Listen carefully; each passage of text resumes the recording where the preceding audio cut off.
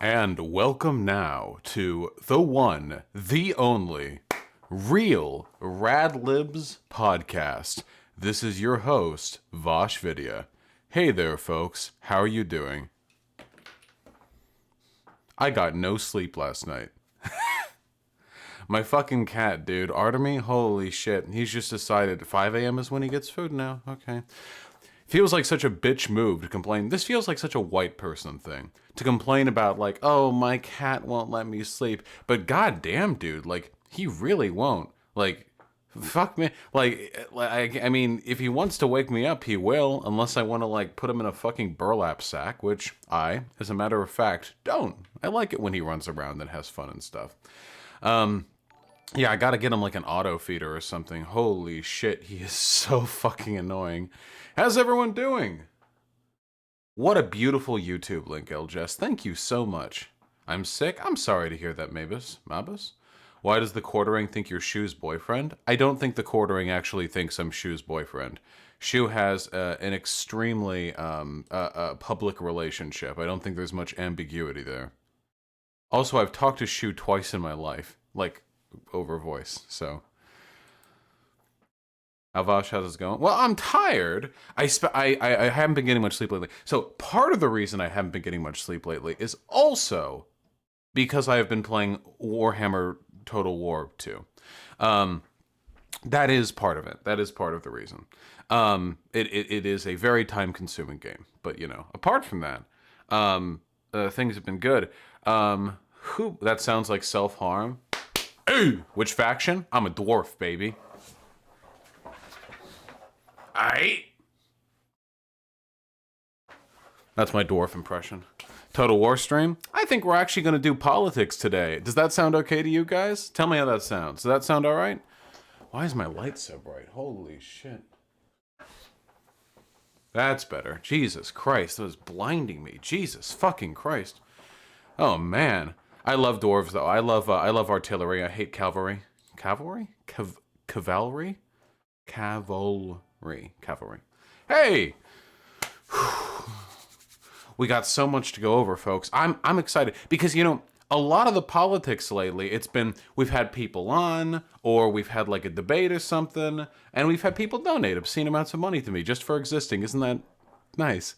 But it's been a while since we really just gutted down and did videos, you know? It's been a while. Someone said Crowder mentioned you in a video? No way. Crowder's the largest conservative content creator. There is no chance that Crowder mentioned me in a video. I will check. Oh, it's a no. You think I haven't clicked on every gnome video on fucking Earth? Yeah, okay, that's what I thought, yeah. Don't you get my hopes up.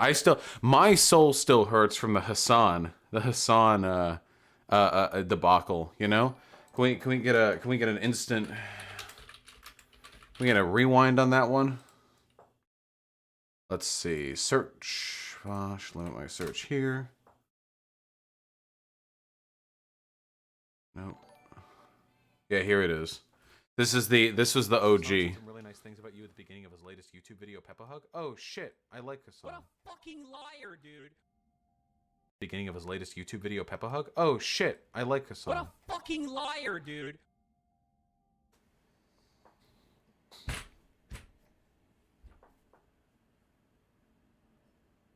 You know, if I was sober, I feel like this wouldn't hurt as much as it does right now. Oh yeah. Chat is kind and chat is cruel. Check this out. I will not be clicking any YouTube links. Nice try. The last time we did a video thing, it was that what does it mean to be pro-European from Red Ice TV? But it was so boring, dude. Like, it was really boring. Because Red Ice TV has one thing they do. See, PragerU and No Bullshit and all the other really repetitive content creators, they have like a thing they do as well, you know? But there's usually a little bit of variety within that metric. It means that we can jump around a little bit, experience all the flavors of their particular rhetorical talents. But Red Ice TV is exactly one thing, and it's that you are anti-white unless you want a white ethno state. And that's every video that they do. every single video that they do is them just repeating, you are anti-white if you don't want a white ethno-state. That's it. That's the entire thing. Every argument they make, everything, all their videos, all their rhetoric, everything. It's all just that argument over and over and over again. I love white people. That's my rhetorical counterattack right there. But as much as I would love to get right into the politics shit listed up there on top, there is something that we have to look at first, because if you are even remotely in the same internet Twitter spheres as I am, you saw this. How Vosh and Shoe on Head ruined the online left. You guys saw this, right? This was everywhere. I went on Twitter one day. God damn, dude, the power that Medium articles have is insane to me. It's incredible. There was this big... So apparently what happened is this one person on Twitter went on ahead and made a Medium article. And they were like, ooh, I don't like Vosh and Shoe on Head very much. Wouldn't it just be so awful and mean if they made a response video to this? And, you know, normally I'm not here for taking the bait, but I actually thought might be a little bit fun to go over, okay? I should write a Medium article? What an excellent point! But, as you can see, if you type Medium Vosh into Google, you will get a profile up here. Then you'll get a Medium article complaining about me. And then... when you type Vosh dog pill into Google, you'll find wisdom, okay? You'll find wisdom. All right? Anyone can write a Medium article, guys. Don't fall for the hype. Stick with me.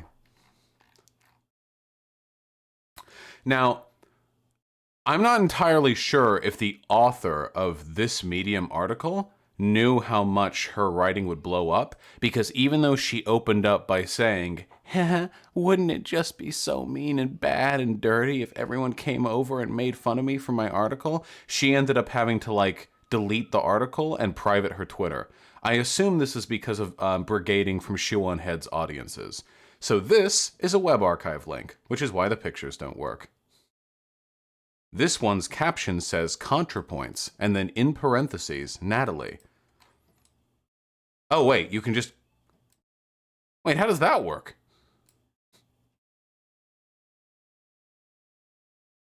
Wait, how...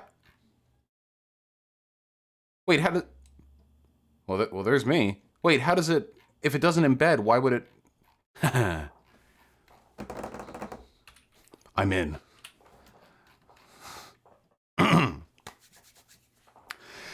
I give Shu, Vosh, and any other media personality full permission to respond to this article. I want their audiences to know exactly how destructive they are. I know for a fact I'm not the only person who feels this way. That's true. There are a lot of people who think this way, okay? So I'm laying it open to you guys, okay? I'm interested in your opinions. How valid are these criticisms? I was a small YouTuber in 2015 who created video essays on the various ways in which the media we consume affects society's view of women. I didn't plan on becoming famous or anything, I just had a lot to say and wanted to say it. I only had 500 subscribers and only 5 videos up before an anti-feminist YouTuber with over 100,000 subscribers called Bearing made a response video to one of my videos. I was swarmed. I read this as dog-pilled. Dogpiled and harassed for days. Whore, feminazi, cunt, snowflake, T-slur were some of the words thrown at me. Is this author trans? That's gonna be interesting. I was called fat, ugly, stupid, and worthless for days. I deleted my entire channel out of fear. I was 18 years old. It was then I realized there was no safe space on YouTube for outspoken feminists. Slowly, new left-wing channels began to pop up. Channels like ContraPoints. They paved the way for what is now known as BreadTube, but not only because ContraPoints catered to those same men who drove me off YouTube. The Chud Whisperer, they called her. Now this is a criticism I get all the fucking time, dude. People act like because I'm good at de-radicalizing conservatives, that my entire community is full of conservative. I actually had someone yelling at me on Reddit about this the other day. I guess I don't know how people get that impression because I see my I mean I see my chat right here, you know. I see my chat and I know what my Discord is like and I see my YouTube comments and I feel like I've got a pretty wholesome community on the whole. So I don't really know where that comes from. It's the same with ContraPoint's community, honestly, but I liked ContraPoints. I thought she was smart and funny. I loved her extravagant costume designs and the theatrical elements in her videos. Every video was like watching a Broadway play. The online left started to grow and flourish. Left-wing videos were not getting brigaded and downvoted to hell. There was finally a sense of we might actually win this culture war. It felt good and comfortable in the space we now call BreadTube. Despite being the BreadTube queen, there was something off about Contra. I finally realized what it was in 2017 when a picture of her with YouTuber Shoe on Head was posted to Twitter. And then you can see a little picture here of Contra. I think this would be before ContraPoints transition socially, right?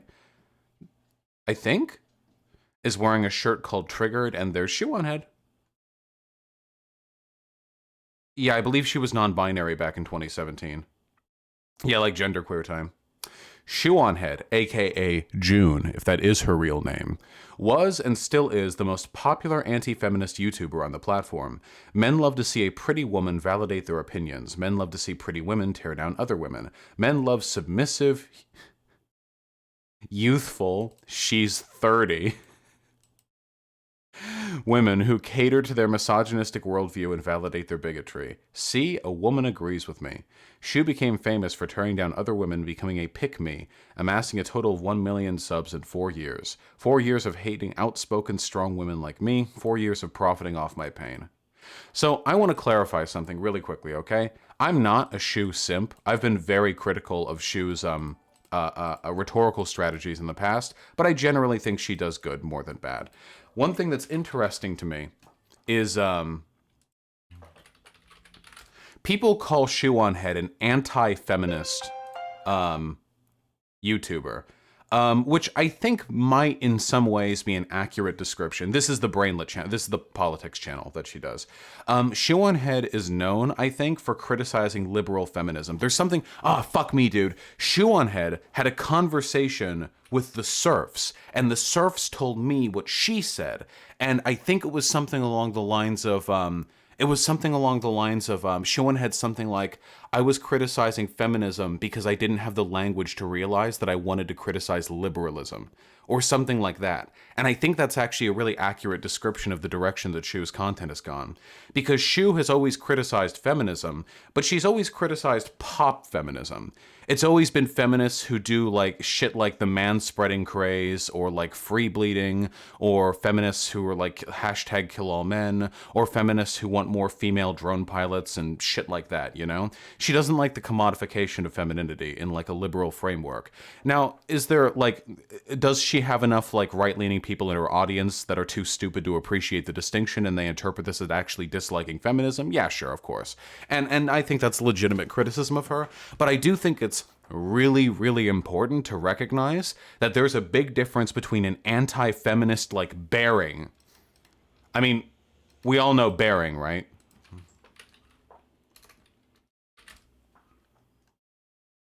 $542,000 subs.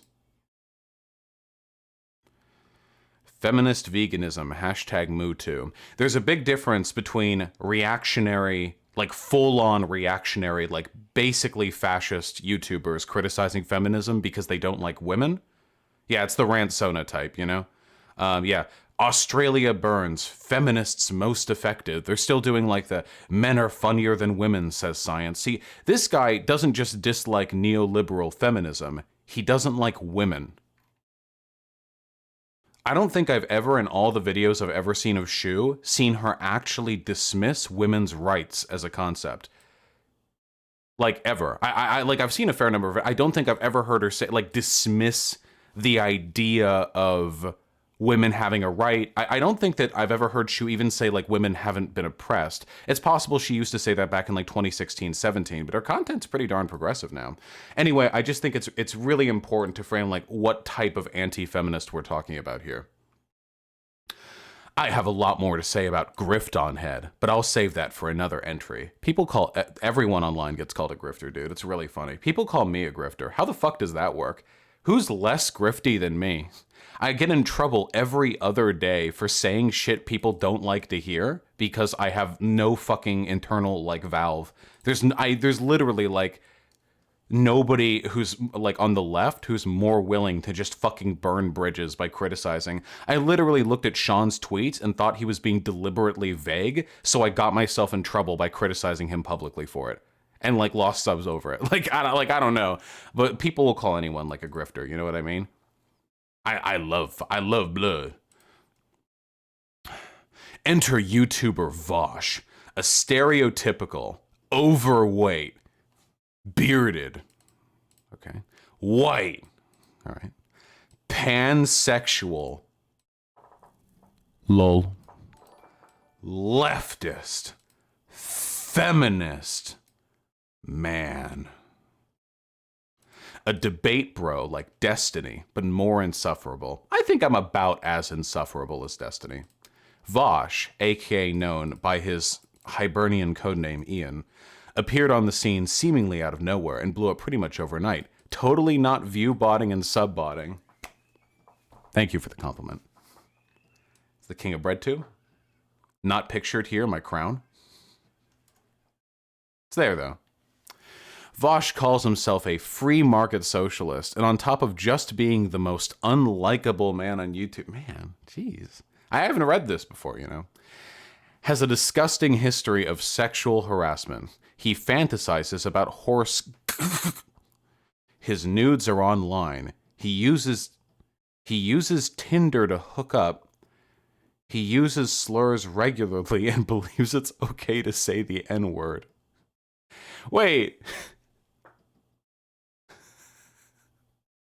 This is you know when you're reading alt-writers and they're listing off like a bunch of like degeneracy things, you know? And you're like, wait, but what's the issue, you know? That like the alt-writer will be like, and they have anal sex, and they have transitioned, and they're in a polyamorous relationship, and you're like, okay, like, yeah, cool, right? So like he fantasized about horsecock. Uh-oh, based. His nudes are online. Uh-oh, based. He uses Tinder to hook up. Uh-oh, based. He uses slurs regularly.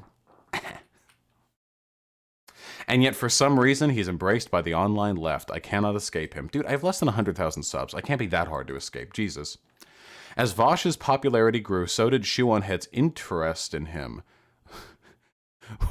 Wait.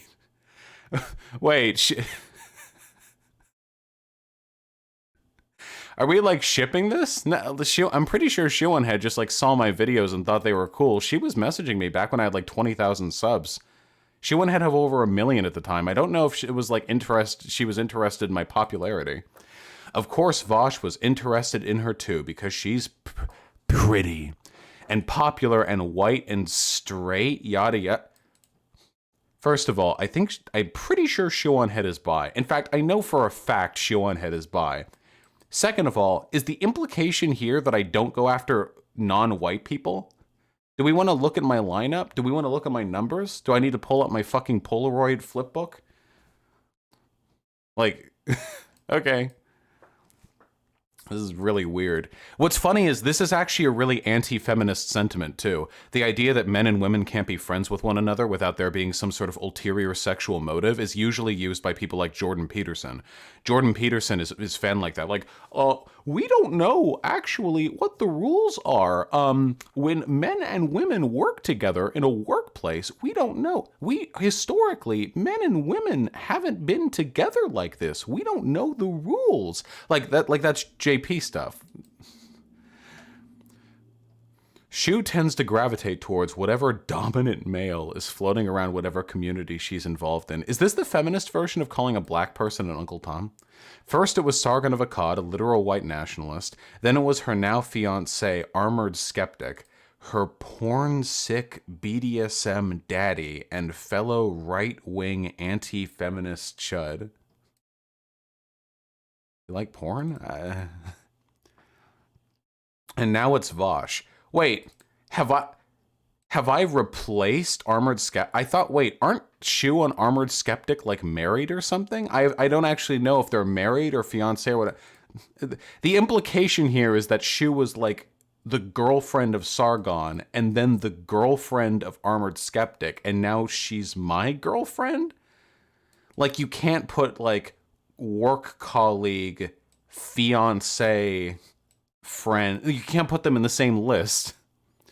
This is typical for ooh submissive pick-me's. What is a pick-me? Is this like a dog whistle?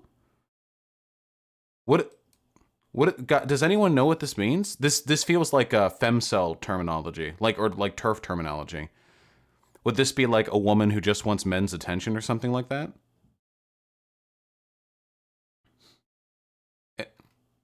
It's a turf thing? Yeah, I thought so. Okay, yeah. You have to spot those terms, you know? You know how this is one of the things that I think really defines the incel community? It's when you're looking at incel shit, when you're peeping out that incel shit, you know? Like you can barely read what they're talking about unless you like know the terminology. You know what I mean? And I think it's kind of the same in the turf community. They have a lot of really weird language. Building your own special like vocabulary is essential to alienating you from others, because that way when you use that terminology, other people don't understand you and you feel further ostracized from people who might be able to pull you away from like your previously held positions. You know what I mean? Yeah, it's cult language. It's the same basic thing. Shu now calls herself a social democrat, whatever that means. I'm not going to waste time Googling it. And supports Bernie. This, for some reason to the left, is a pass for her to continue to be the very obvious right-wing grifter she is. They have somehow forgotten her friendship with literal Nazis and obsession with tearing down women's rights movements. This, you know what this reminds me of? This is like when I get one thread in BreadTube that says like my stuff is pretty cool, and there's somebody in there with 73 downvotes screaming about how the left has forgotten about like my crimes to the world, you know? Like, I don't think, like, it's really weird.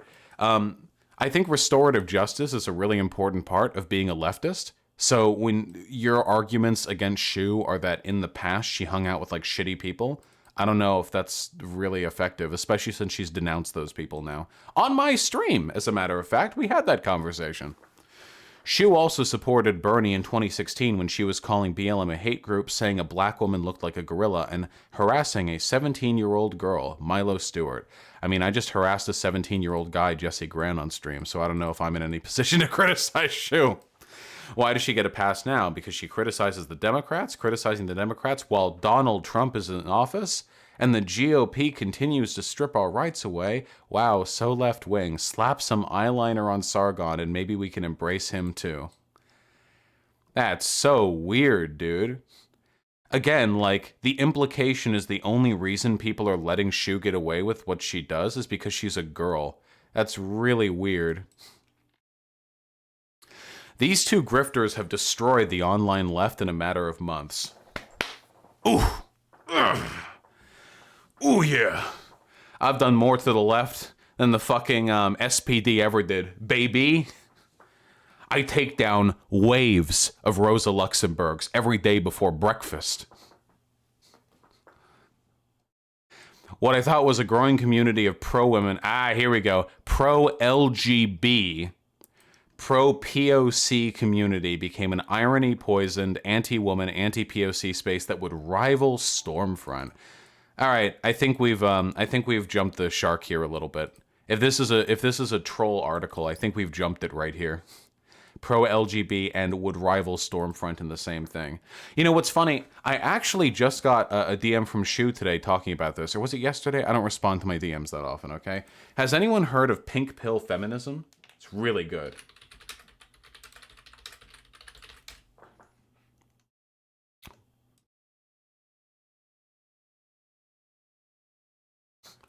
It's essentially like hyper turf, See, look at the sidebar.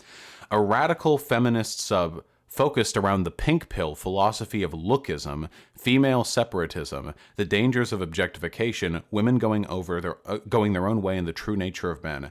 This is an XX only space. XYs go to ask pink pillars. See? Trans men are welcome. Oh, at least they're consistent.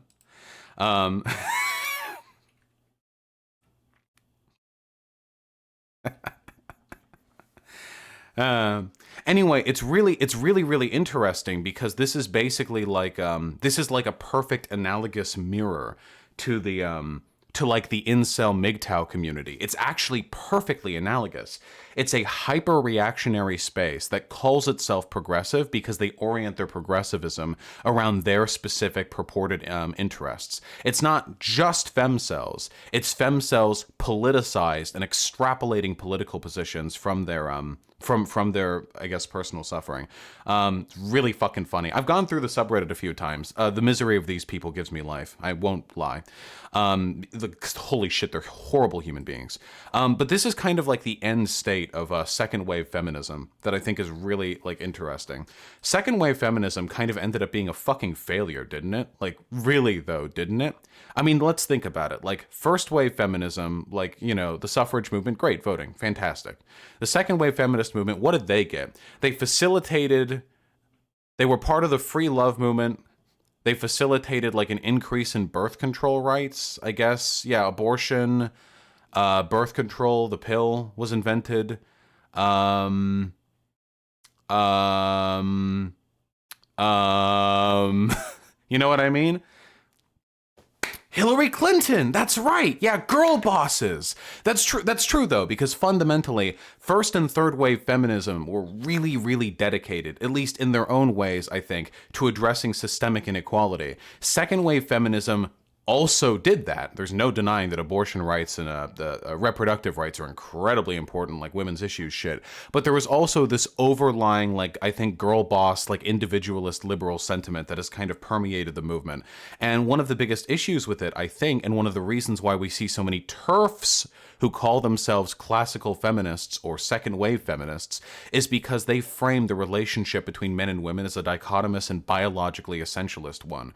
So the reason why men are oppressive isn't because of some intersectional, collection of oppressive social forces. It's actually because men are XY and our testosterone makes us want to rape and hurt people. And likewise, the reason why women have been victimized historically isn't because of a complex intersection of social factors, it's because they're XX and they're weak and submissive and blah blah. And I mean, if that's the relationship, if that's the dichotomy that you're like putting out there in the world, then obviously you're going to end up with shit like this, right? You can't be trans friendly as long as you dichotomize and essentialize the relationship between men and women like that. They hate men too, it's not just trans women. But it is funny.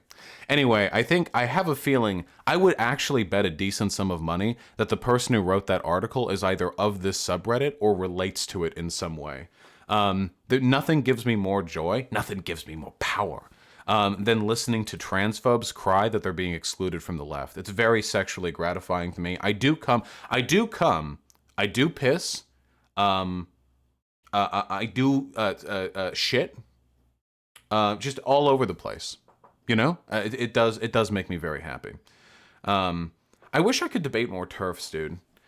TERFs are really fun to debate because they're so fucking stupid. I wish I could have gotten that Ariel Scarcella debate, but she wasn't open about the TERF shit. She was super fucking dishonest. Like, if I had talked with her, it just would have been like, well, I believe that the SJW radical progressive youth Zoomer left is treating us poorly, or something like that. I don't think it would have been a very good discussion, which is unfortunate, but yeah. Has anyone on Twitter who is BreadTube or BreadTube adjacent been sharing this article in a good light? Not that I've seen. Though actually, I do think I saw Christy Winter defending it. I'm pretty sure I saw Christy Winter defending it. So, I mean, there's that. But nobody likes Christy Winter. Literally nobody likes Christy Winter. The only people who like Christy Winter are Christy Winter fans. Yeah, hard N Karen. Yeah, hard N Karen, dude. Oh, shit. Oh, my God. Yeah. Whatever bitch wrote that article and yeah, fucking Christy Winters, like that is some like Karen, like you have to make sure you really hit it, dude. That's some arrested for hate speech in Canadian provinces tier, like hard N. I bet Christy Winters wrote the article. I don't know if Christy Winters is openly a TERF, but whatever. I don't know. Anyway, it's just really dumb. I wonder if the person who wrote that is a Britbonger. I feel like 50% of the TERFs in the English-speaking world come from England. Hey, horse me. I'll check that out in a sec.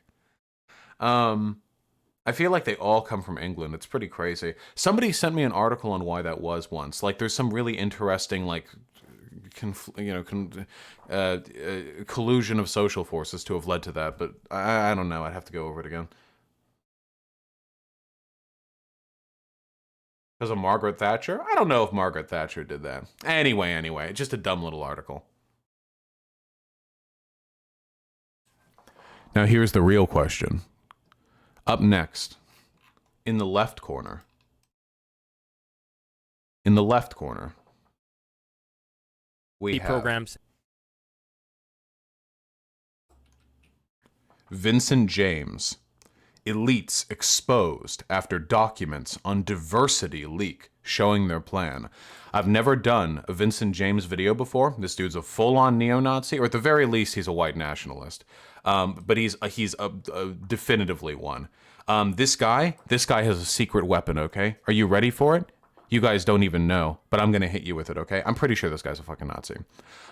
This is Binder Andy right here, okay? This guy actually carries the sacred texts of his people, okay?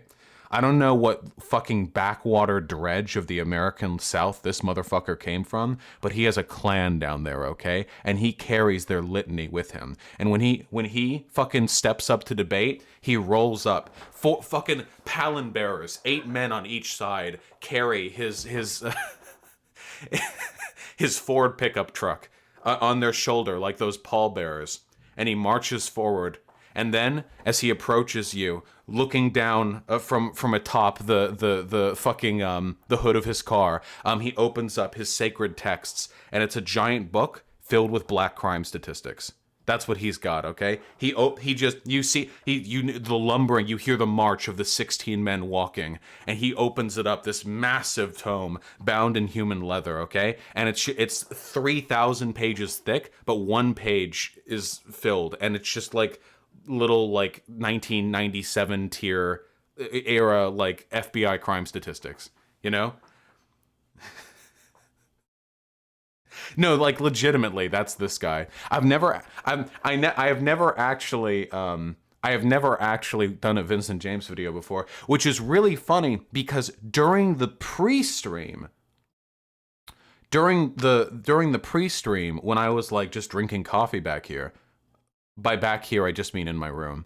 When I was just drinking coffee, I saw a person in YouTube chat and they said, "Lol, Vosh too scared to debate Vincent James, just keeps going over his videos," which is really weird because I don't think I've ever turned down a debate with Vincent James, and this is the first Vincent James video I've ever done. So it's like, and we really weird like NPC response. I don't think I even mentioned Vincent James because he's not on YouTube. He's mostly been kicked off to BitChute. Yeah, this is Binder Andy. Yeah, he looks revolting. Well, I mean, litany. Anyway, would I debate him? Yeah, like on what? Like crime statistics? Yeah, I don't like that's the only thing this guy gives a shit about. So I'm interested in what documents he's exposed. I'm ready to take it down. And on the right-hand side, Tim Pool talking to Joe Rogan. Tim Pool's problem with socialism. Tim Pool, legendarily the least intelligent man on YouTube, a hotly contested title in the skeptic community.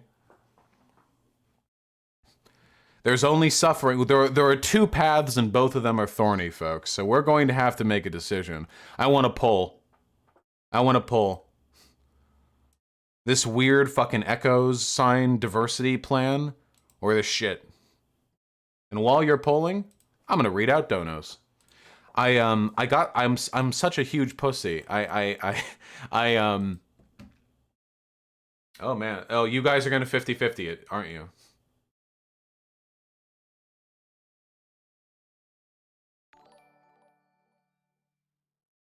You guys make this tough, you know that, right?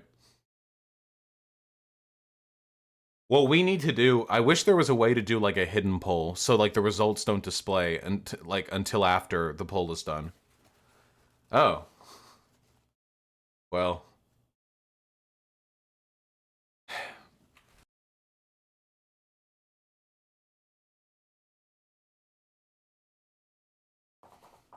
You guys suck. Prettiest Vicky, thank you so much for the tier 2 sub. Some of these donos are from last night. I was playing Outlast and I'm a giant pussy, so I ended stream early. You know how it is, baby. Thank you very much, Prettiest Vicky. Matt Johnson, thank you so much for the 20 bucks. I really appreciate that. Thoughts on the United States Communist Party? As a general rule, the far left political parties in the United States don't really do much of anything.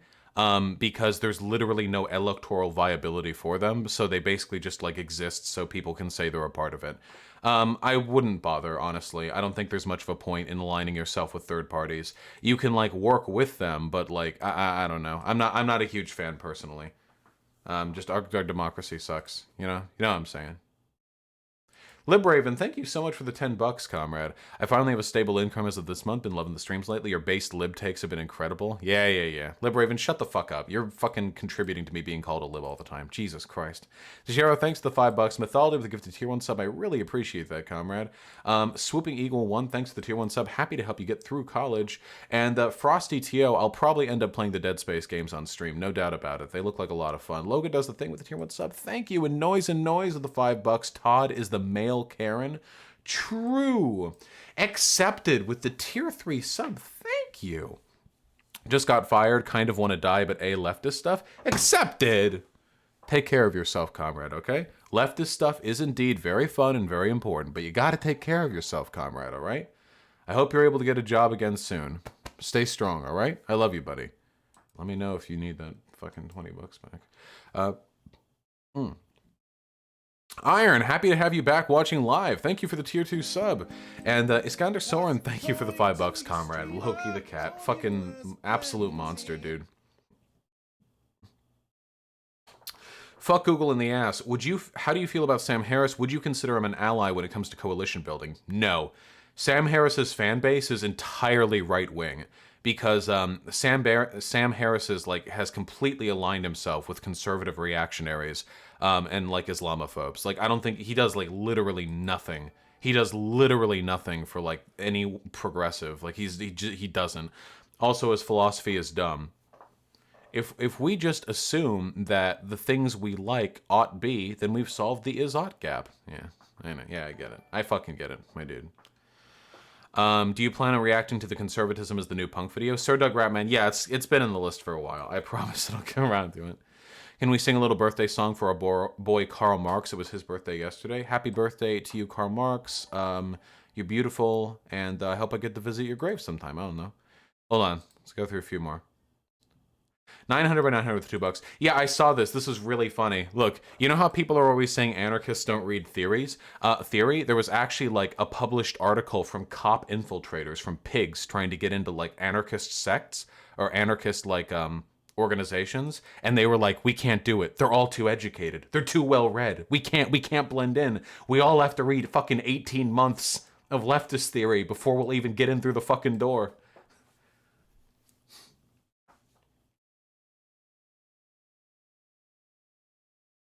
Really funny, dude. You like the cop, you can imagine it, like the cop rolls up, the cop like it's like this like fat like balding white guy with like a fucking crew cut or something, and he's wearing like a punk shirt and like a spiked like a 1980s like punk rock like spiked shoulder pad leather jacket, and he rolls up to the door and he's like fuck the man. What's up? Cops are shit. All right, I'm gonna go inside. Don't mind me taking pictures. And the guy at the door holds out his arm. This fucking Chad comrade. What's the definition of a state? The cop starts sweating. A state is, it means a government, but it's too late. The door is already slammed shut in his face. Devor, thank you so much for the 10 bucks, comrade. I really appreciate that. I'm glad you enjoy my content, even if you don't agree with all of it. I think there's lots of room. It's a big-ass tent in here. And Thorstein Memeson with the 20 kronar. Vosh, could you go to the Incel Wiki and debunk it? I mean, it's just a bunch of facts and figures. I've been over it before. You have to debunk the narrative, not the individual statistics. It's the same with race realism. If you just argue against statistics, you're never going to look good because you're not letting them contextualize the statistics in the correct way. Baltimore 3000, I always stream at this time, comrade, for politics at least. Thank you for the $5. In case, and yeah, I have seen Freedom Tunes before. I might go over them one day. They're just so fucking obnoxious.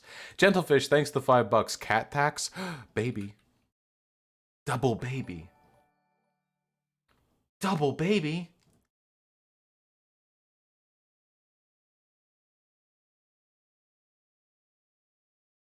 Double baby.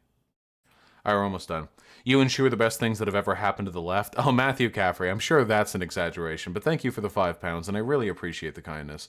Frankly, I just appreciate being included in the same Medium article as ContraPoints and Shu and Head. They're both so much larger and more influential than me. Yeah, Towcat, I don't really have any sympathy for them either.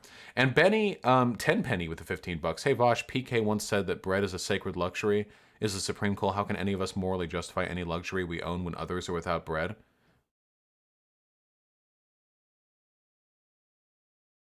Are you saying, how can anyone justify having any luxury goods if there are other people without bread? Because there's no relationship between those things economically. The reason there are people who go without bread isn't because all the resources of the world are being diverted into, like, iPhones. It's because we have distribution problems and there's an unequal distribution of wealth. We produce enough food to feed the whole world 2 times over. We just don't. It's tough to get all that food to the places it needs to be, especially when there are financial incentives to not bring it to those places. But that has nothing to do with like producing iPhones or anything like that. Like those are very separate economic questions. They're joking? Oh, okay. Well, I don't know. Have I talked to ContraPoints? Never directly. Maybe I'll reach out to her one day. Foxophonus, thanks for the tier 1 sub. I really appreciate it. And Somniostatic, email me and I'll refund you those $5. I'm sorry for being a grifter, comrade. I didn't mean to deceive you. Horse me with the $23.32. I am a streamer boy now. Toss me the coins. Oh, shit. Wait, what the fuck? I'm a streamer boy now and you link me a fucking video where you're calling me out? The fuck is wrong with you? It's like, oh, I love seeing my viewers branch off into their own projects. What's that? You link me like a video like Vosh is a fat retard. Like, what? All right. Well, that's 2 hours and 20 minutes. I'm not going over that shit. Chat, one of you is to go over it, okay? Let me know if I should ban me from chat, okay? All right, a few more. We're almost done. Shu and Head is doing the same Bernie or Bust content Sean does. Why didn't you criticize Shu for that? If you did and I missed it, I apologize. Nooberific, I talked to Shu privately. We've talked about it. I don't want to like make definitive statements for her opinions, but I'm satisfied with the conversations that we had. That's the difference. If I disagree with Shu, Shu's willing to talk to me and have an open conversation. If I disagree with like another content creator, like Sean will not talk to me, for example. So it's harder for me. Like I have to default to like public engagement, you know what I mean? She publicly said she'll vote Biden for the sake of harm reduction. Yeah. She specifically told me she wants to pull people away from Bernie or bust. Why won't Sean talk to you? I don't think Sean is in particular is a particular like communicative guy, you know, over voice. But also Sean doesn't like me. Like that's the main reason. Sean just personally dislikes me. So, you know.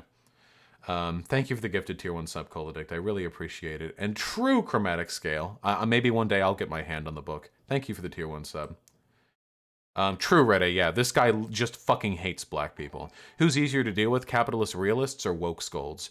Probably capitalist realists, dude. They're less insufferable, but capitalist realists are more damaging to the planet. Easier to deal with, woke scolds. Or sorry, easier to deal with, capitalist realists. Worse to the world, also capitalist realists. Okay, that's enough, motherfuckers. We'll get to the rest of it in time. I love you all so much. You're so you're so sexy. You're such beautiful people. It's incredible. I wish I could reach out through the screen and touch every single one of you and pat your head and tell you what good viewers you are. Unless you're underage or wouldn't want me to touch you, in which case I wouldn't, obviously. So, there's the addendum. There's the... If you don't want Vosh to come to your house at night to pat you on the head while you sleep, you have to mark an X on your front door in goat's blood. It's the only way to prevent me. I float from house to house across the continental United States. I don't have a goat? That sucks, dude!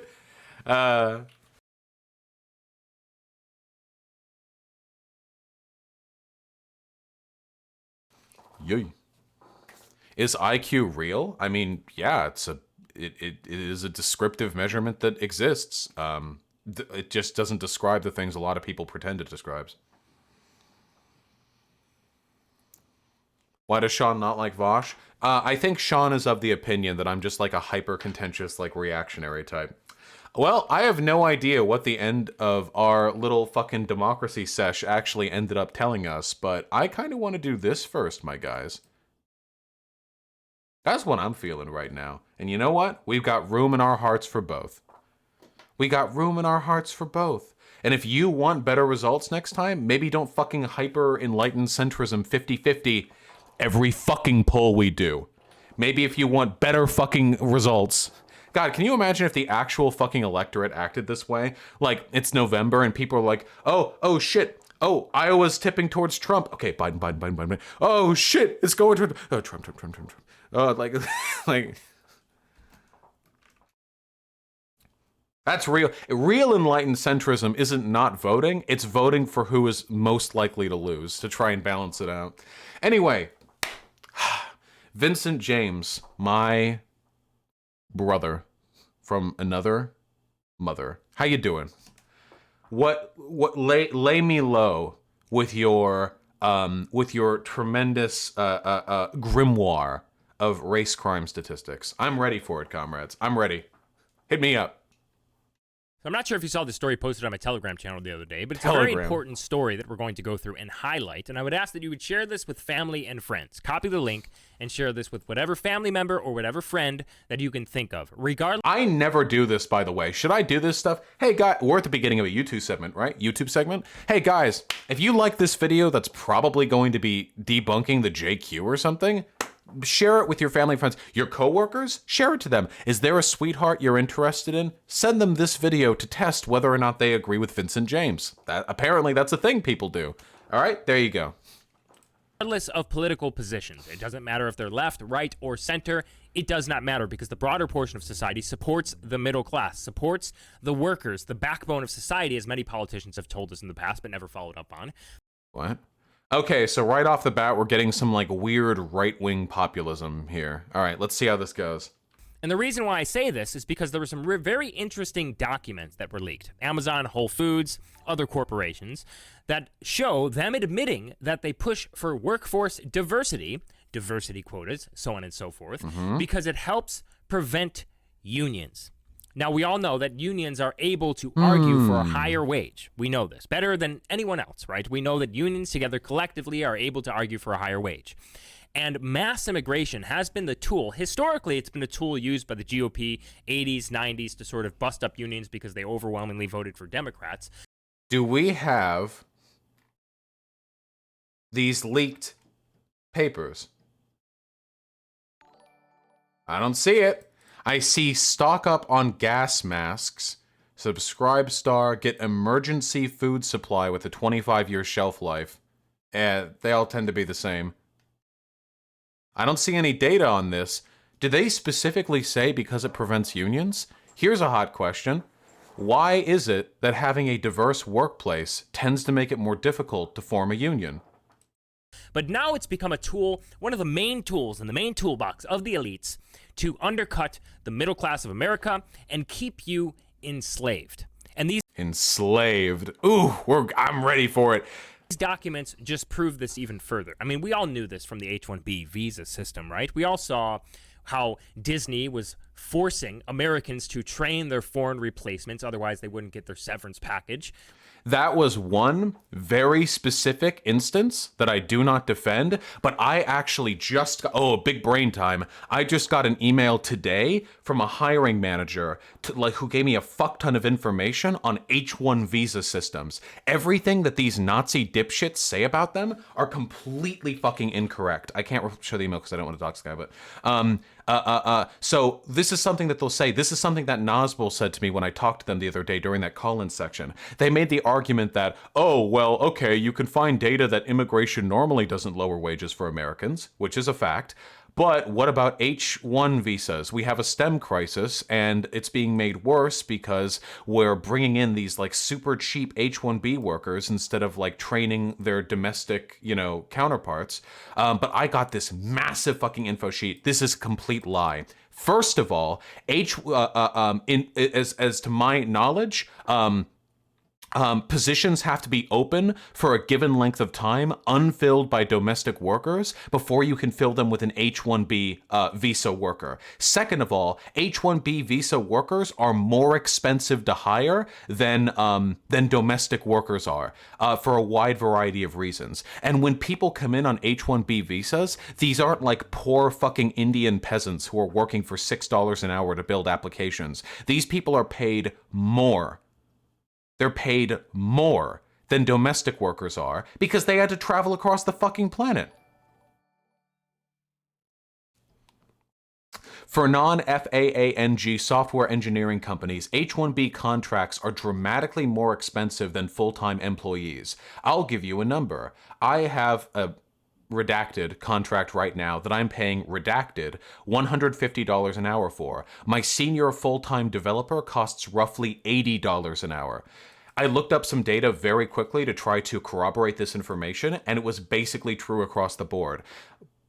When people bring in H-1B visa workers to do work here in the States, it's not because they're trying to replace white people. It's not because they're trying to get them for cheap. It's because there aren't people in the country who are filling the job.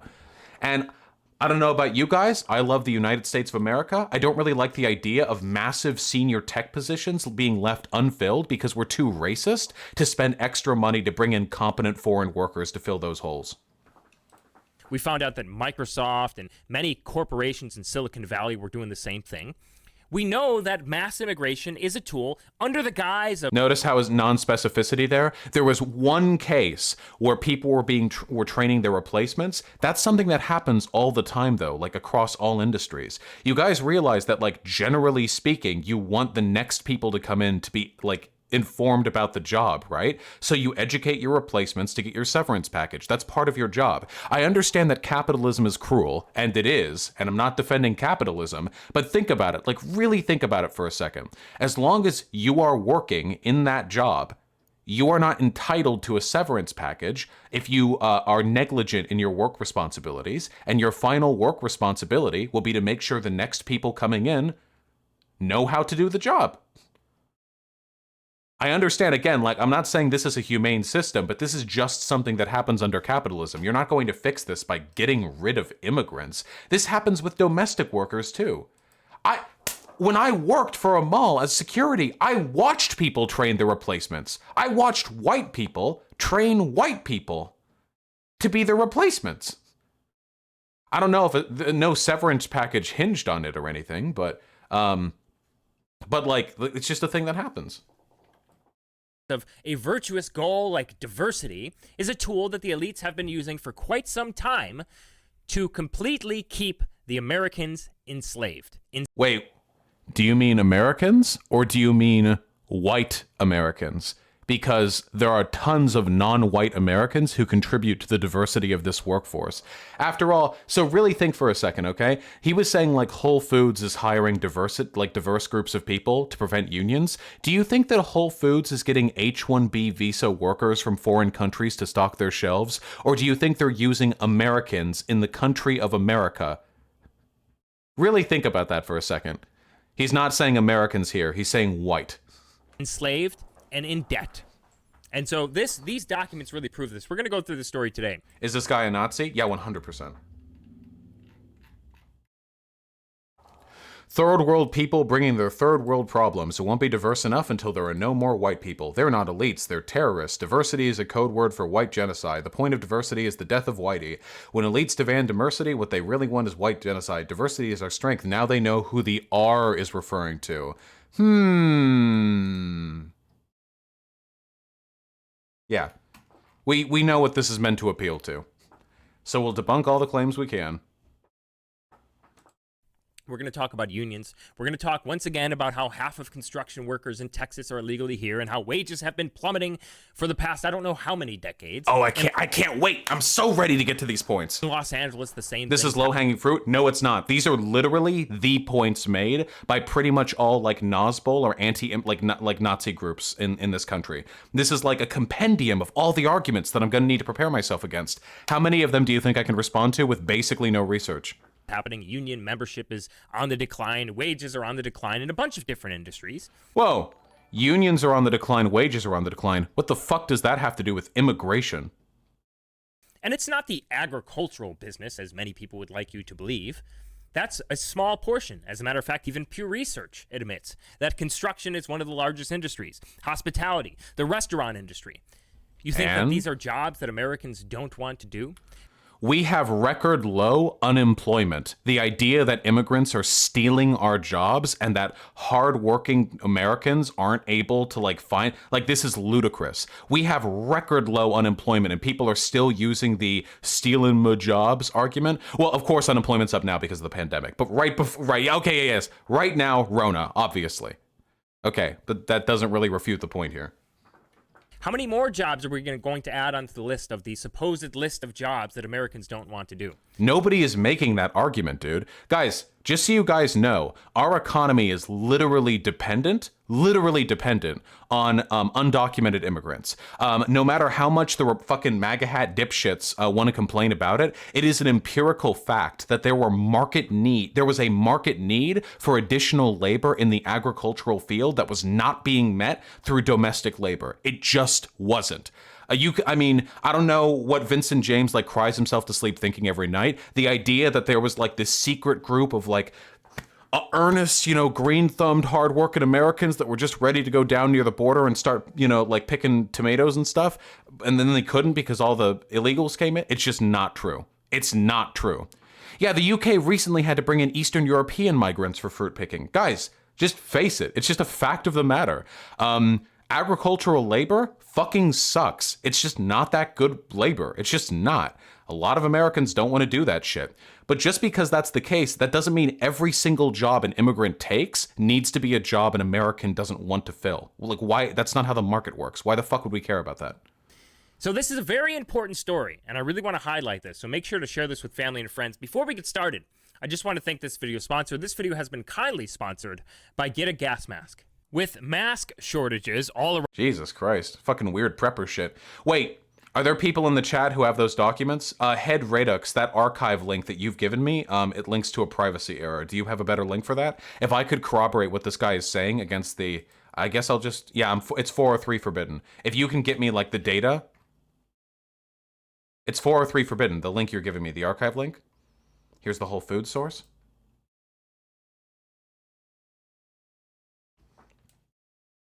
Whole Foods is reportedly using a heat map to track risk of unionization. More than 24 metrics to track which Whole Foods stores may unionize, including external risk, store risks, and team member sentiment. Here are some examples of external risks. Local union membership size, distance in miles between the store and the closest union, number of charges filed with the National Labor Relations Board alleging labor law violations, and a labor incident tracker. Other external factors, percentage of families within the store's zip code that fall beneath the poverty line. Store risks. Average store compensation, average total store sales, and a diversity index that represents the racial and ethnic diversity with every store. Stores at higher risk of unionizing have lower diversity and lower employee compensation, as well as higher total store sales and higher rates of workers' compensation claims, according to the documents. That's interesting. So in addition to there being 24 factors that are being accounted for here, as opposed to just them pushing diversity to lower the risk of unionization, in addition to that, they're saying that there's a relationship between the ethnic homogeneity of a store and lower employee compensation. In other words, Whole Foods that are located in cities are more likely to be better compensated and have higher ethnic diversity. And Whole Foods that are located in rural areas are more likely to have less ethnic diversity and less compensation. We're not accounting for ethnic diversity here. We're accounting for rurality as opposed to urban. This doesn't prove the fucking point at all. They even make the specific claim that the ethnicity corresponds directly, or at least, statistically, to lower employee compensation. The more ethnic diversity, the higher employee compensation. That's so interesting, Vincent James. So the data indicates that stores that have higher ethnic diversity have higher employee compensation. Why are you mentioning that? Why isn't the story Whole Foods pushing diversity to raise wages for employees? That's really strange.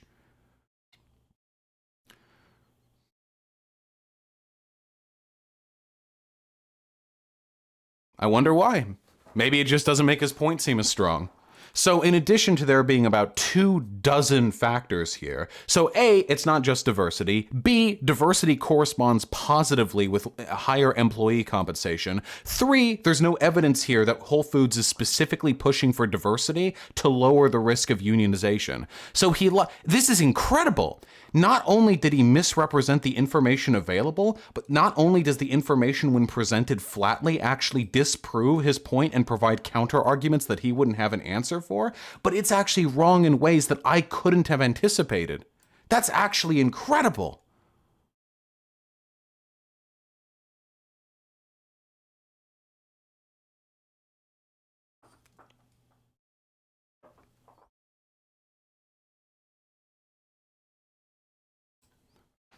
That almost feels like the end of it right there.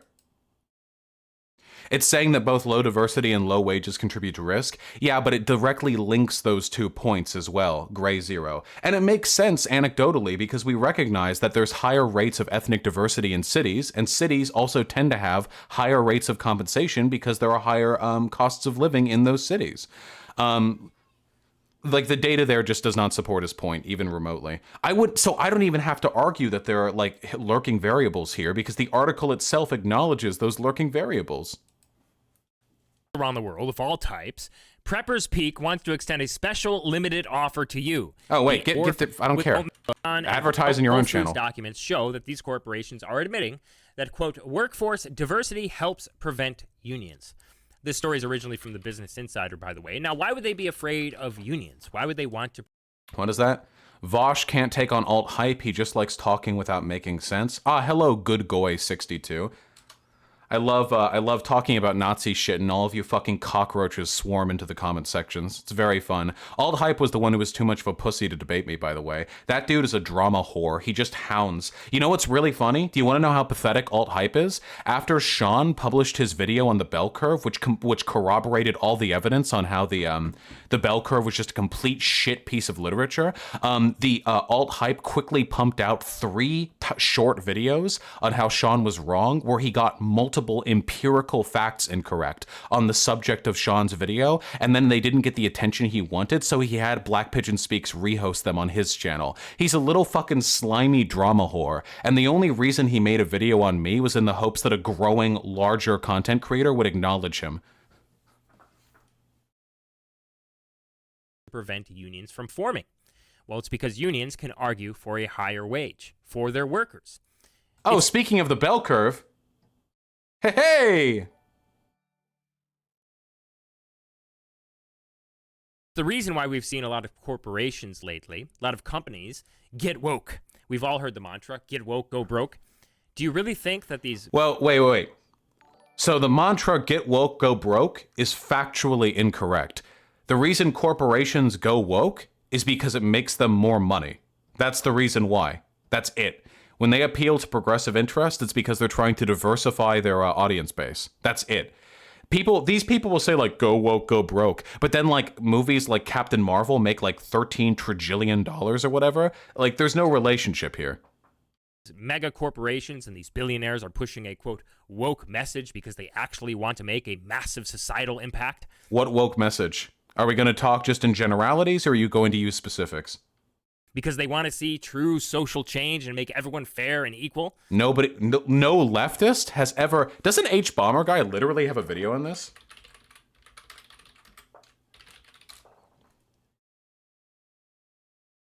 Right? Dude, Vincent, you're so fucking brave, bro. You're pointing out, wow, oh my god, are you being serious right now? Corporations are insincere and profit interested when they push like progressive messaging? Oh my god. Oh my god, Vincent, holy shit. You're, oh my god. You're blowing my fucking mind right now, Vincent. I can't believe it. Thank you for disseminating this wisdom. Of course, your audience never cared because your audience doesn't care about progressivism. So what is this meant to, do you think like they think our minds are being blown? Of course not. Society at large doesn't matter to them, because at the end of the day, when Los Angeles eventually turns completely into a mirrored rendition of South and Central America, and when... What?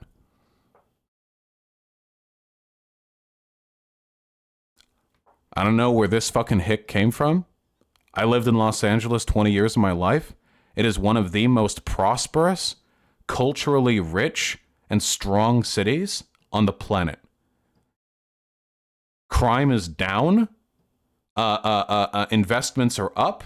It is like the idea, what it'll turn into a, I mean, what he said, well, I could interpret that in multiple ways, but what he's saying right there is like, there are going to be a lot of brown people. Like, okay. Silicon Valley turns into basically a mirrored rendition of India, and the streets are burning while... Ah, yes. Silicon Valley, the place that I've been to multiple times where basically everyone is white.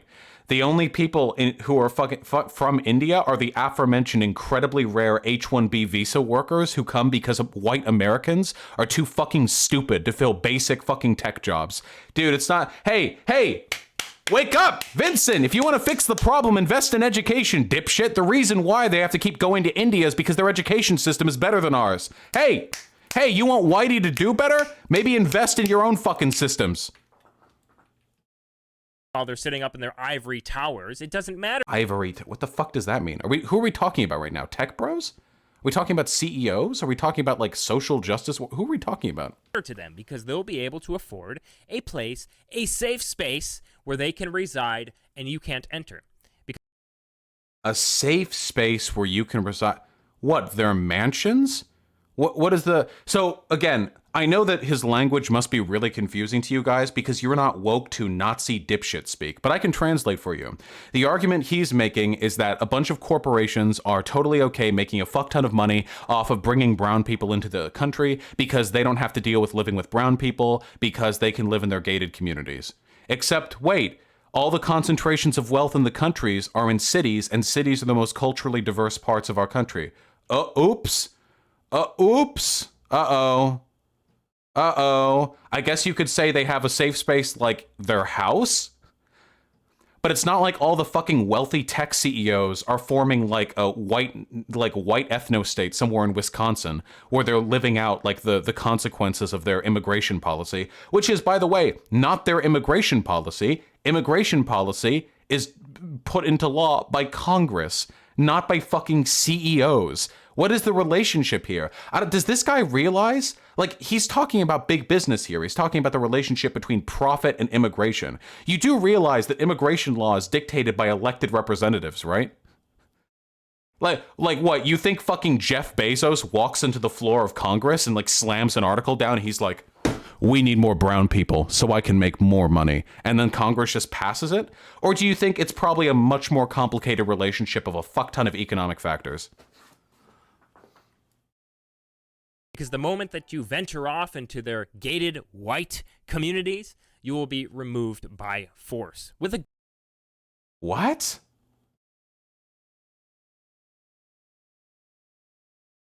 What, you mean like if you break into a gated community, you'll be removed by force? I guess? Like, because it's a gated not... Most gated communities, you can just walk in them. Like, the gate's not always, like you can just... I don't get it. I don't know. Also, tech CEOs don't live in gated communities. They live in mansions on top of, like, mountains. Gun to your head, probably. And so these leaked What? documents just... Wait, you think if you break into a gated community, they'll put a fucking gun to your head? I'm sorry. Like, this guy just says so much stupid shit. I'm just so confused by, like, every word out of his mouth. further prove what we've been talking about for quite some time. We're going to go through a little bit of this story, but I really want to talk about why diversity helps prevent unions. So, yeah, so keep in mind, the data that he provided doesn't actually bring any evidence that, like, as to why unions are harder to form in ethnically diverse communities. And this is one of 24 factors. So, again, this would be like, this is so classic Vincent James, dude, because this is something race realists love to do, okay? Are you ready for it? This is what Vincent James is doing right now, okay? That's a really tiny canvas. Can we maybe do a bigger one? That looks a little bit better. So this is what Vincent James is trying to do right now, okay? Are you ready for it? Okay? Here.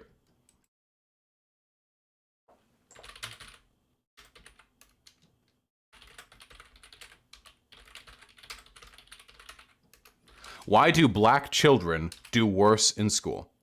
Okay? That's the question we're going to answer. It's statistically the case. So let's try and find out, okay? We're going to find out. Okay? Watch.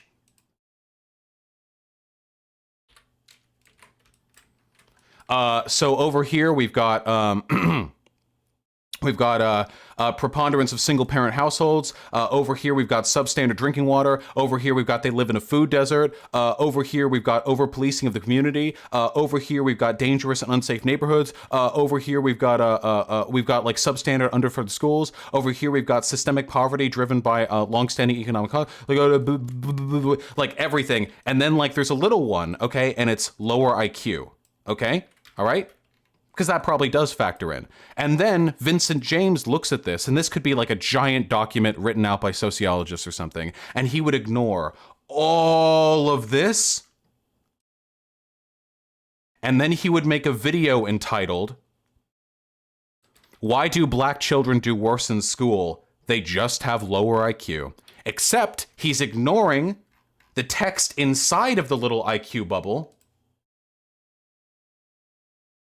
where I'm not going to be able to type this out because it's going to be really... There we go.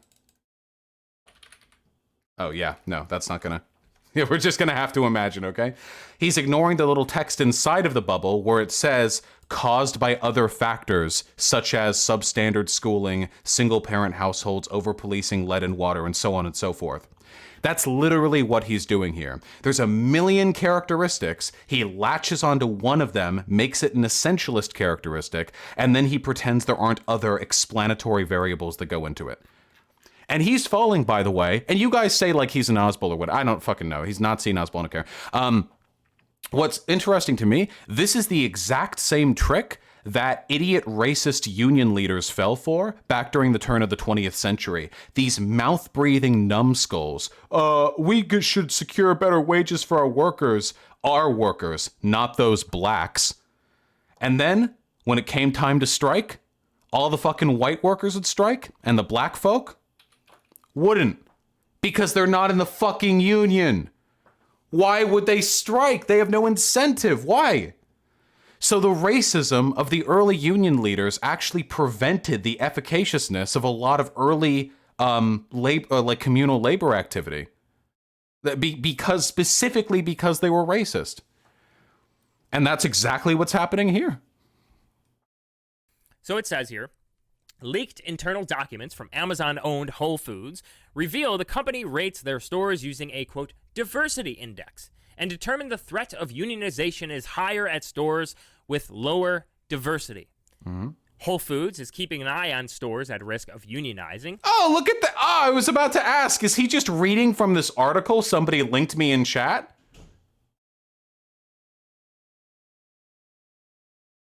I think he is. Through an interactive heat map, according to 5 people with knowledge of the matter and internal documents reviewed by Business Insider. So this story was originally from Business Insider. The heat map is powered by an elaborate scoring system, which assigns a rating to each of the Whole Foods 510 stores based on the likelihood that their employees might form or join a union. And the higher the diversity they have determined with technology, with science, the higher the diversity, the lower the risk that a union is going to form. And the Now, higher average wages. I wonder why that is. So here's the question.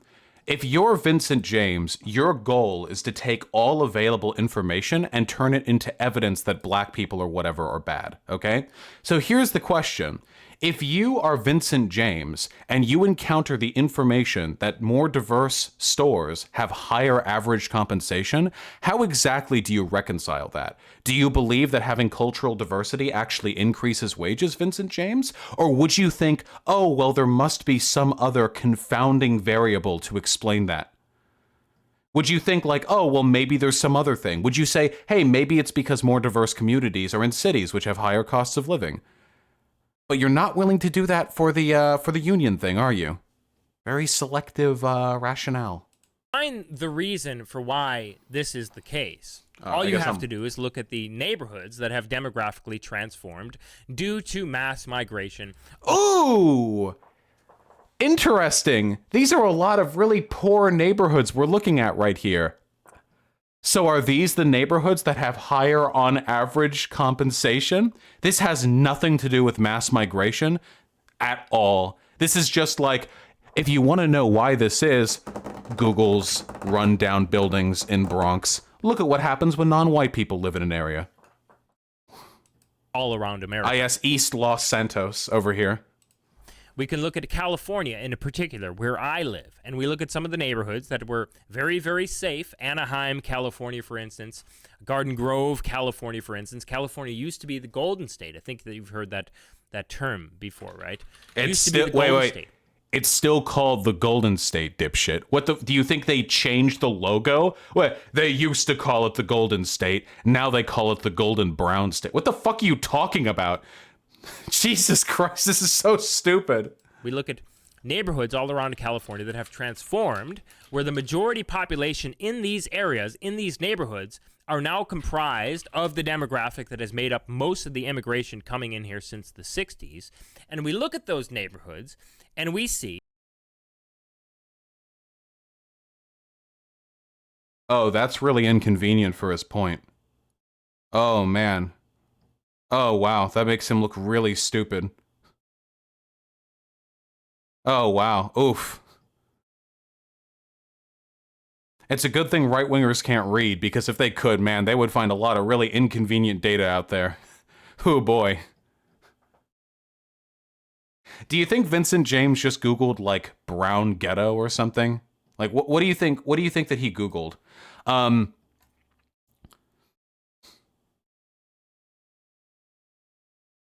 Yeah, brown people dumb, rundown city. I mean, we've got East Los Santos here, so, like, I don't know what exactly we've got. Yeah, but this is dumb for a number of reasons, and I think I will go over all of them. So, first of all, we have an unbelievably low violent crime rate compared to what we used to have. It has gone way the fuck down. So that's pretty interesting, considering we have more immigrants in the country than ever. It's literally cut in half since the 1990s. Damn, how did that happen? Maybe there are more complicated factors at work here than the relationship between the existence of brown people and violent crime. That's kind of interesting. Additionally, it is undeniable that immigration sometimes increases crime in a neighborhood. That's just a fact of the matter. The reason for that is because immigrating is really hard. Like, I'm not going to sugarcoat it or anything. Immigrating is really fucking difficult. Like, genuinely. You have to pick up, you got to move to a new country. There's no guarantee you're going to know that language. Whether you're immigrating legally or illegally, like, that's a really difficult process. And a lot of the people who immigrate to this country, especially from Central and Southern America, don't have a tremendous amount of money, which means that they're probably going to settle into low-income neighborhoods. Poverty directly correlates to crime in every society in the history of Earth. Every single one. Every single one. There have been prosperous African nations. There are today wealthy and prosperous black neighborhoods, both in and outside of America. There have been prosperous neighborhoods of every ethnic group imaginable throughout history. There is no inherent relationship between the skull bumps of people of different ethnic groups and their crime, propensity. But poverty always correlates to crime. Not just poverty, poverty and income inequality. That's a big one. Income inequality directly leads to an increase in crime. Poverty directly leads to an increase in crime. Right now, we are going through a hyper-liberalization of our society, and income inequality is at a record high. In spite of that, our crime rate, at least violently speaking, is really, really low. So there are a lot of really complicated multivariate factors that go into stuff like this. What Vincent James is doing right now is he found an article where Whole Foods said that there are 24 or so factors that factor into whether or not there's a high likelihood of unionization in a neighborhood, one of which is ethnic homogeneity, meaning the more diverse it is, the less likely they are to unionize. And he is now going on a tangent about how mass immigration leads to poor and violent neighborhoods. Like, this is a complete non sequitur. But it does tell, his fans what they want to hear, which is black and brown people bad. I know this is a little late, but the diversity hurting unionization rates argument, you can take a look at this study. Ooh. Oh, is this research data? Oh. From Sci-Hub, too. Oh, wait, is it not gonna... No, it has to load. Comrade Yamada, you wouldn't do this to me, would you? You wouldn't give me a broken link, would you? Comrade Yamada, I've never been this disappointed in my life.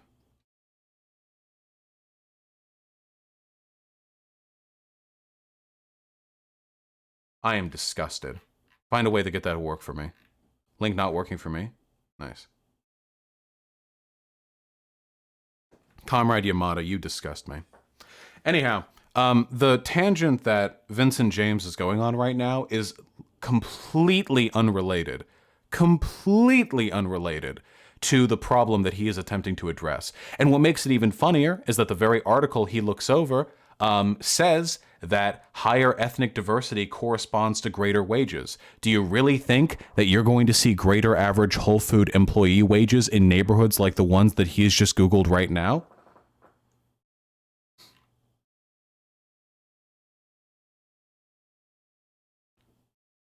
This is the article that he's using from the far right website Information Liberation. It's got lots of fun stuff. The squad gets squashed. Anti-AOC stuff. Banal virus. No vitamin D allowed. Oh yeah, this is like a coronavirus truther shit right there. Really fun stuff. But yeah, right here. So notice this. Look. This is the Verge article in which they say diversity index that represents the racial and ethnic diversity. Stores at a higher risk of unionizing have lower diversity and lower employee compensation.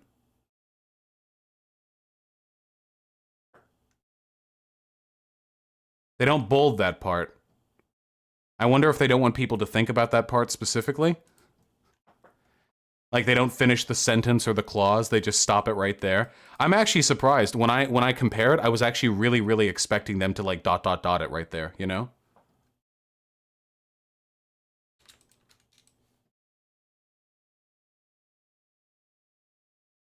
Okay, people are linking the data to me now.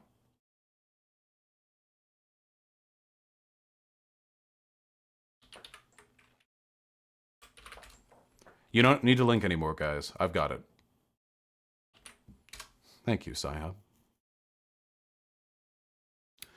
Racial diversity and union organizing in the United States. Well, far be it for me to read all of this right now. Let's take a look at the conclusion. It's the appendix. Discussion. Kind of a fat discussion right there, but we can take a look. Uniformation contentious activity. It requires trust and solidarity amongst the mobilized. Work groups vary in their diversity, which gives researchers an unusual opportunity to see how scriptive differences affect the outcome of such mobilization attempts. This study has shown that, in line with such beliefs, bargaining units that actually form are less diverse than bargaining units that try to form. Yet I have also shown that, when given the chance to express their preferences at election, more diverse groups opt for unions. Ooh, that's really interesting. So more diverse groups are more likely to advocate for and try to form unions, but the less diverse ones are the ones that actually get them made. I wonder what social force might be affecting the cohesion of the more diverse groups to prevent them from actually forming unions. I wonder if it's the exact same social force that's preventing it for the past 200 years.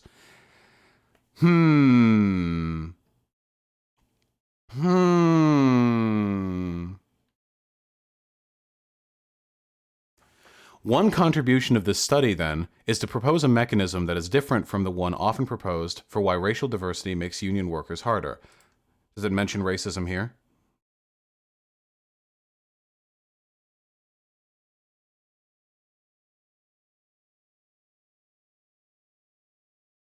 Okay. Prior writing cross-racial.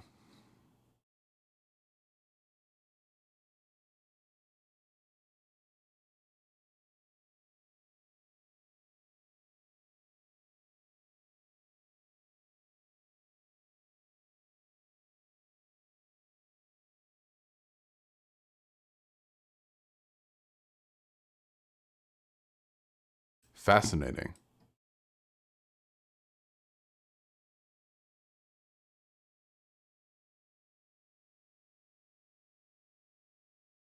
Do some employees become more willing to violate, or do some employers become more willing to violate the law as their workplace becomes peopled by disadvantaged social groups? Or do worsening employment conditions cause more advantaged social groups to seek opportunities elsewhere, leaving positions to be filled by the less advantaged? Little definitive work in distinguishing such mechanisms has been done. The limit of available data.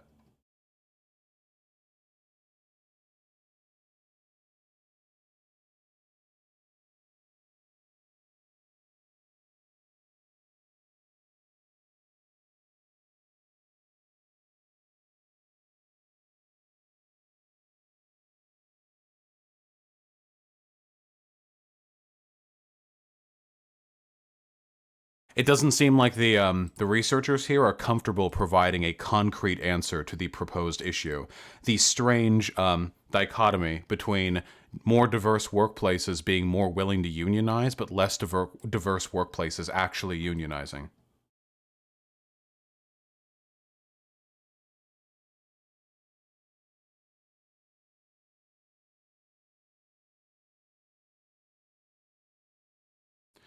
If you scroll down to the end of discussion, the author explains the difference may be attributed to union leaders needing to choose their battles more wisely in more heterogeneous pro-union areas, whereas there is more broad unionization attempts in more ethnically diverse pro-union regions to begin with.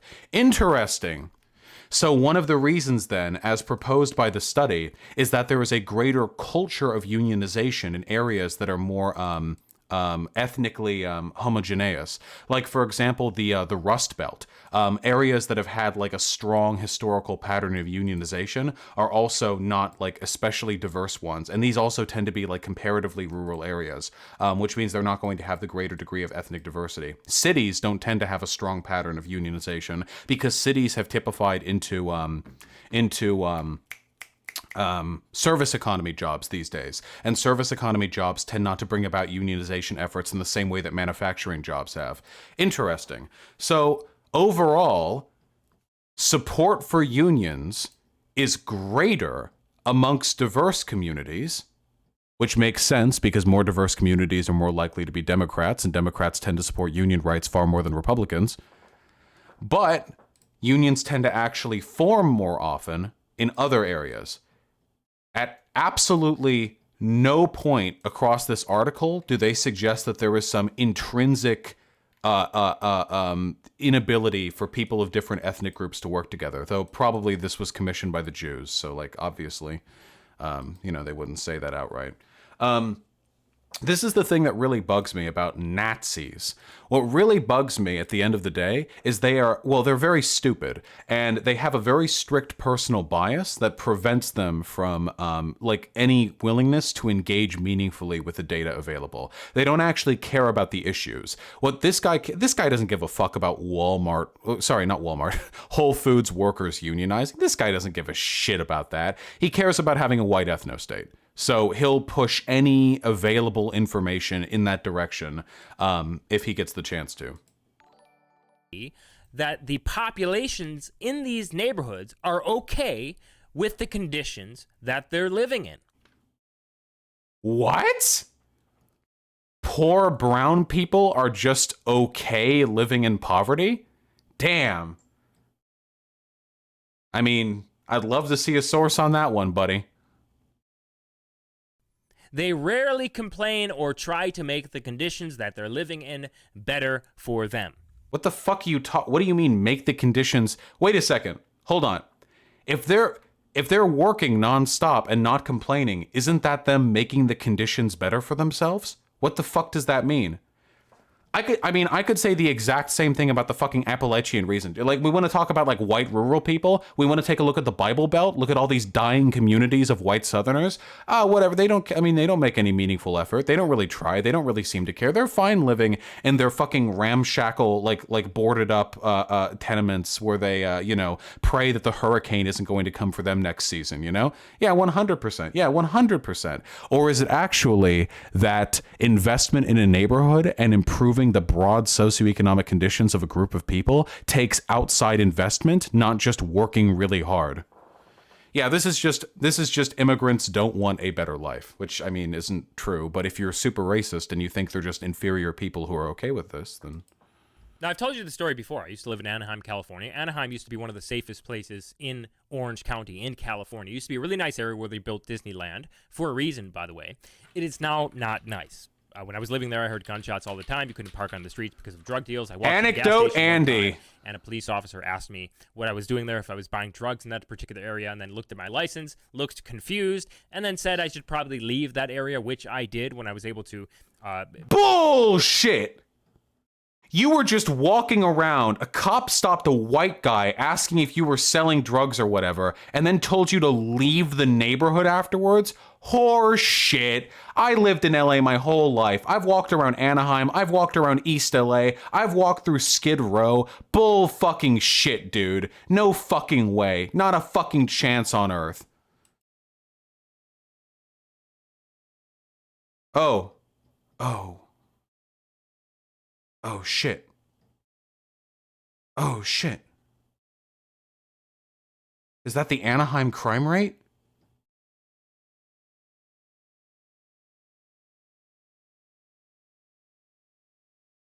They don't keep data going further back, unfortunately.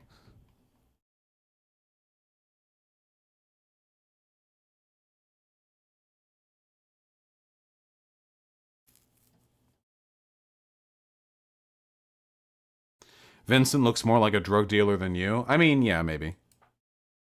Become better off financially for me and my family.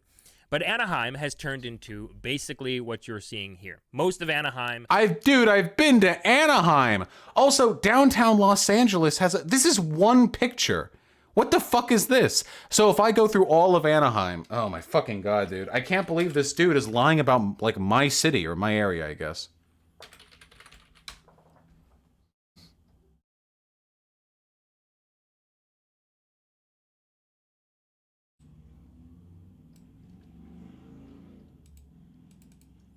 Get me in. Get me in. Do it. How do you do it? Activate. Dude, where's the street view? Give me. California is my city, motherfucker.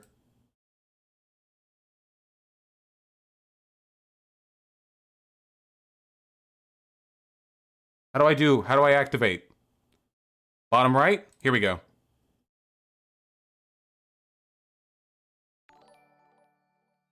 Whoa. Wow, it just looks like every other Californian town.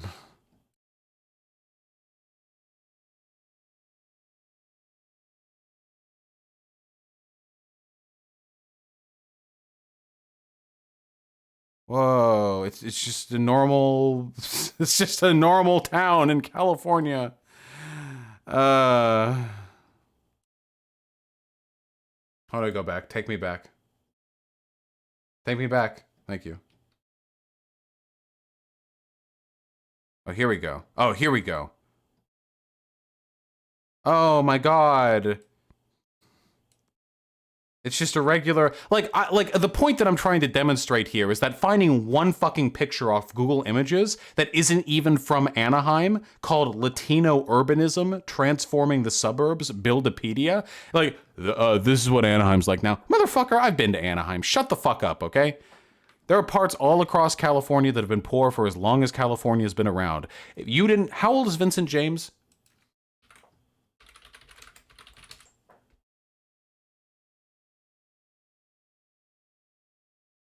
Can't be much older than like 30, right? I'm gonna guess he's in his 30s, which means that back during the 1990s, when he was born, America was reeling from the highest crime rate it had ever had in its history, or at least since they started tracking those statistics. So yeah, like, no, crime is down. Anaheim is different from what it used to be, but it is not this crime-riddled shithole. And finding one picture of people fucking putting shirts up on a chain link fence is not an argument that Anaheim... What is the argument? That Anaheim's immigration makes it bad and immigrants don't care about having good things, and that if immigrants are in businesses, they also don't care about having good things? Resembles this in some form or fashion. And so the reason why these corporations know, but they won't tell you this, why these corporations know that the higher the diversity index, the more that they push for diversity quotas in their... Wait, why the fuck would they tell you this? They don't tell you about the other 23 factors that go into the risk of unionization. They don't tell you, like, what the businesses know, but they won't tell you is that the more poor families there are in that zip code, the more likely it is that... What the fuck do you mean? They don't tell you any. They're not obligated to tell you. And also, you haven't provided any evidence that they were specifically trying to make their communities more diverse to prevent unionization. No, you have not provided that information. The less likely that people are going to complain, the less likely that people are going to become susceptible to unionization. And except, apparently, diverse areas have a higher interest in unionization. Wouldn't that mean that diverse communities actually have a greater propensity towards trying to improve their workplace situation? So much data that doesn't correlate to what I'm saying. In this article, if we go on in this article, there's actually a video here where Amazon has fired employees for criticizing warehouse conditions. You see, slavery hasn't ended. Slavery hasn't ended. Do you think that we've ended slavery, that we fought a civil war to end? You're so fucking edgy, dude. Is this guy a Nazbol or just a Nazi? Does anyone know? Does he want a proletarian revolution? Because I'm not going to listen to somebody who just wants class collaboration between a white proletariat and white capitalists to talk to me about how everyone's slaves because of big business. But he's not a Nazbol. Like, he doesn't believe in a proletarian revolution. Okay, then yeah, shut the fuck up, dude. You're doing the same shit. And slavery hasn't ended. As a matter of fact, I would argue, and I know that this is probably a controversial point, but hear me out. I'm ready. I don't condone slavery in any form or fashion. Is he gonna say modern day Amazon warehouse wage slavery is worse than chattel slavery? But I would argue that if you look at the financial cost of raising someone from a child, feeding them, housing them, clothing them, versus the $3 an hour that people are getting for working in food processing plants in some instances and on fields and farms, I would argue that financially adjusted for inflation, now, while there was some violence that was happening, like I said, we don't condone some violence. You know, there may have been. Own this, but I would argue that financially, house, place to live, clothing, food, raising people from a child, I would argue that financially there was probably a better situation on the financial side than the financial situation of today. Yeah, I mean,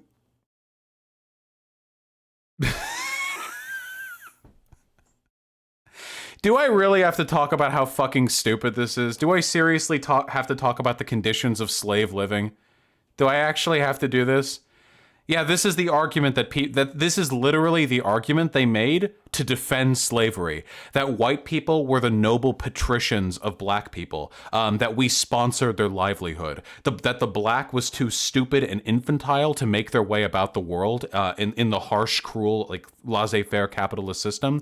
So it was actually for their own good that they were kept as chattel slaves. That's literally a pro-slavery argument. It was in fact one of the most common pro-slavery arguments back in the day. We basically have imported a slave class. Not basically, we have imported a slave class. Wait. We were just talking about Amazon work. Wait, weren't we just talking about Amazon workers? Is every Amazon worker like a Mexican? What are we talking about right now? I never know what the fuck these people are talking about. You know what's really funny? This is why debates with these guys are so unproductive. The reason they're deliberately vague in their videos is because they don't actually want you to examine their arguments. They get offended when you ask them to clarify. Have you ever noticed that? Like with my debates with like Sargon or whatever, like if you ask like, hey, what do you mean by that? They think it's a debate tactic. They think like, hey, what specifically do you mean when you say we've imported slaves? Which group of people are you referring to? Are you saying white people aren't subject to this wage slavery? And they get angry at you because they think that's like a sneaky leftist debate tactic. Yeah, like you're breaking the rules, dude. I thought debate was where we just rattled off our broader like fucking beliefs and feelings and opinions and didn't corroborate it with any kind of like premise, conclusion, like formalized logic. And we continue to import a slave class. And even at the highest skilled... Oh, by the way, if you ever want to respond to this argument, hey guys, so first of all, there are like 14 different types of immigrants, okay? So if we say we're importing a slave class, that means we're talking about legal immigrants, okay? Legal immigrants in the United States of America, on average, do pretty well. America, legal immigrant average household income. Real median income for immigrants.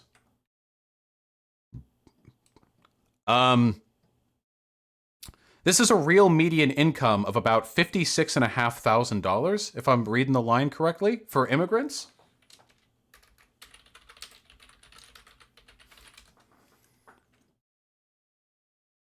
Which is almost double the average American median income.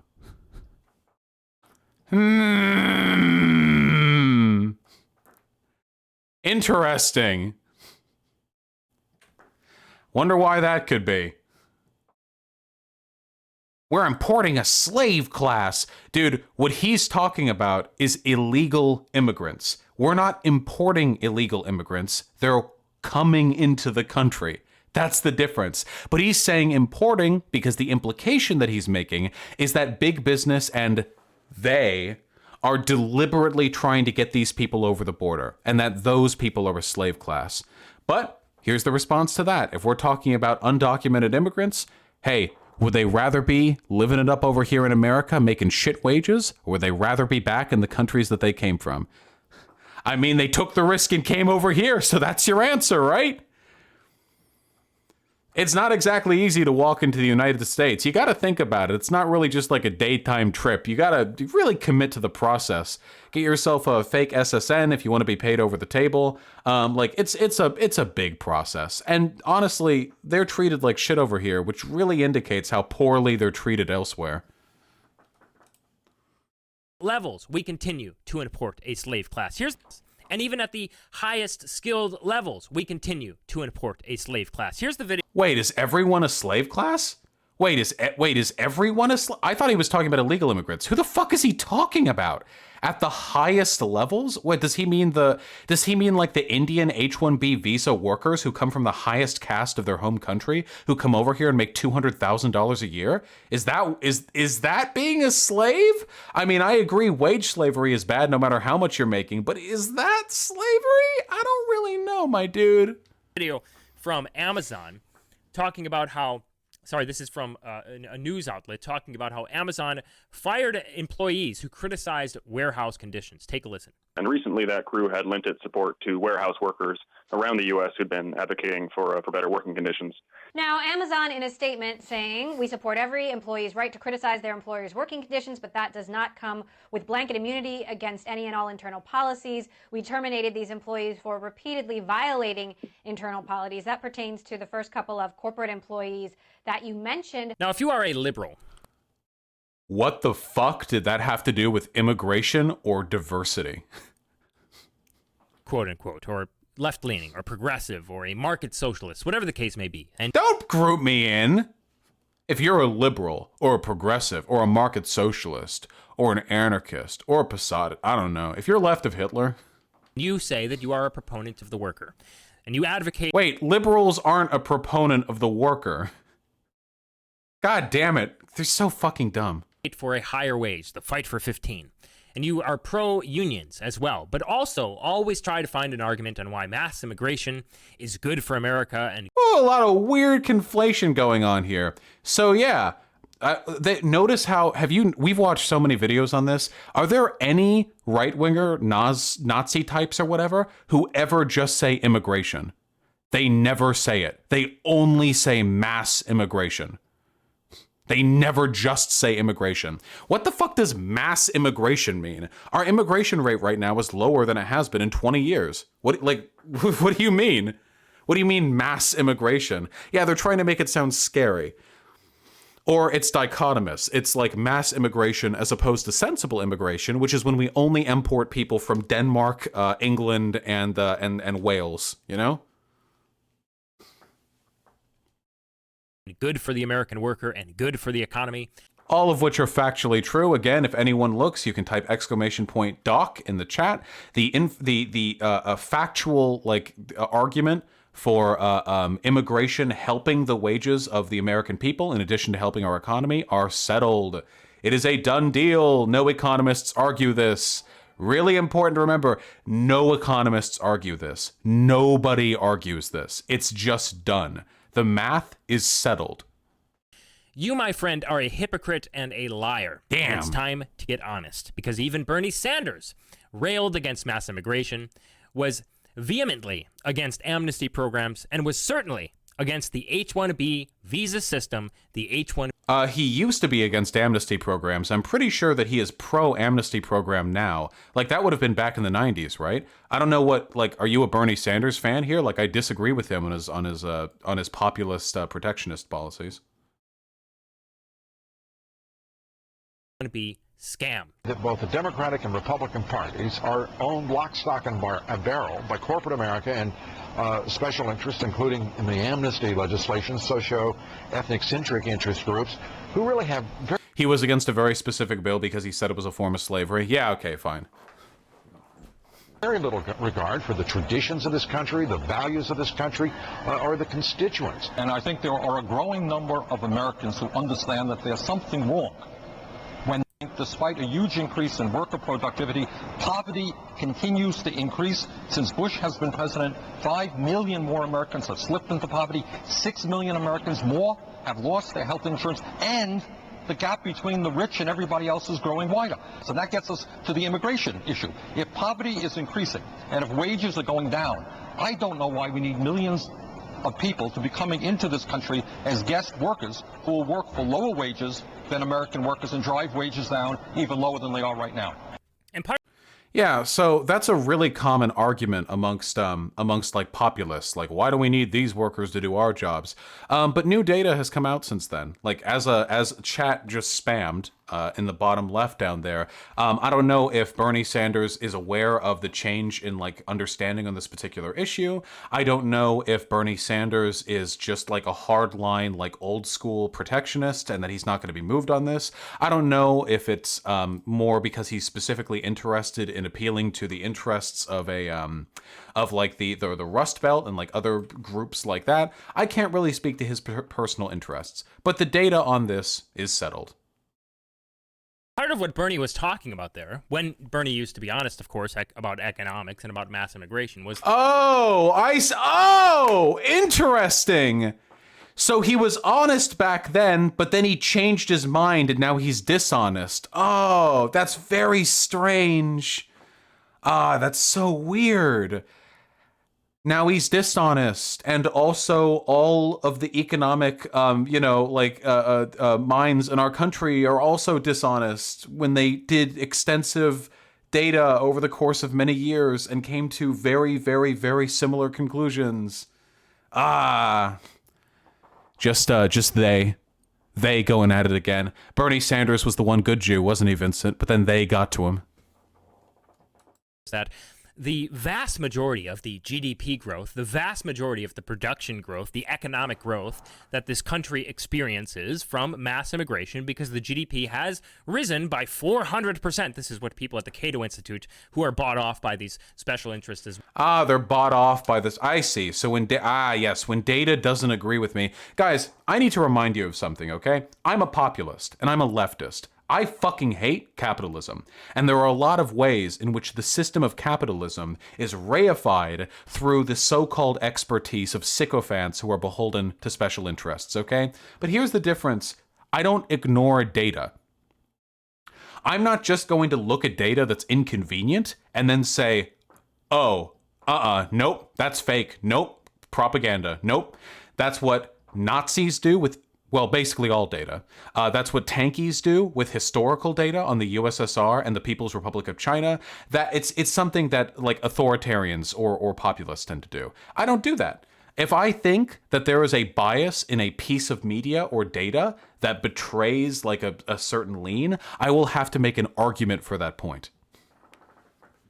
But he has not made an argument for how the position that immigration helps the country is illegitimate and how all the data produced to that effect is fake. well will tell you, the vast majority of the benefit of that goes to the corporations and the foreign workers themselves.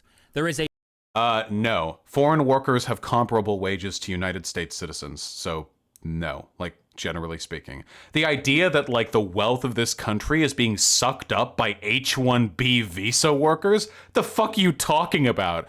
Oh, yeah, wait, hold on.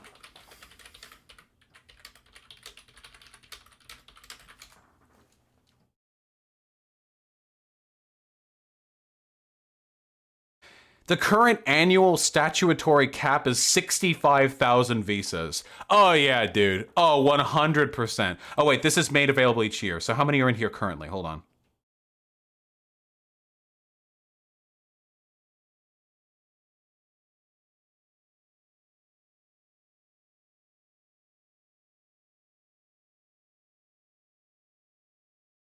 Wait, where can you find the data on how many are in here right now? Shouldn't that be readily available?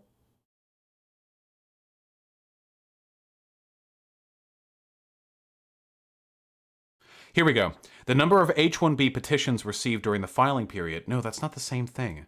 That's the petitions. How many actually got them?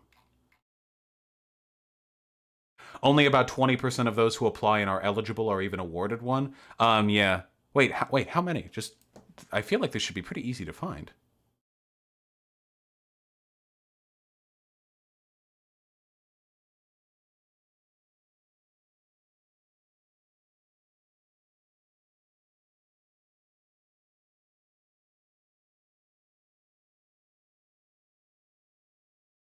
Guys, do H-1B, I want to make sure I don't have this confused with anything else. Do H-1B visas reset every year? So every year you have to reapply for an H-1B visa? If that's the case, then the 65,000 cap would be the upper limit of how many can be in the country at a time, right? No? They can be rolled over for multiple years? If you lose your job, you lose your visa? Okay, then wait, then how many are in the country? Does anyone have any data?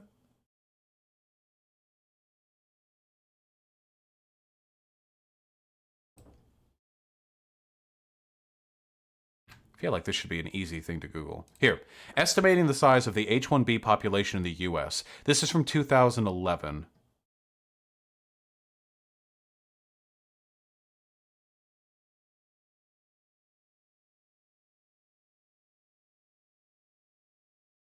I have 1,000 more viewers than Destiny right now. That's nice.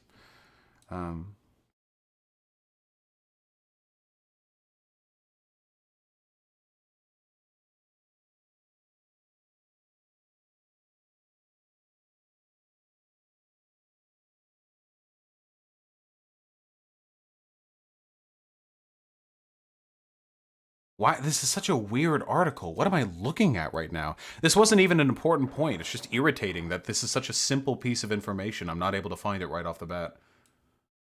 Why would I need to estimate the number?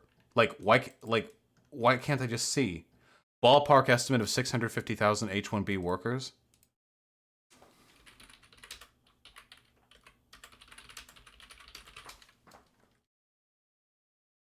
That's it? Wait.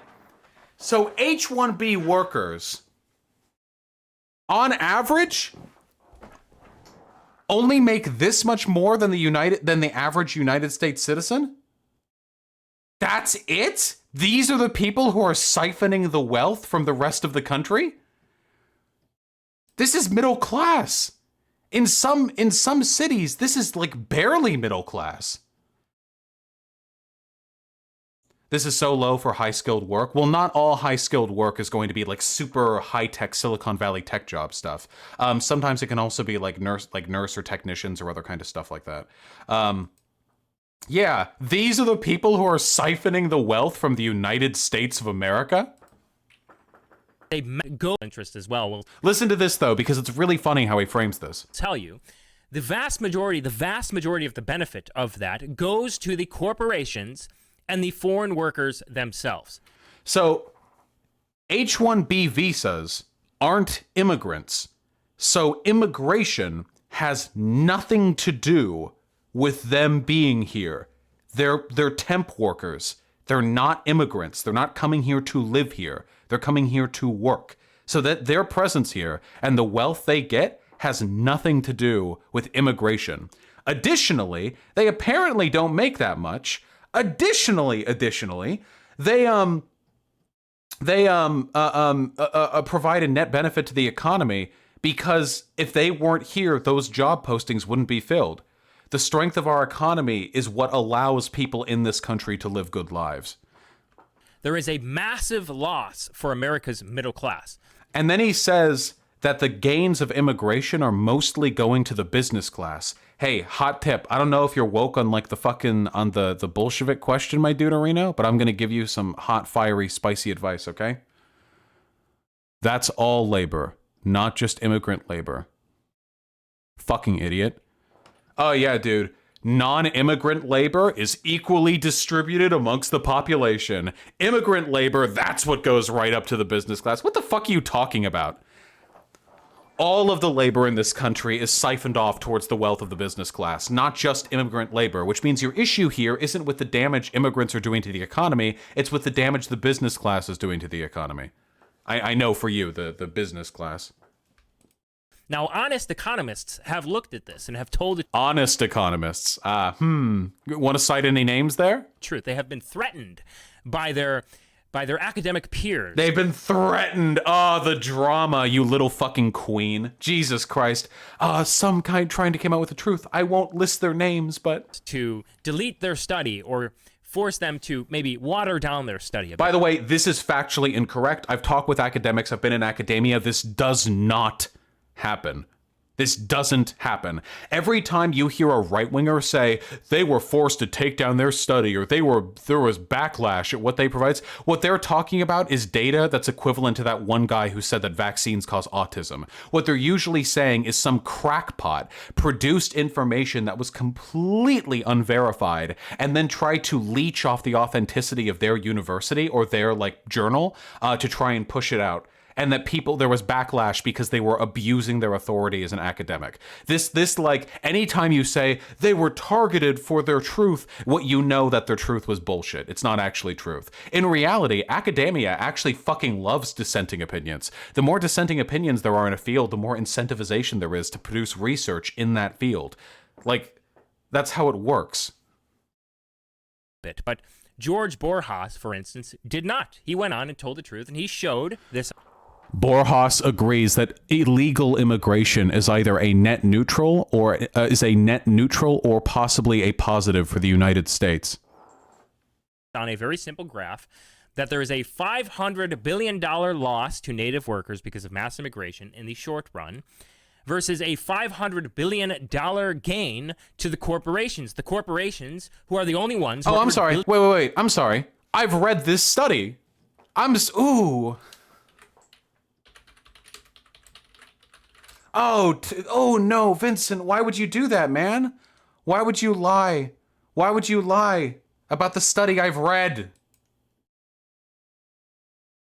I of course forget the title of the study, so if I could... Does anyone know this is a famous study? Does anyone have that data?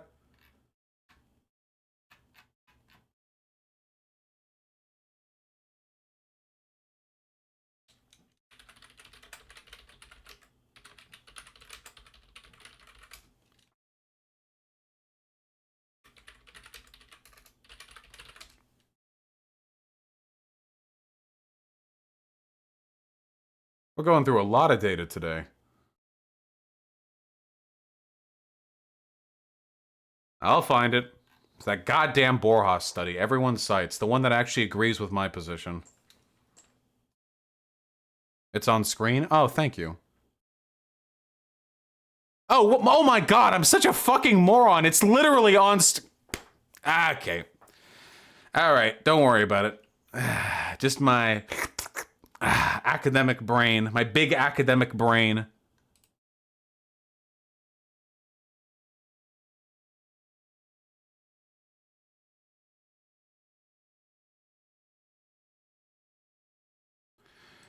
All right.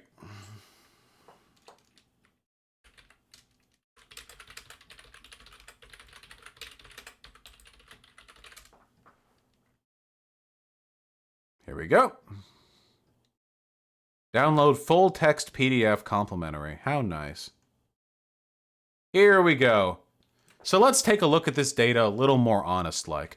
Borjas has been one of the most critical economists when it comes to the effects of immigration. But even Borjas cannot deny the fact that it is either a net neutral or positive influence on the United States of America. So the specific data he pulled was source updated from, we'll go with immigrant.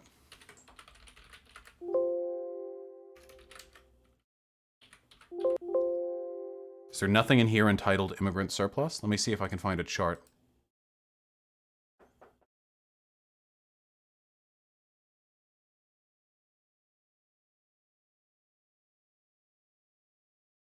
Is this it? Estimations of immigrant surplus. Why didn't that get caught by the whatever? Elasticity of factor price for unskilled workers. Let me see. 75. So these are different counts. But that's not the specific data that we're looking for. It's this one? Is it a different one? It's important that we be able to go over this, because I really want it known that Vincent James has absolutely no leg to stand on. Ah, here we go. This is the exact chart. Okay, perfect.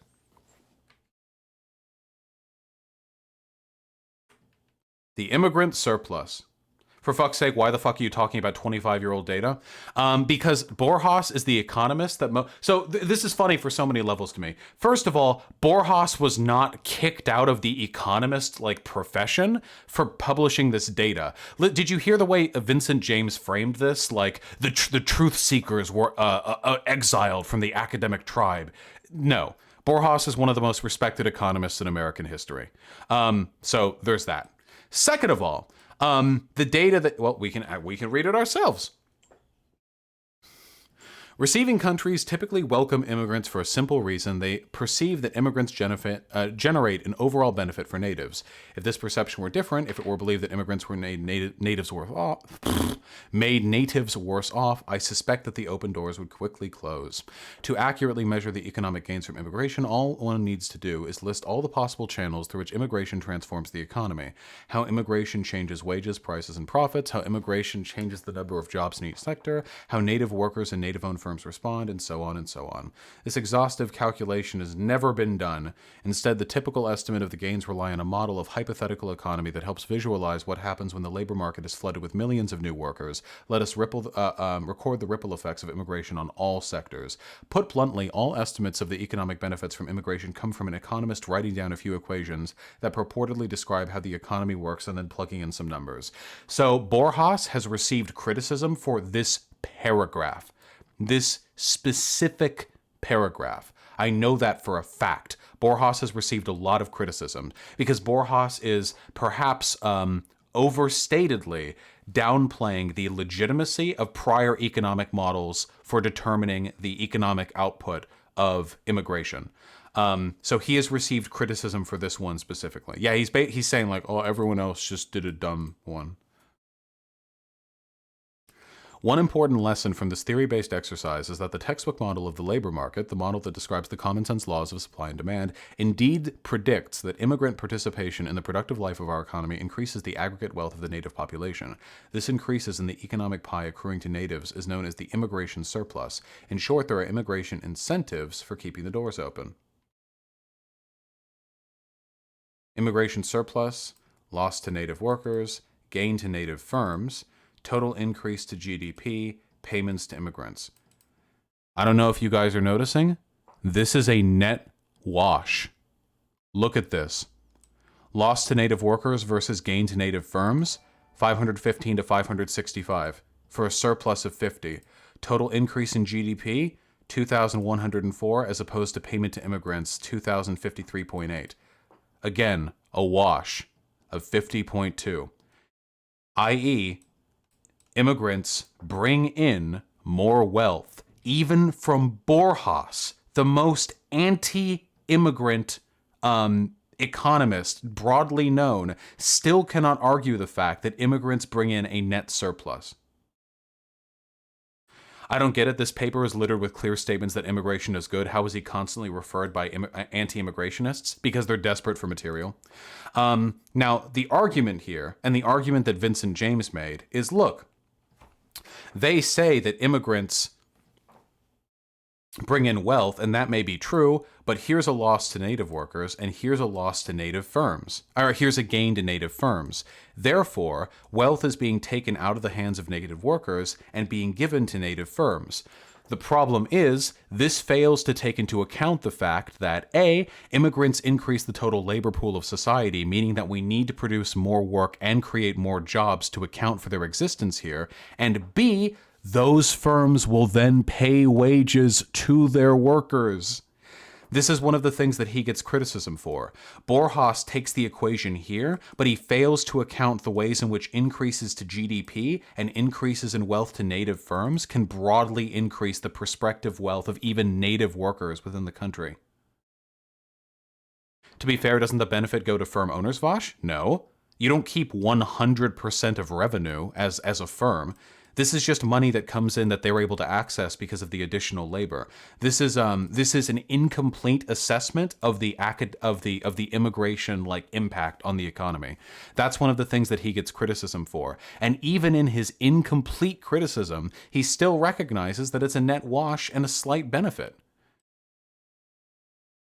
So Vincent James' characterization of this study is framed on the same mistake that Borjas has been widely criticized for. The idea that increases in wealth to GDP and increases in wealth to native firms are only stopping halfway through the equation, and you're not accounting for how this wealth and the additional labor pool can disseminate wealth to the broader population. That's the main issue. Then there's also, more broadly speaking, the fact that Borjas's data has been proved wrong in other places, and that generally speaking, native workers' wages rise through immigration. But yeah, that couldn't happen if all this money was being taken away from native workers and just being given to native firms. It doesn't stop there. That's not where it ends.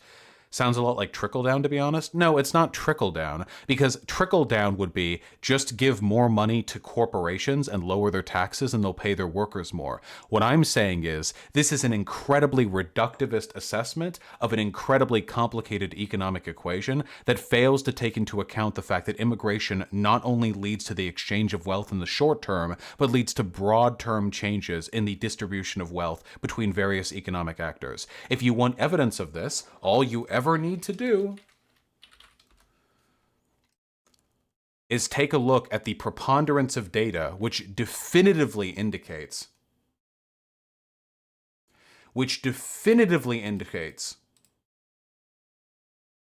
again with this shit?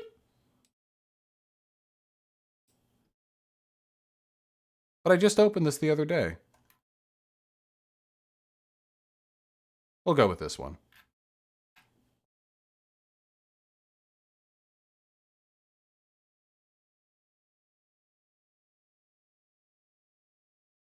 There we go. Definitively indicates that native workers' wages on average rise due to immigration. That's that. I mean, that's it. Like, that's the end of it. If more data comes out, we can discuss more data, but with the data we have available, that's it. It's done. We've found it out. We've solved it. Versus a $500 billion gain to the corporations who are the only ones who are benefiting from flooding the labor pool with massive amounts. Wait, corporations aren't flooding the labor pool. They're, what, again, I still don't know if we're talking about immigrants or illegal immigrants. I have no idea what we're talking about. Of labor in order to drive down the wages of whatever sector that we're talking about here. Except, whoops, the wages actually rise on average for native workers when immigrants come in. So, damn, Jeff Bezos and the fucking Elder Council of Zion, you sure fucked this one up. Now, construction is one of the biggest portions that I want to focus on. If we look at this article here, this article, for instance, is from the Los Angeles Times. I've been over this article with you in the past. Immigrants flooded California construction. Worker pay sank. Here's why. Construction in Los Angeles has shifted from a heavily unionized labor force that was 2/3 white to a largely non-union one that is 70% Latino and heavily immigrant. And if we go down to these graphs here, you can see that hourly wages for U.S. construction workers has fallen pretty dramatically. Private construction workers in a union has fallen pretty dramatically as well. And that's across the board, though, right? Is falling. If we look at this article here from the OCR, are California's unions dying? Membership falls to a 14-year low. Now, one of the biggest tools, as I've said it before, that the GOP has historically used back in the 90s to union bust is mass immigration, mass amnesty plans. If we look at the amnesty, for instance, that Reagan passed, although I'm not sure he was actually trying to bust up unions back there in the 80s, but if we look at Clinton, if we look at Bush, and we look at the GOP as a whole, a lot of what they did with mass immigration was in order to union bust and also to serve their special interest groups, whom they really work for, because they don't work for their constituents. Obviously, we know this. They don't work for the people. Here's an NPR article. Fact check. Have immigrants lowered wages for blue-collar American workers? Economists disagree on how much of an influx of immigrants depress wages. Some have found that new immigrants depress wages for certain groups, such as teenagers or workers with a high school diploma or less. Others say the overall effect on the economy is tiny and that the influx of immigrant workers vitalizes the economy overall. An open letter from 1,470 economists on immigration from 2017, so this was during the Trump administration. This was done in response, I assume, to the wall, I imagine. Immigrants bring entrepreneurs who start new businesses that hire American workers. True, about half, if I remember correctly, of the entrepreneurs that started up in the past 5 years are immigrants. Immigration brings young workers who help offset the large-scale retirement of baby boomers. True! Our social security system literally depends on a stable increase in young workers that can pay into that system so it isn't broken by baby boomers. Immigration brings diverse skill sets that keep our workforce flexible, help companies grow, and increase the productivity of American workers. True! All of these things are factually correct. Immigrants are far more likely to work in innovative job-creating fields such as science, technology, engineering, and math that create life-improving products and drive economic growth. True! All borne out in data. Or did the Jews get to the 1,470 economists as well? This is just, it's just not... Either way, the forces that drive wage reductions for blue-collar workers go far beyond immigration. This is just not, like, immigration is just not the issue here. It's just not. Any even remotely educated person has to know it's not immigration. It's other shit. It's the consolidation of capital into the hands of a smaller number of people. It's capitalism. It's fucking trade policy. It's fucking decreasing unionization due to conservative propaganda. There are so many factors that go into it, but immigration is just not it. What they looking past us. One of the biggest tools, California, 2/3 white. Immigrants flooded California construction.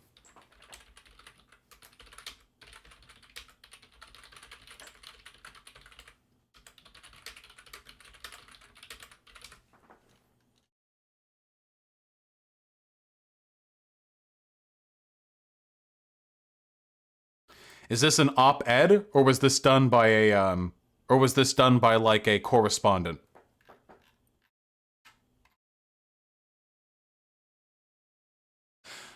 So who's to blame? Trump faults immigrants. But for more than a decade before immigrants flooded the market, contractors and their corporate clients were pushing to undercut construction wages by shunning union labor. Vincent! In the article you cite! Immigrants flooded California construction, worker pay sank, here's why. The fucking article is like, hey guys, it wasn't immigration. Seriously, it was anti-union propaganda. It was undercutting by businessmen. Damn, dude! In the article you cite, you're so fucking stupid. Holy shit, you are so fucking dumb. It is incredible to me that there hasn't been some sort of catastrophic like synapse misfire in your brain. Just some like your IQ is so low, even the fucking innate processes of your body haven't decomposed is astonishing to me. How your heart hasn't forgotten to beat is a miracle that you should put into your fucking grimoire, okay? And have it be known. Unions dying. Yes, back there in the 80s, but if we look at Clinton, if we look at Bush, and we look at the GOP as a whole, a lot of what they did with mass immigration was in order to union bust and also to serve their special interest groups. Oh, wait, any proof of that? Can you find any proof whatsoever of immigration policy being specifically dictated around union busting and about special interest groups? Immigration just benefits the economy. Like, there's no reason to not want more immigrants in. The only people who don't want immigrants in are usually racists. That's it. But our government, up until recently, has usually been on the ball enough to prioritize economic growth over racism. If you want to talk about what killed the unions, stupid motherfuckers like you are what killed the unions. You're a conservative, right? You're a Trump fan. I know you are. You motherfuckers are the ones who don't give a shit about worker unions in the slightest. You're the ones who fucking bow down to this propaganda. That's why the data shows more ethnically diverse communities are more likely to want to unionize. Whom they really work for, because they don't work for their constituents. Obviously, we know this. They don't work for the people. A lot of them they don't care about you. They spend most of their time trying to get reelected. They spend most of their money trying to get Wait, are we talking about politicians now or special interest groups? To union bust and also to serve their special interest group. A lot of what they did with, and we look at the GOP as a whole, okay. a lot of what they did with mass immigration was in order to union bust and also to serve their special interest groups. A lot of them they don't care about you. They spend most of their time trying to get reelected. They spend most of their money trying to get reelected. And then if they fail at the presidential run that they're in, they'll just go on to buy a couple of houses somewhere. And I mean, yeah, no shit. Politicians don't care about you. You voted them in. You voted Trump 2016. I don't know why you're complaining about it now.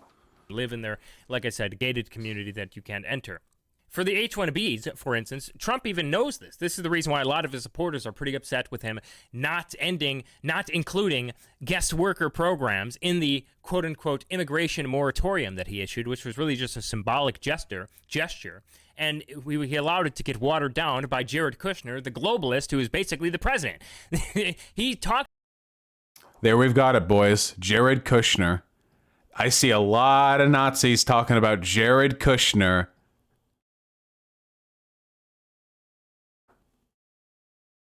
about this in a debate with Marco Rubio back in 2015.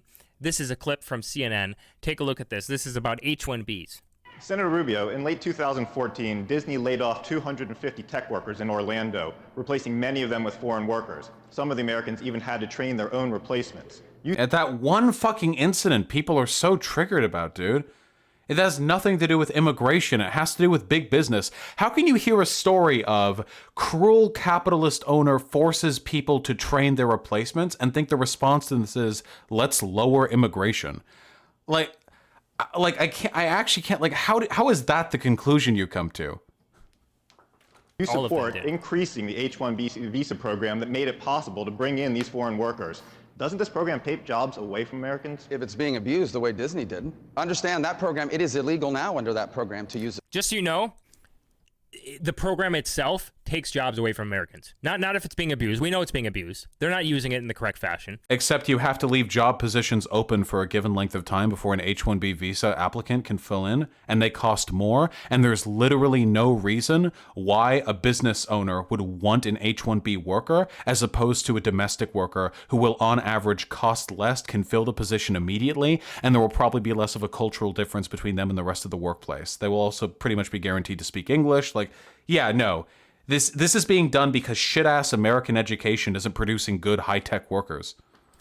We know that there are enough Americans that we don't have to import people from an average country with an average IQ of 80. Damn, dude. Domestic workers are getting blown the fuck out by workers with an average IQ of 80? Damn. That's interesting. I'm not that anti-white, but I mean, maybe Vincent James over here feeling a little bit of that. I don't know if he's a big fan of blacked.com. Maybe he's a big fan of Blacked Raw, you know? Maybe he likes it extra hard like that. Because the reason those positions are being filled from H-1B visa workers is because Americans are too fucking stupid to do it. I can read out the email that I got. I'm going to do more research on this because I know that in an argument with a Nazi, I'm pretty much guaranteed to be right anyway, because these motherfuckers make a mockery of like research. But, I'm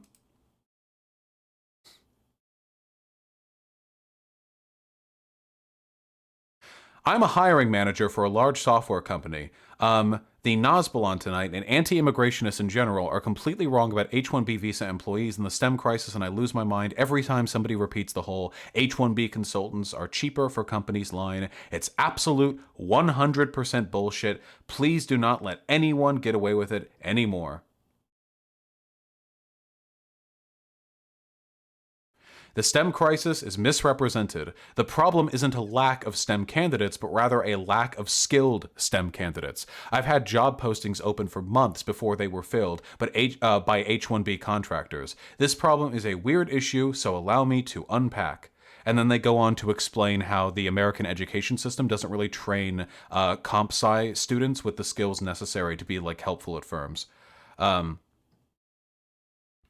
American computer science education, on average, fucking sucks. A 4-year comp sci bachelor's degree from pretty much every American school means nothing to me at this point, and I don't even look at education sections on resumes.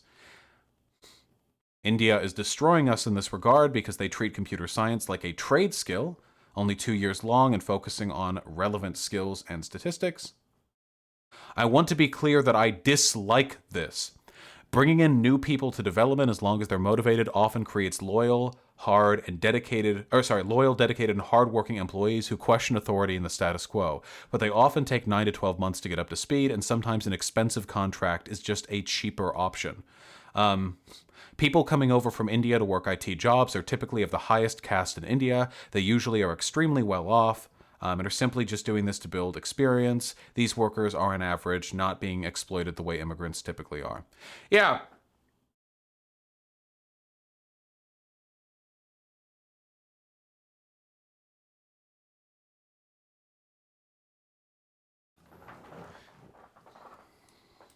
We don't need to import people from India to fill Silicon Valley jobs. Except we do. Sorry, the 79 IQ Americans are just not capable of doing this work.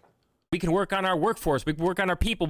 Also, I just want to say, I can tell, I'm feeling it. I feel it pumping through my veins. We've got a lot of fucking Nazis trolling around the stream right now. When I'm done with this video, we're lining them up, getting them voice call-ins, okay? We're going to have a nice friendly chat about facts and science, okay? Work on education. We can do a lot of different things. And honestly, when you actually... Wait, that's a great idea. People, we can work on education. Yeah. If you work on education, maybe American workers won't be so butt-fuck stupid that they can't fill job postings open for months before they're being deferred to H-1B visa workers. That'd be great. I'm okay with that. We can do a lot of different things. And honestly, when you actually look at the statistics, there are a lot of graduates, people who are graduating, who are trying to get these jobs, but can't because they are flooded with, a certain amount of people in order to drive down the wages of those particular jobs so these corporations can turn a higher profit. Except the H-1B visa workers cost more to hire. So the reason they're not being picked isn't because it's cheaper to get H-1B visa workers. Was that from his D-Live? Did he stream all this? I guess so. I'm a streamer going over a stream. The reason they pick the H-1B visa workers isn't because they're cheaper. It's because they know how to do their jobs. It's not because they're only when they're abusing it. They're always abusing it. But here's what Trump says after this. I know the H-1B very well, and that's something that I frankly use, and I shouldn't. Trump doesn't know anything about anything. There has never been a single issue that Trump has sounded even remotely educated on. Be allowed to use, we shouldn't have it. Very, very bad for workers. And second of all, I think it's very important to say, well, I'm a businessman and I have to do what I have to do, and it's sitting there waiting for you, but it's very bad. It's very bad for business in terms of, it's very bad for our workers, and it's unfair for our workers, and we should end it. Very importantly, the Disney workers endorsed me, as you probably read. And unfortunately, we didn't end it, and we haven't ended. It's been 4 years so far into Trump's presidency. Wow. Hey, do you know why that is? I bet because he said that dumb shit on stage, and then an economist walked over to him, and he was like, hey, Trump, you will literally fucking kill our economy if you do this, because we need those jobs. We need those workers. And then Trump was like, okay. And then he just went on to focus on something else. And, when he let out that he posted that tweet about ending all immigration for right now because of the economic consequences of the shut. Imagine thinking that Trump is based because of something he tweeted. Just imagine that. Imagine having faith in Trump. I have never seen like a president more willing to fucking backtrack on everything he ever said he believed in, to fucking backstab so many of his initial cabinet. It's insane. Imagine believing Trump. He'll just say whatever gets him applause at any given point in time. Shutdown. Millions of people are going to be out of jobs. Tens of thousands of businesses are going to be shuttering forever because they're not going to withstand this shutdown that was forced upon them. Damn, sucks. Has nothing to do with immigration, though. Unfortunately, he hasn't ended it. And the chance that he had to end it, he allowed it to get watered down into nothing. Now, we're hearing reports that Stephen Miller and some others are pushing for a second wave. We'll see what happens, but I wouldn't hold your breath on that. I was honestly shocked about that tweet that he put out saying that he was going to end all immigration for right now.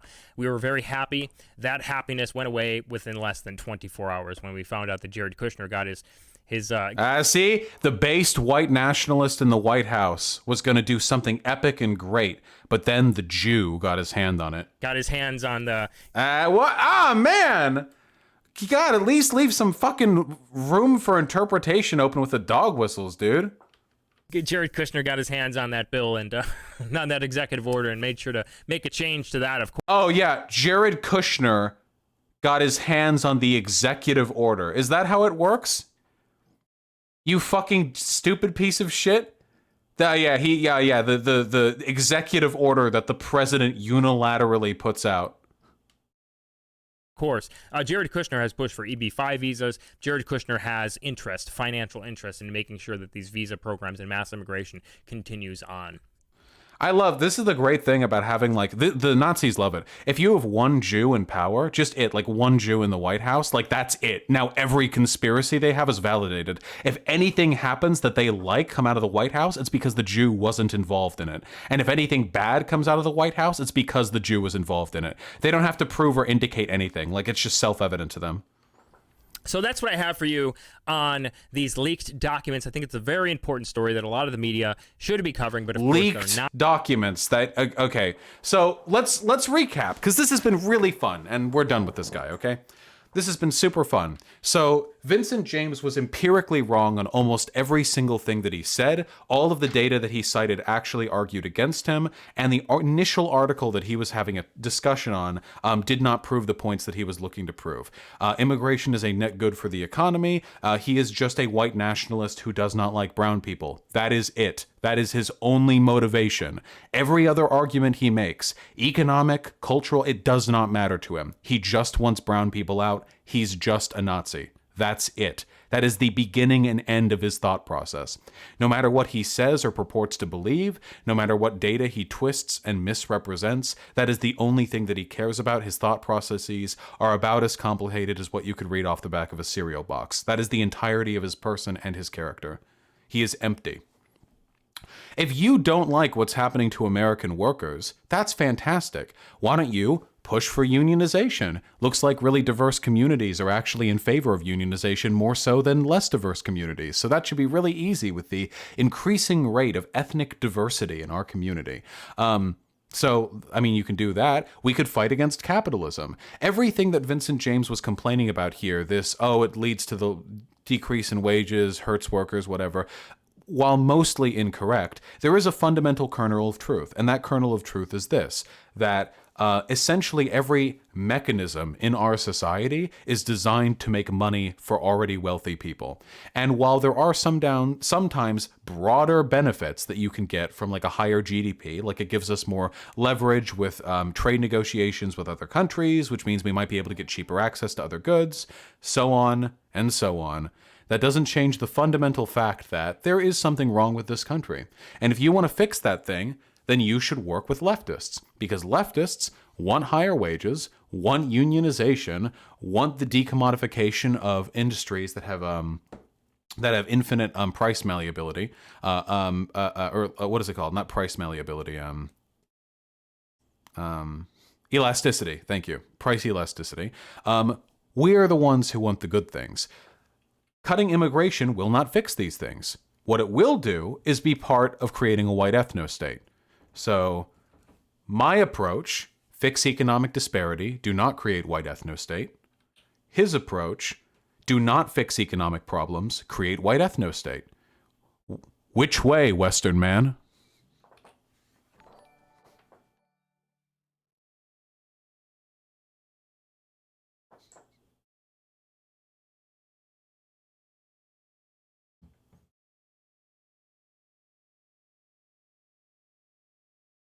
I got you the bugger off. Sorry, got you, hyena. Maybe the bugger off. All right. We're probably still going to have time for the Tim Pool Joe Rogan thing. If not, we can always do it another day. But in the meantime, it's time. You motherfuckers in chat, you motherfuckers in YouTube chat, it's time. If you want to fucking argue about, you think that I've misrepresented Daddy Vincent, you think I've done a bad job representing that point, you come on ahead into the Discord, baby, okay? We got a channel just ready for you. All right? We'll see if we can't find someone, okay? Help folks in YouTube chat get in there too. I'm thirsty. Gotcha, hyena. We'll see what we can do. Whether or not they come. I'm going to read donos real quick, okay? Why so many YouTube links? What the fuck? 4 in a row?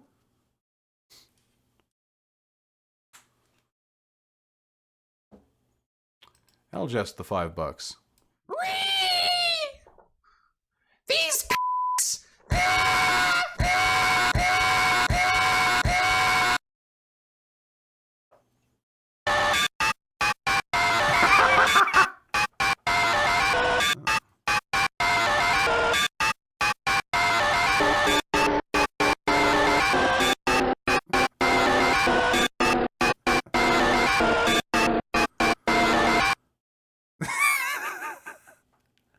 I regret there not being the drop, but that's fantastic, comrade. My theme song. There you go, chat. Have fun. God. Thanks, Elchest. And Spau with a very generous $20. Thank you so much, comrade. And what YouTube link do we have here? Oh, yeah. Listen, guys, okay? I was just joking.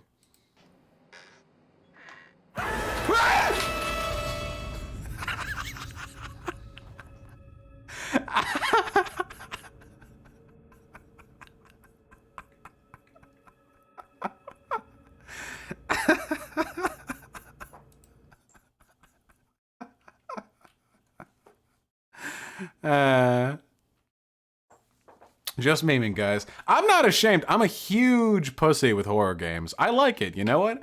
It's always fresh to me. You know. Gigru, nice math doing. I'll just have to trust your word for it. Static Block, there will still be plenty of horror streams to come. Thank you, comrade. And Somnio Static, yeah, I saw that 51% of Bernie supporters likely to vote third party. Yeah, it's really fucking dumb. I'm gonna have to do something about that. Why are you only in favor of decommodifying industries that have price elasticity and not all industries? Long term, that's the goal. But in the short term, I think that decommodifying healthcare is more than important than decommodifying the iPhone industry, you know? Like the phone industry. Thank you, JMonkey1456. I really appreciate it. And the Dem-soaked Trash Panda, thank you for the $5. I'm afraid I don't know much about Luxembourg. Though I've heard really cool stuff about her, you know? She pretty cool. Horrors me, remember that everyone is a lesser evil? Oh no. Ilhan Omar backs Israel lobby campaign against Iran. I know exactly why she did this. She had to, didn't she?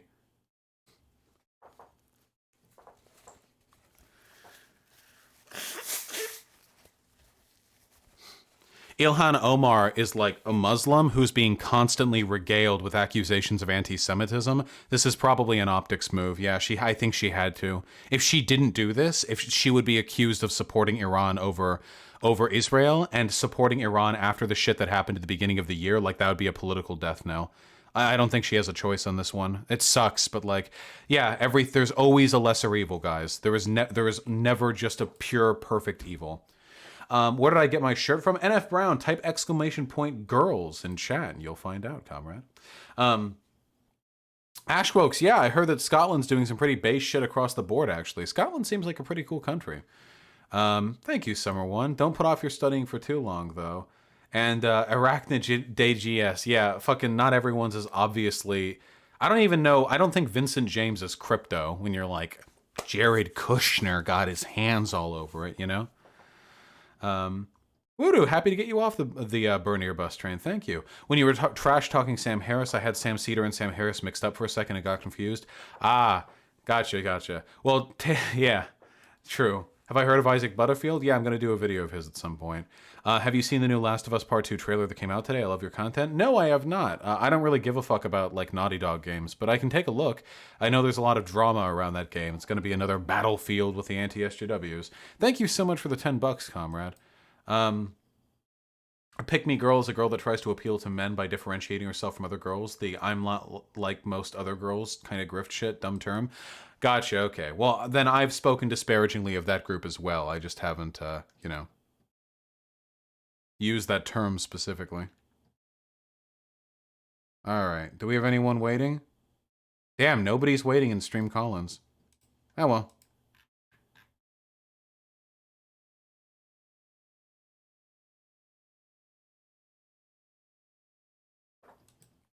Oh, wait, that's because the channel is closed. I see. Ah, my girlfriend is talking with everyone in the chat. I see. I see how it's going. No Nazis or even conservatives? Damn, those cowards, dude. I saw those motherfuckers swarming around in YouTube chat. Weasley little babies. For Grammaton, thank you so much for the 200 rubles, comrade. Your purple portrait thing in the video thumbnails reminds me a lot of the Russian painter Mikhail Vrubel. Demon-seated pen.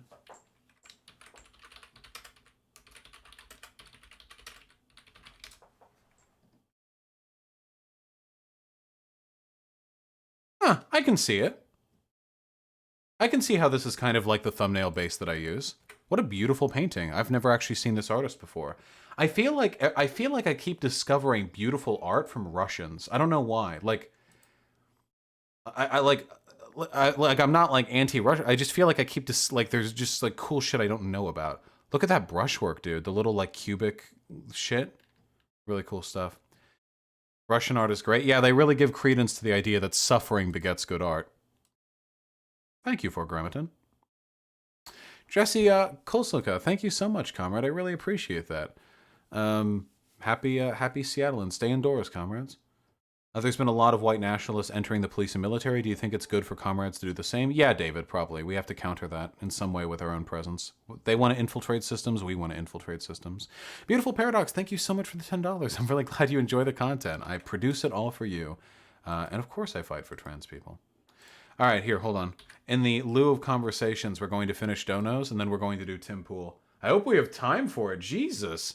2 hours and 40 minutes into stream? Jesus Christ.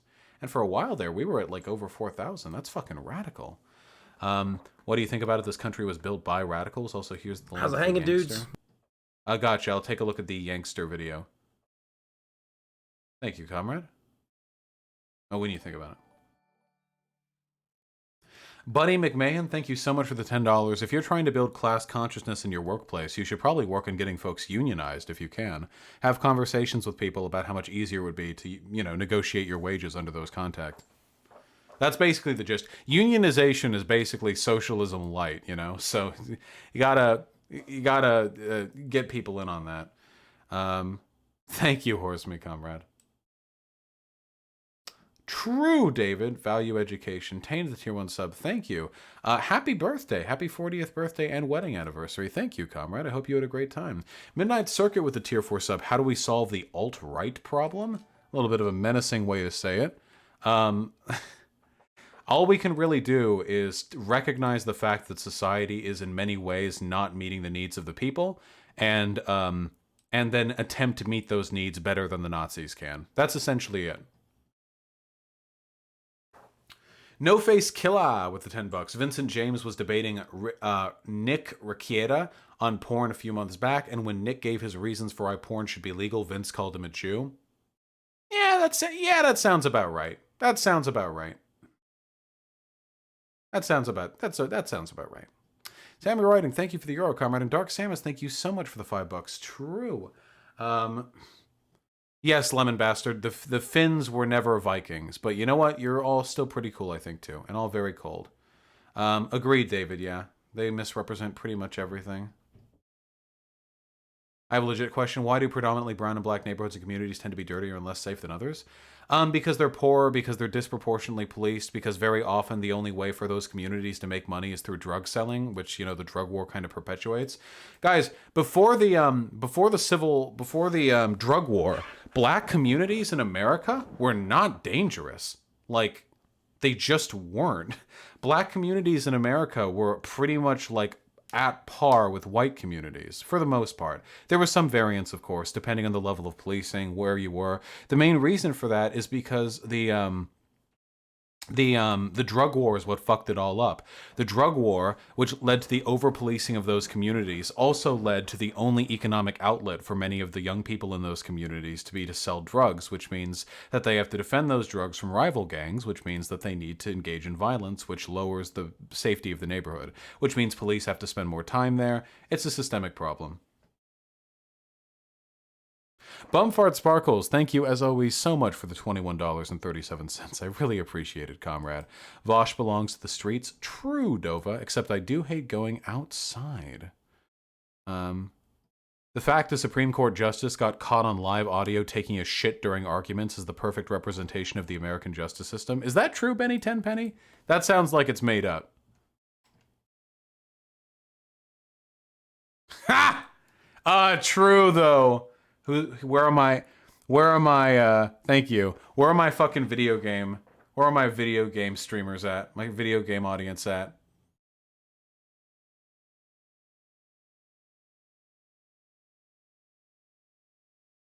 That's so fucking good. The meme smiths out there. They temper their meme anvils. We're almost done with donuts, by the way. I know it may seem like a lot, but keep in mind that before this, it would have taken me 3 times as long to go for the same number of donos. Yeah, Anthony. Yeah. Anaheim is just not that bad. Pretty much every like city in America has the same area that's kind of like low income, like big wide flat roads with like low fucking the Spanish style housing, you know? Spring us balls the $5. Vosh, talk about The Last of Us 2 leaks. I don't know anything about them, comrade. I'm really sorry. You see American Johnson's vague post about your black nationalist debate? What? Uh-oh. Uh-oh. Am I getting vague posted at?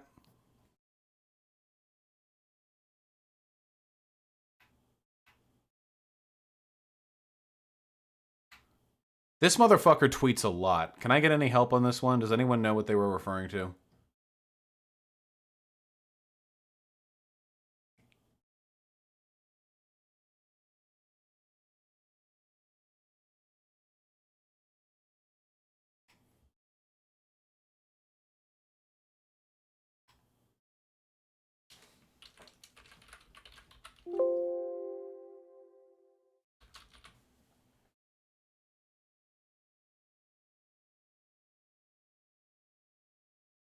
I can't find anything.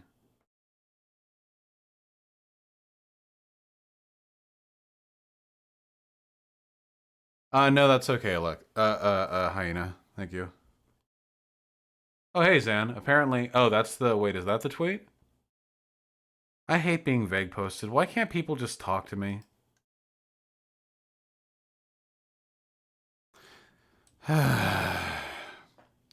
This thing I'm seeing where white leftists are taking former colonies and indigenous people and ethnic minorities looking for autonomy and restoration, end to genocide and freedom from oppressors and labeling them ethno-states. Not a fan of be.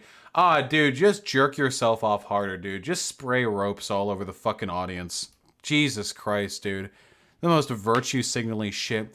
That feel when I see the formerly colonized, the black and brown bodies of this country languishing under the standards of oppression, looking, yearning outwards towards a better world, and then they're called ethnostaters? Nah, dude, fuck off. No wonder you got fucking obliterated in that debate with Destiny. You fucking emotion-baiting motherfucker. Jesus Christ.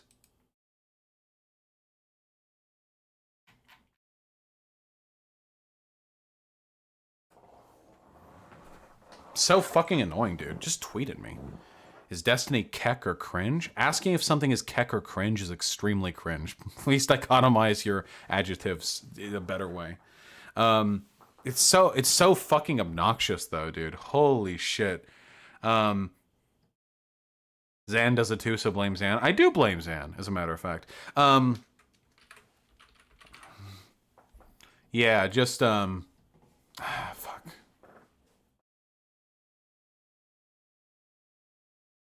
I gotcha, Hogfather. Yeah, dude, it's so fucking annoying. So for those of you who don't know, that's not very keck of you. So for those of you who don't know, actually, wait, I can talk about this. Okay, hold on. Everyone shut the fuck up. It's my turn. Okay, hold on. For those of you, because we're not gonna have time. We're not gonna have time for the fucking Tim Pool thing. Okay. Listen. So for those of you who don't know, basically what happened. Oh wait. Okay, wait. Oh, you want the Tim Pool thing? Okay, then I'll stick with... No, never mind. Then the Tim Pool thing. Fine. Yeah, okay. We'll do it now. Yeah, we'll do it now. Okay, fine. All right? Yeah, okay. That's what you want so badly? Fine. Yeah, okay.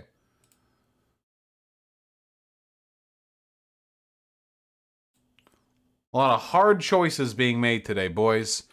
And this is going to be the hardest one we've done yet, because listening to Tim Pool is political violence. The Joe Rogan Experience. And when you look at people that are anti-capitalist, they're really into socialism, one of the things you find is a lot of rich kids. It's weird, right? It's fuck. I don't know if that's true. In fact, I'm pretty sure that's definitely not true. Oh, hi, Destiny, by the way. I'm pretty sure that the basic values of socialism pull better in poorer communities, but generally speaking, if you see people being annoyingly, like, out and about socialist online, they're probably going to be white dudes, because if anyone's being annoying online, it's probably a white dude. Fucking real weird. It's because they don't understand real struggle, because they've grown up without it. Oh, boy.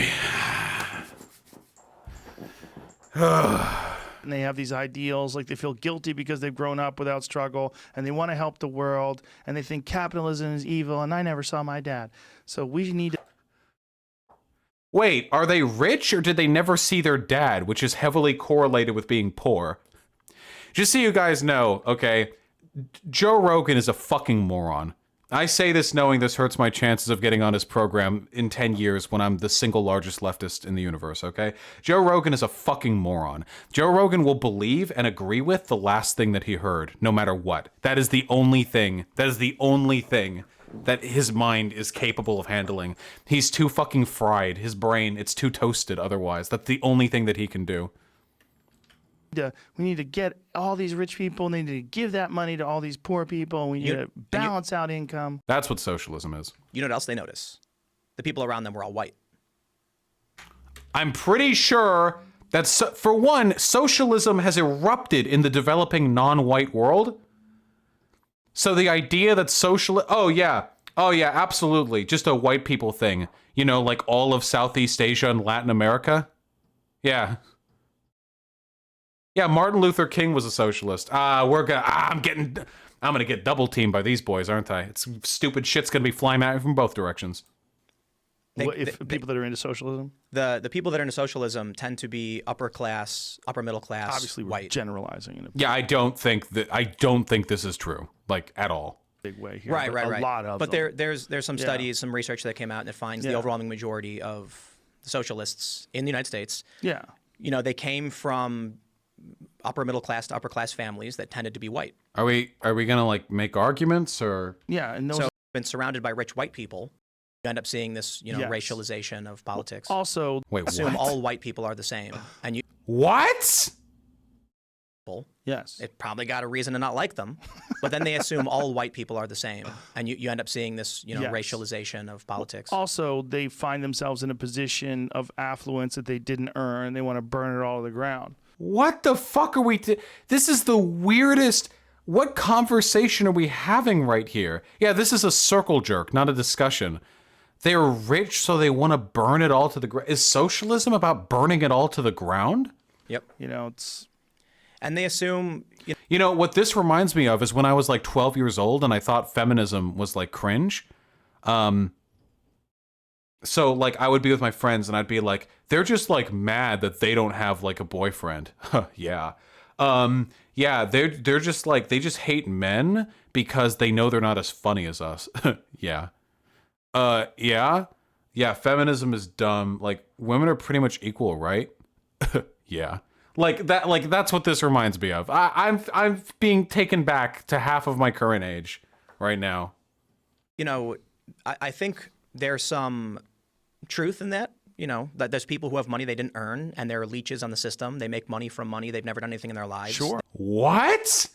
Wait, most socialists are trust fund babies? Then why do wealthy people disproportionately vote for Trump? What the fuck does this mean? They're arrogant. Sure, there's a lot of people. Remember that right now Tim Pool is being sued by his brother Bim Duel for stealing his website and like $1 million worth of revenue.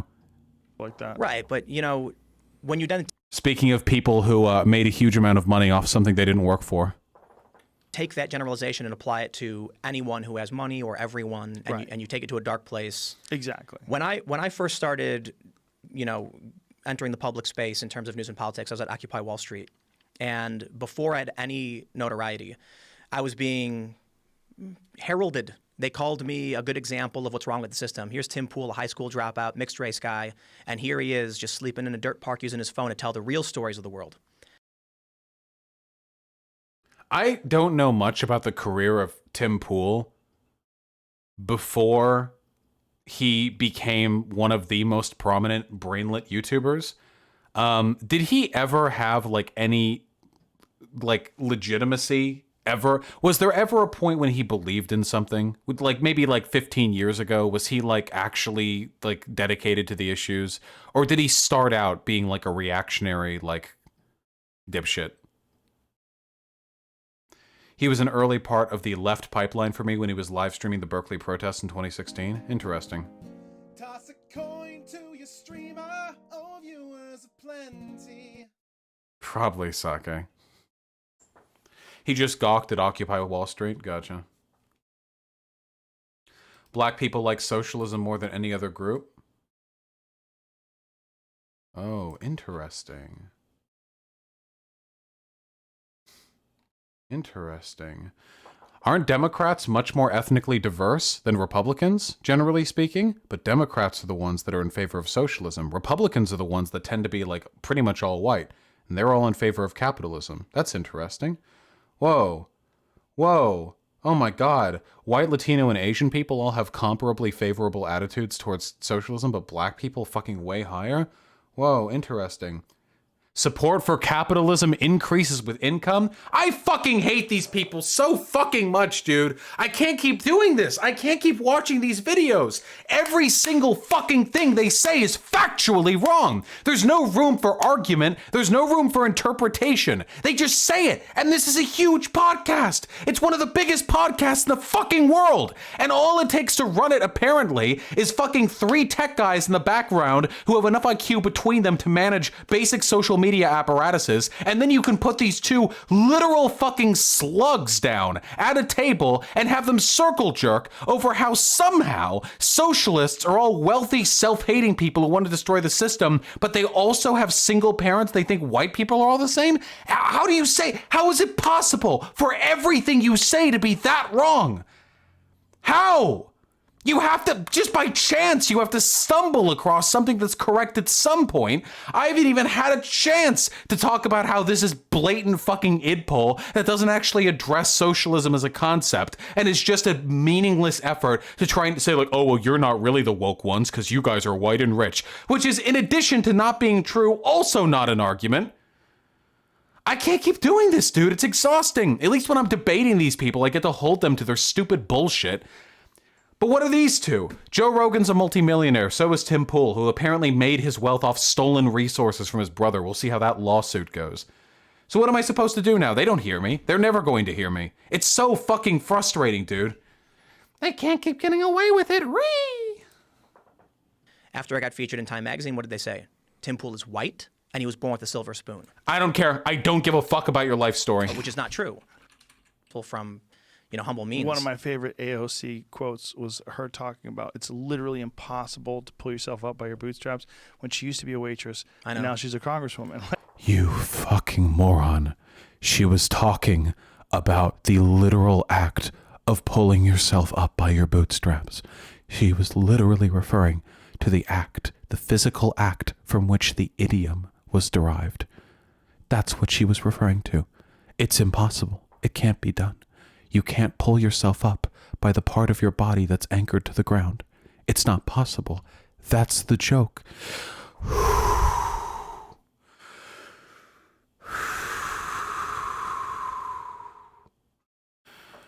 Like you can't, look, it's not impossible, but it's not even. That's what we need to address. No, she was referring to the saying.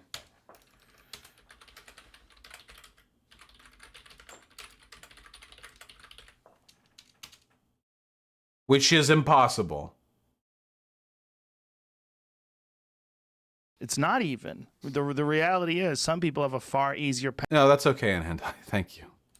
Absolutely. And some people have a far more difficult path. It's just, but you have to deal with the hand you're given.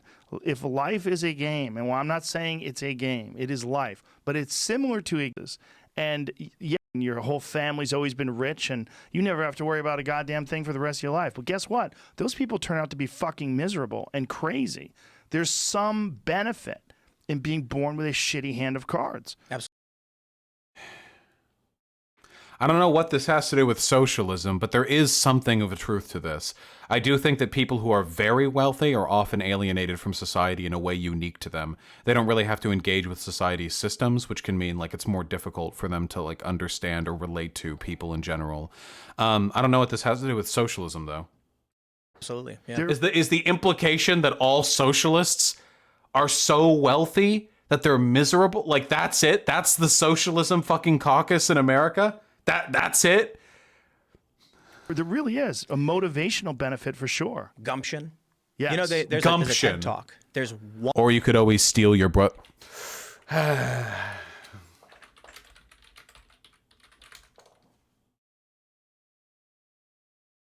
Where's that lawsuit?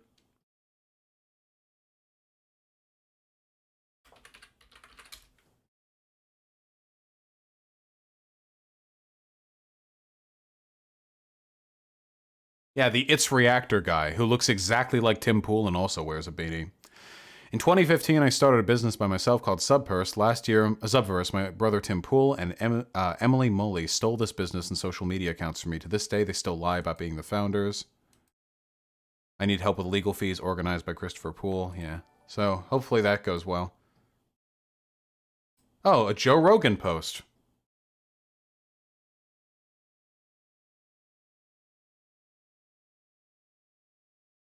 Yeah, okay. The website that we have, Subverse, not as an, I don't necessarily have the expertise, but we have been running the site for years. Our oldest article goes back 4 years, to which my brother, Chris, you know him as Reactor on YouTube, if you follow Reactor. We've got articles going back. We used to generate a couple 100,000 unique impressions per month before I actually, came in, because my brother launched this by himself. We launched Subverse, the YouTube channel, a while ago. We used to have a bunch of other videos that we actually have privated because they, we changed the brand, made it stream. Yeah, so I don't know what the details are there, and I'm not a legal expert, and I don't know who's lying and who's telling the truth, but hopefully something funny comes out of that. Hopefully, what was it, Bim Duel comes out on top. One personality trait that guarantees success of all. It's not. Tim Pool has lost touch, in my opinion, because he doesn't really hit the streets like he used to. Oh, interesting. Are you seeing that wealth and fame has inhibited Tim Pool's ability to meaningfully engage in good journalism? That feels pertinent. Intelligence. It's not class, it's not race, not gender. You know what it is? What? Perseverance. That's it. I believe that. There's a TED Talk on it. It's interesting. Yep, just takes hard work. There's nothing else. No systemic disenfranchisement, just hard work. Ability. But if they work hard enough, they can find their apex. They can find that point where they are successful and they can make it. Right. It's not true for everybody. Some people are below that threshold, no matter how hard they try. Most important thing. Yes, sure.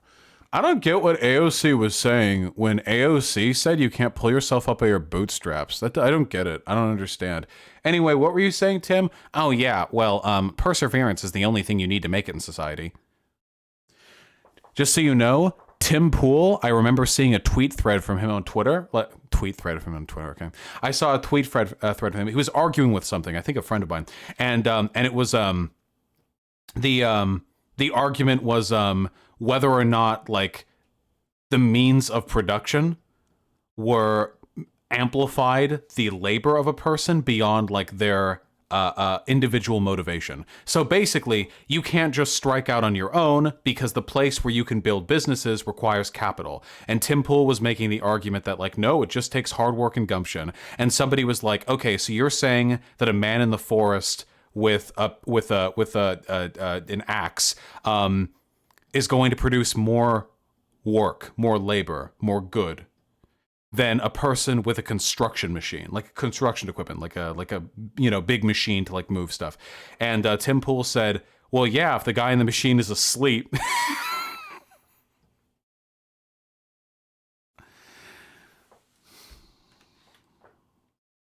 But you also have to be intelligent. You can't be doing the same thing over and over again. No, I'm not going to quit.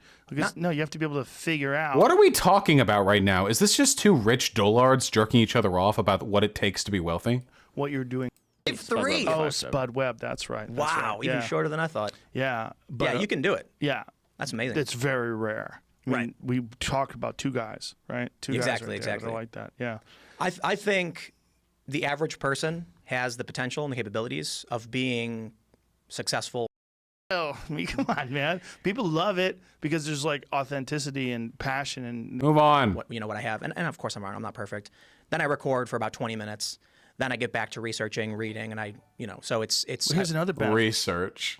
But though you work for yourself. Absolutely. You don't have some dickhead over your shoulder telling you what to do. I chose this though, Yes. right? So there's a couple things.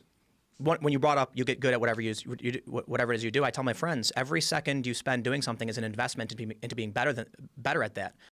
Watching TV shows like this is awful. I can't stand it. I got to read the news. Money every step of the way. I was able to do so. So then I had an apartment Then I could pay for my plane ticket. Yeah, I don't know, but guys, I thought they'd be talking about socialism. I thought this is literally 30 seconds of them saying socialists are all, they fucking watch a Destiny debate and they were saying socialists are all rich white people, and then it's 20 minutes straight of them jerking themselves off for having the fortitude and perseverance to have become wealthy.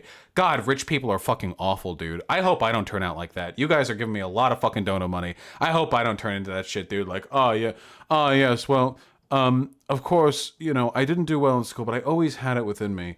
You see, if you just work hard, like I really hope this doesn't happen to me, because this is miserable, dude. Jesus Christ. Who would watch this? How many views does this have? This is the temporarily embarrassed millionaire meme to the fucking maximum. This is the apex of the temporarily embarrassed millionaire meme, where all these people watching and liking and sharing are like they're watching. They're like,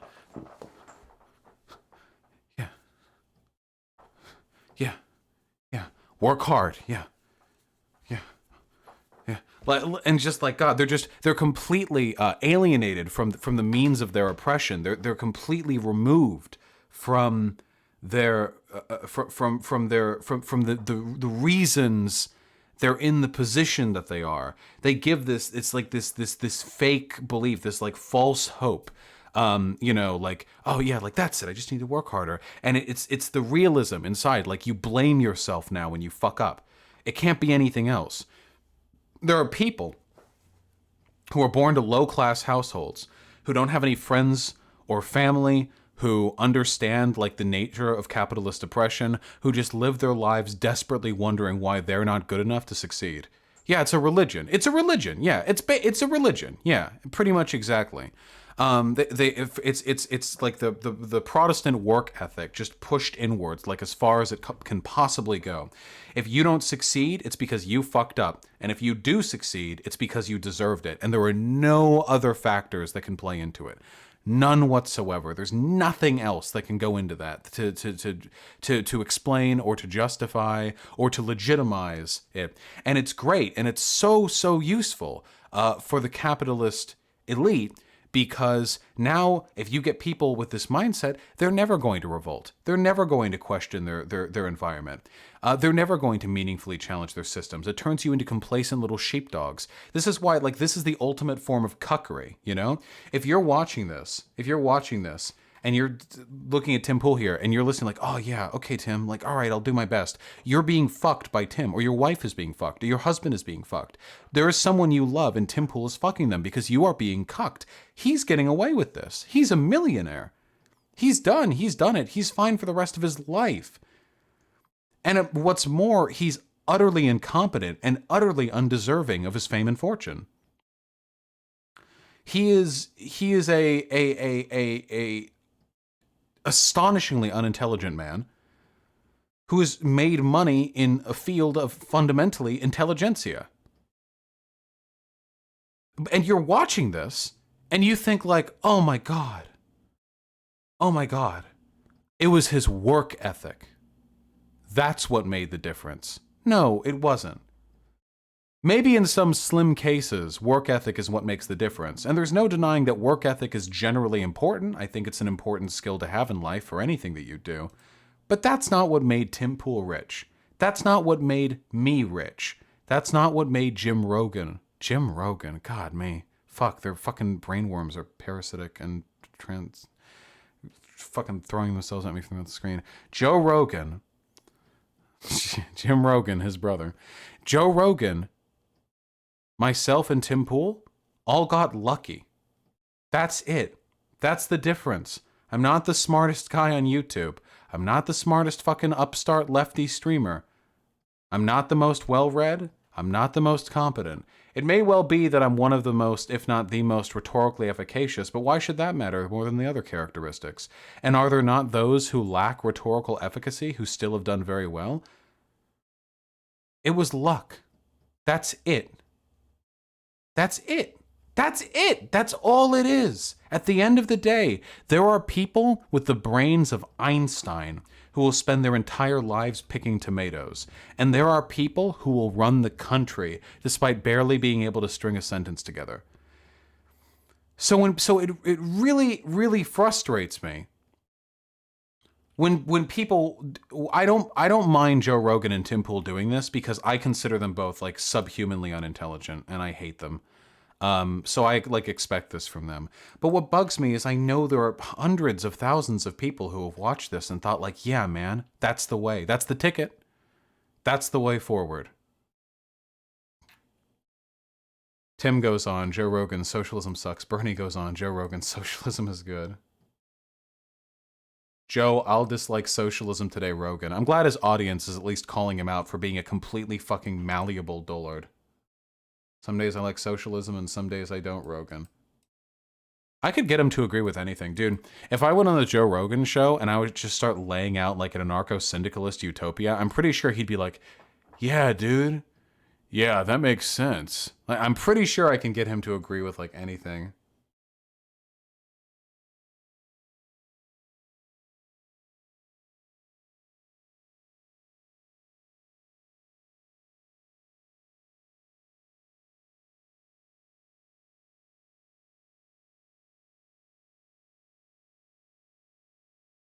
Oh my god.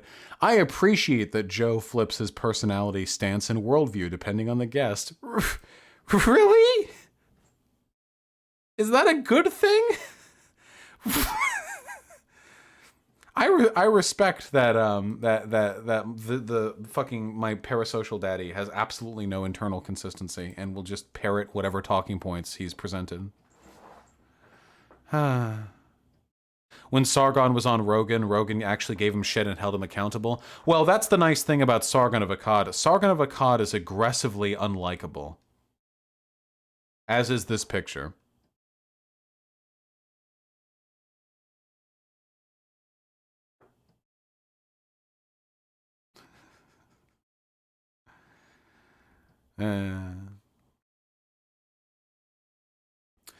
But yeah, that's the nice thing. Like, everyone hates Sargon because Sargon is very eminently hateable. It's, you know, it's easy.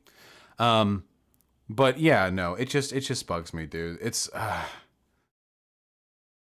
I just can imagine the people watching this. They're thinking like, yeah, man.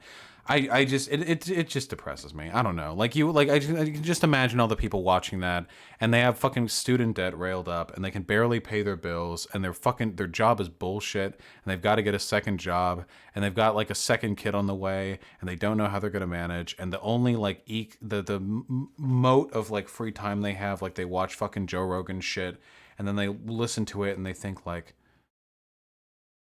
yeah, man, just gotta work harder, and that's it. That's the limit of their brain. Like that's what they've been taught to work within.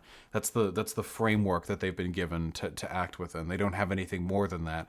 They can't think like, no, they can't think like, I'm being made docile. I'm being made subservient. I'm being made weak. That's what's being done to me right now. I'm being reduced. I'm being born into an unfair situation, and I'm letting people tell me that's okay. I'm letting people tell me it's all right for that to be the case, and that it's my fault for not dealing with it better. At least us socialists know, like, if we've been dealt a bad hand, you know? But they don't even believe in good hands or bad hands. They just, like, everyone just gets a hand. And then if it's good, it's because you were successful and worked hard. And if it's bad, it's because you weren't and didn't.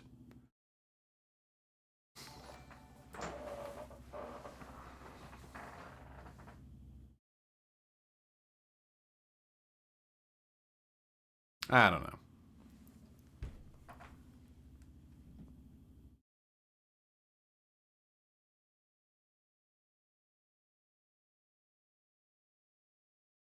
All right.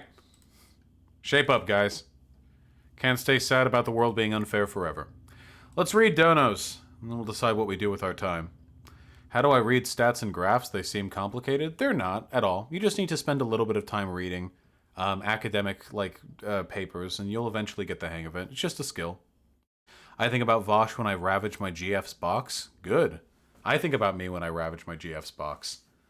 Think about how hard I am. Dude, wait. Does anyone else ever have this problem? I feel this is the weirdest fucking fucking problem that I have, okay?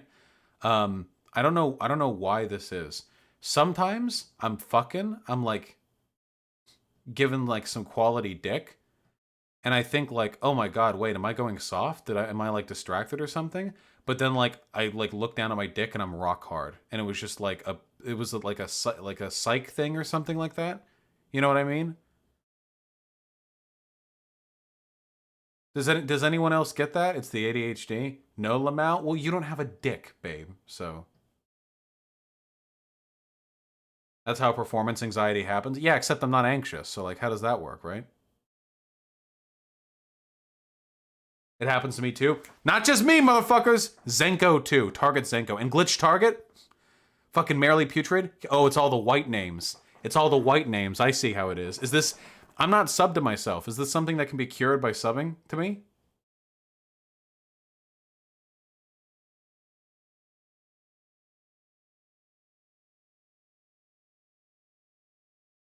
Hell no, Vosh, it's happened to me too. Yeah, it's really weird. It's really weird. Like I'm doing like the deep strokes or something, and then I'm like, wait a second, am I going like what the fuck's going on? But then I like pull out and I'm like, still, you know, I don't get how that works. Why did I go on that tangent? Oh, I thought somebody said dick. A random topic, you can probably guess. Darwinian realism. I don't know if universal childcare and pre-K would be able to fix anti-immigration sentiment because it comes from racism at the end of the day. Lunatic, true, feels over fucking reals, my dude. Newberific, my preferred protein bar. Oh, fuck, I don't have it here. Babe, what's my preferred protein bar brand? Can you type it in chat? What the fuck is my preferred protein bar? You know, it's one we eat. Maybe Spau, maybe.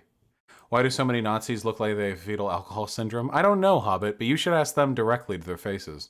And Sake with the $10. If you go far enough to the left of Chomsky, you'll end up going around the earth until you've invaded Poland. True! Very true, comrade. Hey, listen, Stalin was just defending himself by strategically allying with Hitler. It was nothing else. It was nothing but that, Pepe.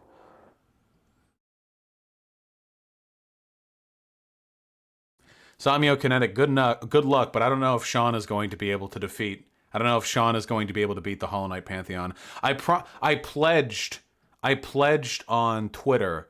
I pledged on Twitter that if Sean could beat the Pantheon the Pantheon of the Hollow Nest on Hollow Knight, that I would go Bernie or bust.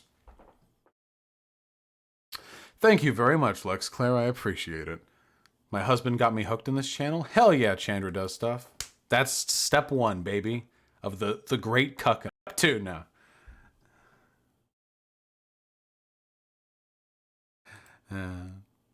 Pancom, thank you for the gifted tier 1 sub. I'm glad to hear you like spiders. Have you talked about the lynching of Ahmaud Arbery? I'd like to know your thoughts. I don't know anything about this.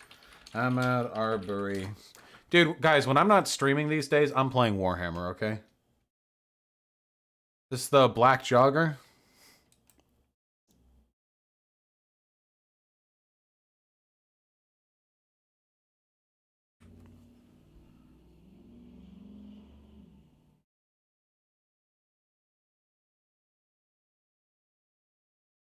Tabletop? No, Mortal Empires. Warcraft 1 and 2.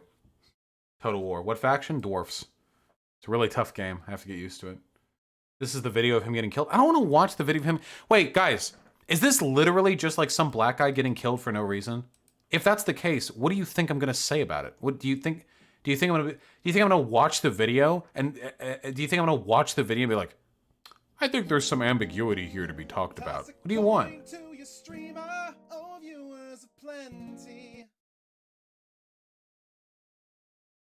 It's a black dude getting gunned down. Then what do you think my thoughts are? What do you want? It's bad. I don't know. I can't cover much in stuff that's obviously bad, right?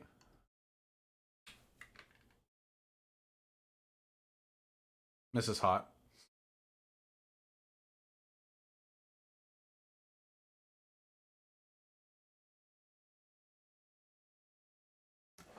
All right. Are you guys ready for my hyper brave take? This is the bravest take you've ever seen, okay?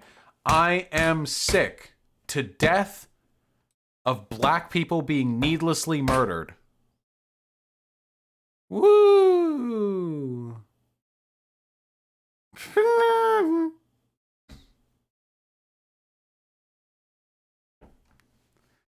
Thanks, Hobbit. I appreciate your spoiled socialist rich boy bucks. And Pancom, thank you for the gifted tier 1 sub, comrade. True absurdism, I'm pretty sure that Tim Pool has one, like, safety beanie. It's like his safety blanket, even if he could afford all the beanies in the world. Marcus Aren, I love you, comrade. The short fat otaku video, it's gonna come eventually. I just keep forgetting. It's gonna come eventually, comrade, I promise. Have you ever taken a look at any of Zdzisław Bek... This is unpronounceable. ZDZI? Zdzisław Beksiński's art? I find all of his work very hauntingly beautiful, and I think you might enjoy.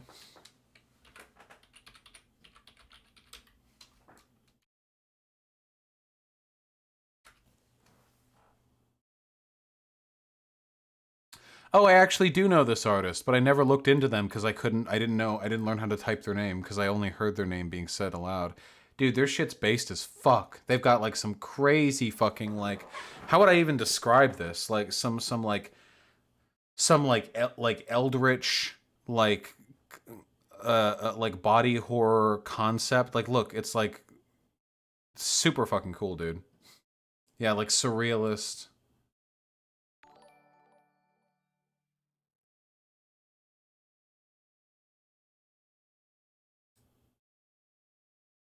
They're very comfortable in a very specific color palette. This one might be my favorite. This one is extraordinary. I really, really like this. This is really good. This one's low res. Can I only get high res images? Can you chill?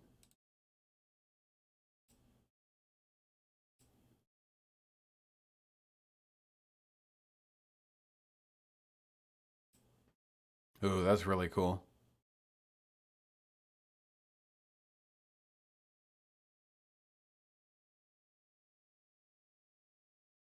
Where are we going? I don't fucking know. Someone mentioned it. Jesus Christ.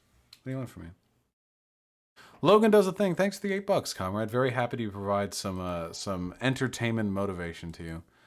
Does Dim Tool wear that ugly beanie to cover the brain slug that's been feeding on what's left of his noggin for decades? Sake Tanuki, at this point, Tim Pool is like double D, dude. I feel like there's some sort of elder fucking god lurking underneath there that whispers like haunting nothings into his ears. I have no fucking idea.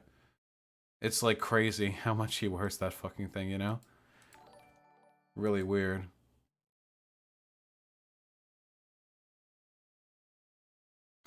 This is the shit I hate, folksy nonsense phrases that dictate your political outlook. Yeah, Professor Studs, most people just don't care about being right. Like, that's the issue. Most people genuinely don't care about being correct. So they don't care about adopting thought processes that are going to lead to them being correct. So they'll just, like, say whatever they want to say. They just care about the outcome. What is this?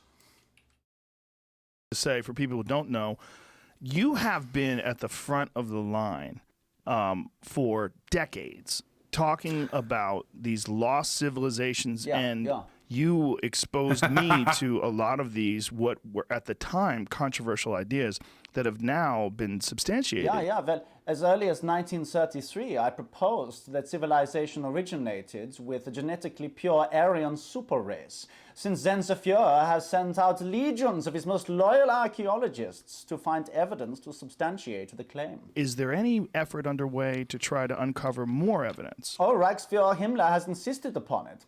You know, he is a great guy, that Himmler. He recently invited me to Wewelsburg, his creepy castle in the mountains. What do you got, Jamie? Inducted me into his secret club, gave us all these rings. Aren't they snappy? Loves this thing. Yeah, we did weird sex things and pagan rituals well into the night. It was a great time. Traditional academics and traditional historians that are trying to, I guess it's archaeologists, that were trying to resist, they've let go a lot of that. Yeah. We ensured their compliance.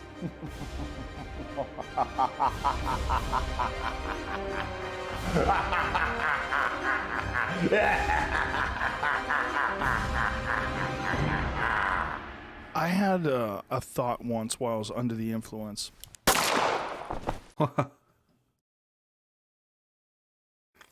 How'd the blood get on the camera if he put the gun the other way?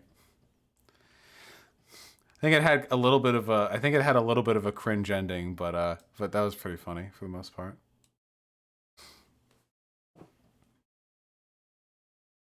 Marcus Surrender with 25 kroner. Would you ever debate Danky Kang or Caleb Maupin? Yeah, I'd debate either. I've already debated Danky Kang, and I would debate Caleb Maupin, but Caleb Maupin wanted a moderator. I don't want a moderator. I want to get in. I want to get in nice and dirty with Caleb Maupin, okay? Oh, God. The tankies are mad. I've been doing a lot of reading lately. Every time I read anything about any theorist, it debunks something I've been told by a fucking tanky dude. Like, it's crazy. It's so boring to me, though. Like, why would I shouldn't need to read theory to argue about the issues. I should just have, like, available empirical data that we can argue over. Why would I argue over the correct interpretation of, like, some other person's work if I don't necessarily subscribe to those beliefs? You know what I mean? Like, theory is useful and everything, but if we got disagreements, like, I don't want to have... I'm not having an argument over whether or not Lenin believed this or that. I'm having an argument over whether or not this or that is good. And I don't need theory to make those conclusions. I only need theory to be familiar with the thing that I'm defending or attacking. You know, like... Yeah. The only reason I want to read theory is to prove that they're liars. Yeah, they treat it like religious dogma. Theory can give you new arguments or perspectives you haven't thought of. Oh, I agree with that. I'm not disagreeing. It's valuable to read theory. I'm just saying that when it comes to actually arguing with these people, if I want to argue positions, then I shouldn't need to defer to theory. Theory was just the personal beliefs of the people who wrote it. It's philosophy and economic theory. It's not like if I crack open like Das Kapital or State and the Revolution or whatever, I'm gonna find a bunch of data charts on like here's projected outcomes with a proletarian revolution. Here's projected outcomes of the Black Army succeeding the Red Army. Here's projected outcome. Like, it's not. It's people who are very intelligent, like, you know, reading and writing out their theories and ideas and so on and so forth. Yeah, but I've talked with Danky Kang is like insane, dude. I feel like I'm platforming this guy by paying attention to him, but many people have criticized me for saying insane flippantly when I speak about Hello, tankies. everybody, boys and girls. But I really genuinely think they are. I don't know, dude. Every time I talk to them, they're like wild. So here's a video of me from a day. Oh man, I shouldn't platform him, dude. He gets like more views talking about me than he does anything else. Vosh shamelessly lies about me and proves himself a coward. I don't know, dude. He can come on like anytime. Radlib calls me Radlib Vosh calls me a lunatic king of the tankies. Don't get full of yourself. You're more like a bastard prince. Caleb Maupin might be the king of the tankies. Here's the child porn one. Here's the same one all the alt-righters focus on. It's interesting. It's only alt-righters who hyperfixate on this specific argument and try to misrepresent it. Nazis and tankies. Vosh gloats about destroying class consciousness. What does that even mean? I love class consciousness. Oh, Jesus Christ, ladies and gentlemen. Another day, another Vouch video is made. This video is also actually made like 2 days ago. He did figures on the online left-wing movement supporting the Hong Kong protest in logic. Well, that debate never came to dipshit, you know, market socialism or whatever. Wait, do I talk? Vouch wants to call himself. It sounds anarchist to me. All the Jews. I would. Bernie Sanders is literally the same as Donald Trump. Anybody who thinks that. Oh. This is about my letters from a former tanky video where somebody wrote me a big email about how my videos helped them realize their tanky communities were hyper counterproductive and abusive, and they wanted to leave them because they actually cared about working for the working class and not just jerking off with like a bunch of hyper authoritarian like 15-year-old dipshits. And this is what it means to destroy class consciousness. Okay, there we go. Now I know.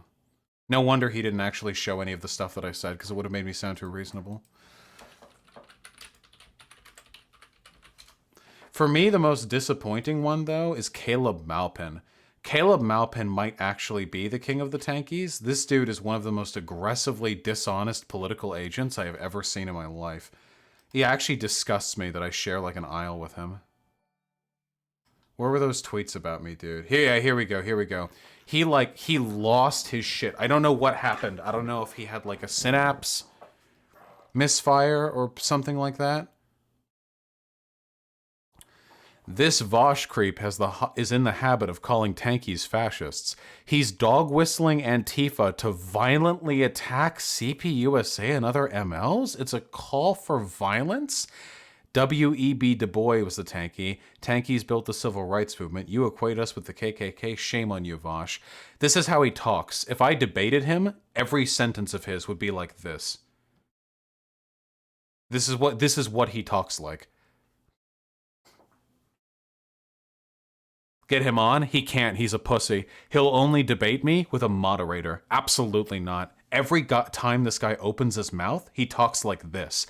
I want moderators for good faith conversations with good faith actors. For bad faith actors and bad faith conversations, I want to just talk to the guy, okay? I'm never going, never again. Not with somebody like Sargon or Stefan Molyneux or anyone like that. And I'd consider this guy like to be about the same, like intellectual honesty, like about the same as Stefan Molyneux or Sargon. Pick the mod yourself. Oh, I don't care. I just don't want a mod. I don't want to fucking parse out time talking one way or another. I want it to be entirely up to us. No one else. Him and me talking. He goes on, by the way.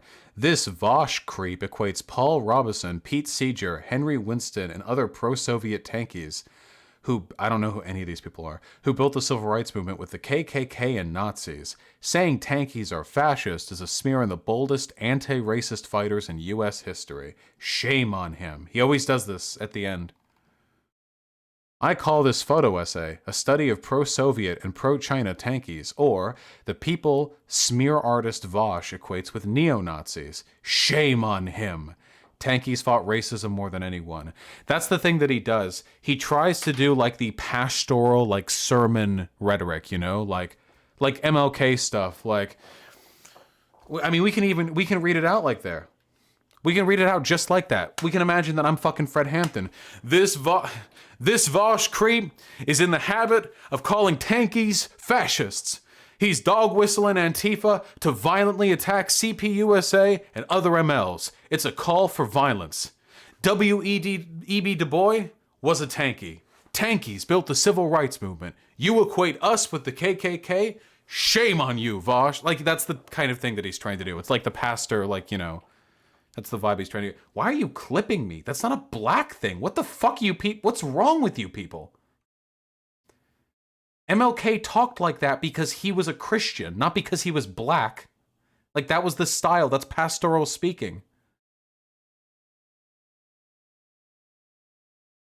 It's a black thing? No, it's not! I guess it's like a Southern Baptist church thing, but like, come on. That's what he's trying to do. That's clearly the rhetorical style he's trying to invoke here. What's the shirt? Exclamation point girls in chat. Fuck, I lost the thing because I clicked. I feel like Twitter is like a landmine where like you randomly...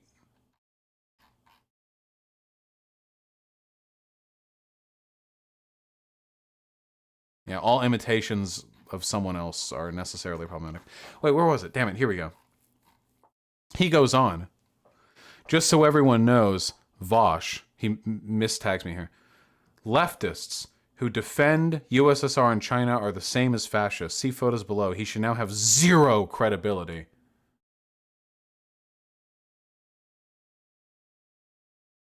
Another thing white leftists need to consider is maybe not every person in the world wants to follow exact ideological instructions for white leftists about how they should live their lives from their side. I don't know. Damn, then you got to make those arguments, motherfucker. What the fuck is that? What the fuck is that kind of point? How can you possibly call yourself an intellectual and make an argument like this? Not everyone wants to listen to white leftists. Oh, okay, sure, all right. So we can go let some fucking Luis Farrakhan go Jew beating somewhere in fucking Pico Boulevard in Los Angeles. But when I say, hey, dude, maybe don't Jew beat. Maybe beat less or no Jews. He turns to me and says, Oh yeah, like I'm gonna take orders from a fucking whitey, just like our people have been for centuries, huh? And then goes back to Jew beating, okay? American Johnson, shut the fuck up. If you want to talk to me, just fucking talk to me, dude. I have the most open fucking mic in the world. Anyone can come on. Literally, like I don't disallow anyone from coming on. Yeah, I know the rev leftists. Just fucking come on. Just tell me to my face I'm racist or whatever. A look at Caleb's website and autobiography. He's trying to create a personality cult. Oh, I bet he is.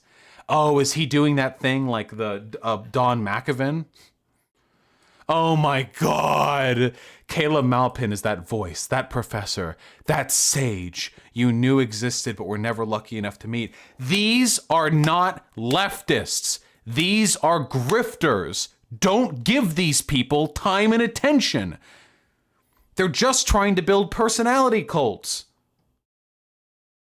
Widely acclaimed speaker, writer, journalist, and political analyst, he has traveled extensively. American Rebirth, in which guys, he wrote this about himself. You guys don't. This is cult shit. This is cult shit.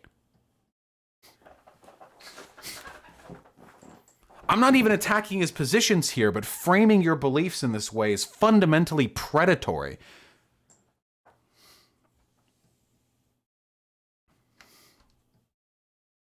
Speeches. Do you have a persona cult too? There will always be a cult of personality around public figures. The difference is, how do you try to build it? Here's what I do to build my personality cult, okay? I show up here, I stream for 4 to 5 hours a day, I scream at chat, and I make dick jokes, okay? That's what I do. I don't build a fucking website where I eulogize, not eulogize, what is it? Like, where you talk up yourself, like you talk up yourself, you know? Where I fucking proselytize about how I am the great, the great Vosh.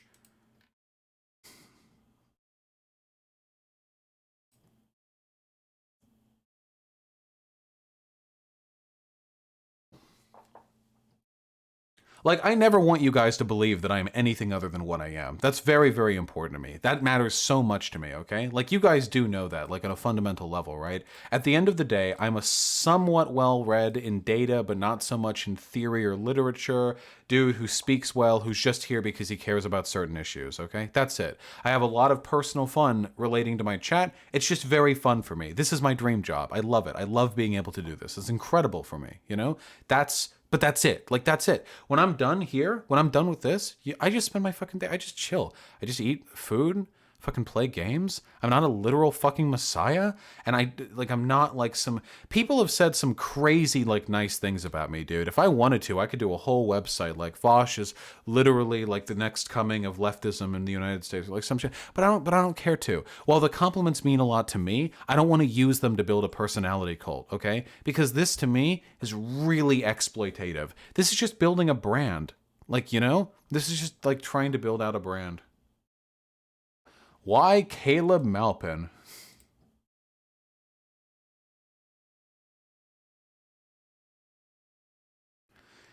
And mind you, I have a brand too. It's the drawings that I do with my face and like my stream and stuff like that. But I don't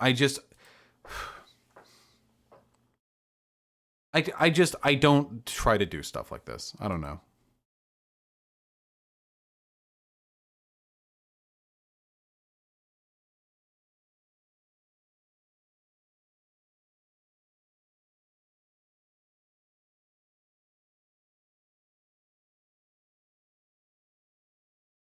I don't know. It just makes me feel weird. Hey, Vosh. Black Panthers. Tankies. W.B. Du Bois. Tanky. Albert Einstein. Tanky. Paul Robeson. Tanky. Lillian Hellman. Tanky. Nelson Mandela. Tanky. Robert F. Williams. Tanky. Angela Davis. Tankies. You think all tankies are fascists? Have you ever opened a history book? And then here, the grift slips. Folks need to start promoting my videos around and building my YouTube channel more. If not, pro-imperialists like Vosh, who think Black Panthers waving the Red Book is the same as Richard Spencer's Hitler salute, will dominate the discourse. push back against the synthetic left.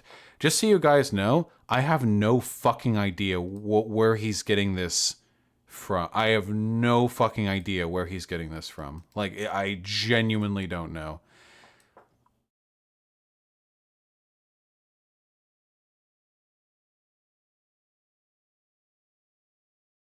He's been saying tankies are fascists for months, and it just takes me tweeting a few photos at him to get him to completely backtrack. Everyone heard what you've said, Vosh. Shame on you. And this is in response to me saying I don't think he understands my position. Okay. He announces on his platform that pro-USSR and pro-Soviet tankies are the equivalent of Nazis. That's a dog whistle to Antifa. He's in essence inciting violence against other leftists, but me calling him out is silly. Lamau. Vosh suddenly says he respects tankies. He types like such a boomer. After he equated them, Nazis and fascists, people he openly advocates for violence against. All it took was a few photos to expose this expert on the history of socialism for what he is. No apology even. Unbelievable. And then here's Stanky Kang. He's suddenly claiming, like I could do, like it's so weird, dude.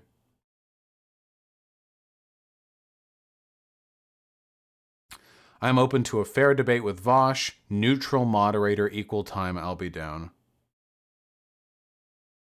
You are a loudmouth, ignorant bully. He won't just come on. Guys, I don't understand. Oh my God, he quote tweets everything. He never just responds to something. I guess I don't understand, like, is a debate with me on my channel not a fair debate? If I equalize the audio, so we're both equally loud, and I never mute him, isn't that a fair debate? What is a moderator, like, wouldn't a moderator assist him as much as it would assist me? He thinks you're going to yell over him? Yeah. The funny thing, like, this is the reason why you should never... Here. Destiny, thank you for paving the path that I walk on.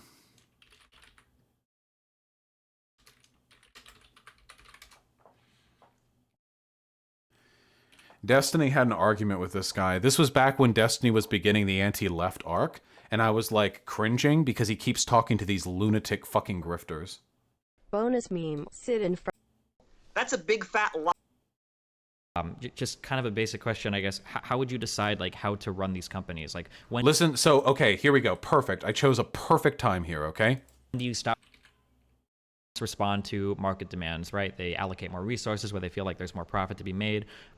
Just kind of a basic question, I guess. How would you decide, like, how to run these companies? Like, when do you stop producing oil to export to other countries? Like, so Caleb Malpin is talking about, like, the nationalization, the socialization of industry. Destiny is asking, well, how do you do this? Are you trying to make as much money as possible? Do you balance out, like, environmental concerns with people concerns? Like, this was back when Destiny engaged in very good faith with leftists, I think. How do you plan this out economically since you're not using a market-based system to do it if you expropriate these industries?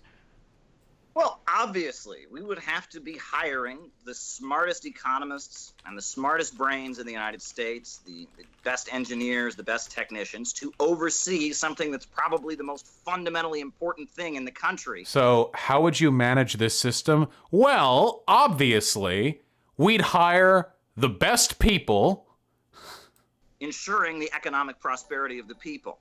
Now, that leads me to when you said that I was a nationalist. And I want to be clear, I am not a nationalist. moves to a different point. Oh, then Destiny tries to call him on it. To be clear, I didn't say, chauvinism. yeah, wait, to be clear, I didn't say you were a nationalist. I just said it sounded like earlier you were trying to appeal to me being a nationalist. I'm absolutely not married to the idea of America or capitalism. I don't, like, intrinsically care about either of these things. Just making sure that I be that clear, okay?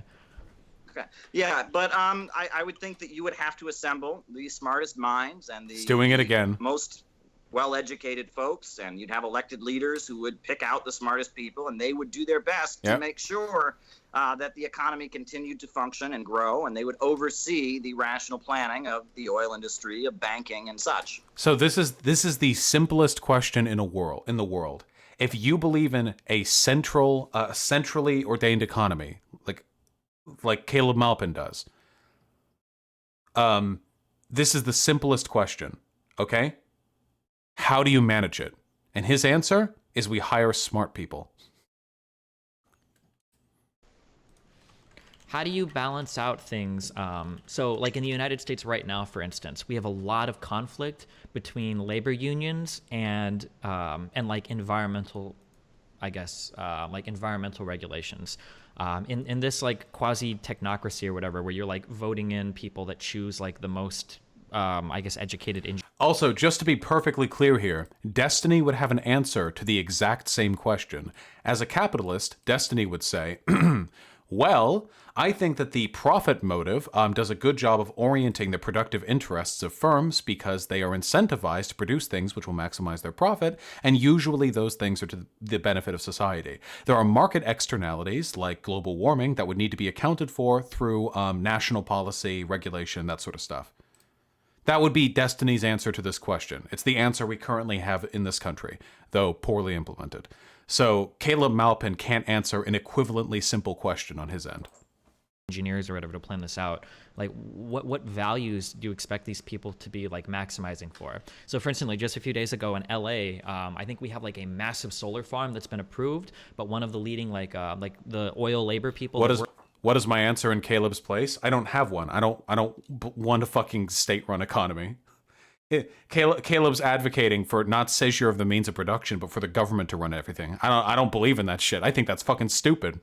Dude, centrally planned economies without democratic oversight are not very efficient. There are a lot of problems, and they don't account for externalities that well either, because there are usually like industrial interests of like the party leaders that interfere with the productive enterprise of those systems. Work here are dramatically against it because when they bring these solar farms online, they're going to be cutting power to a lot of the oil factories here, and obviously all of the labor there is like highly opposed to that.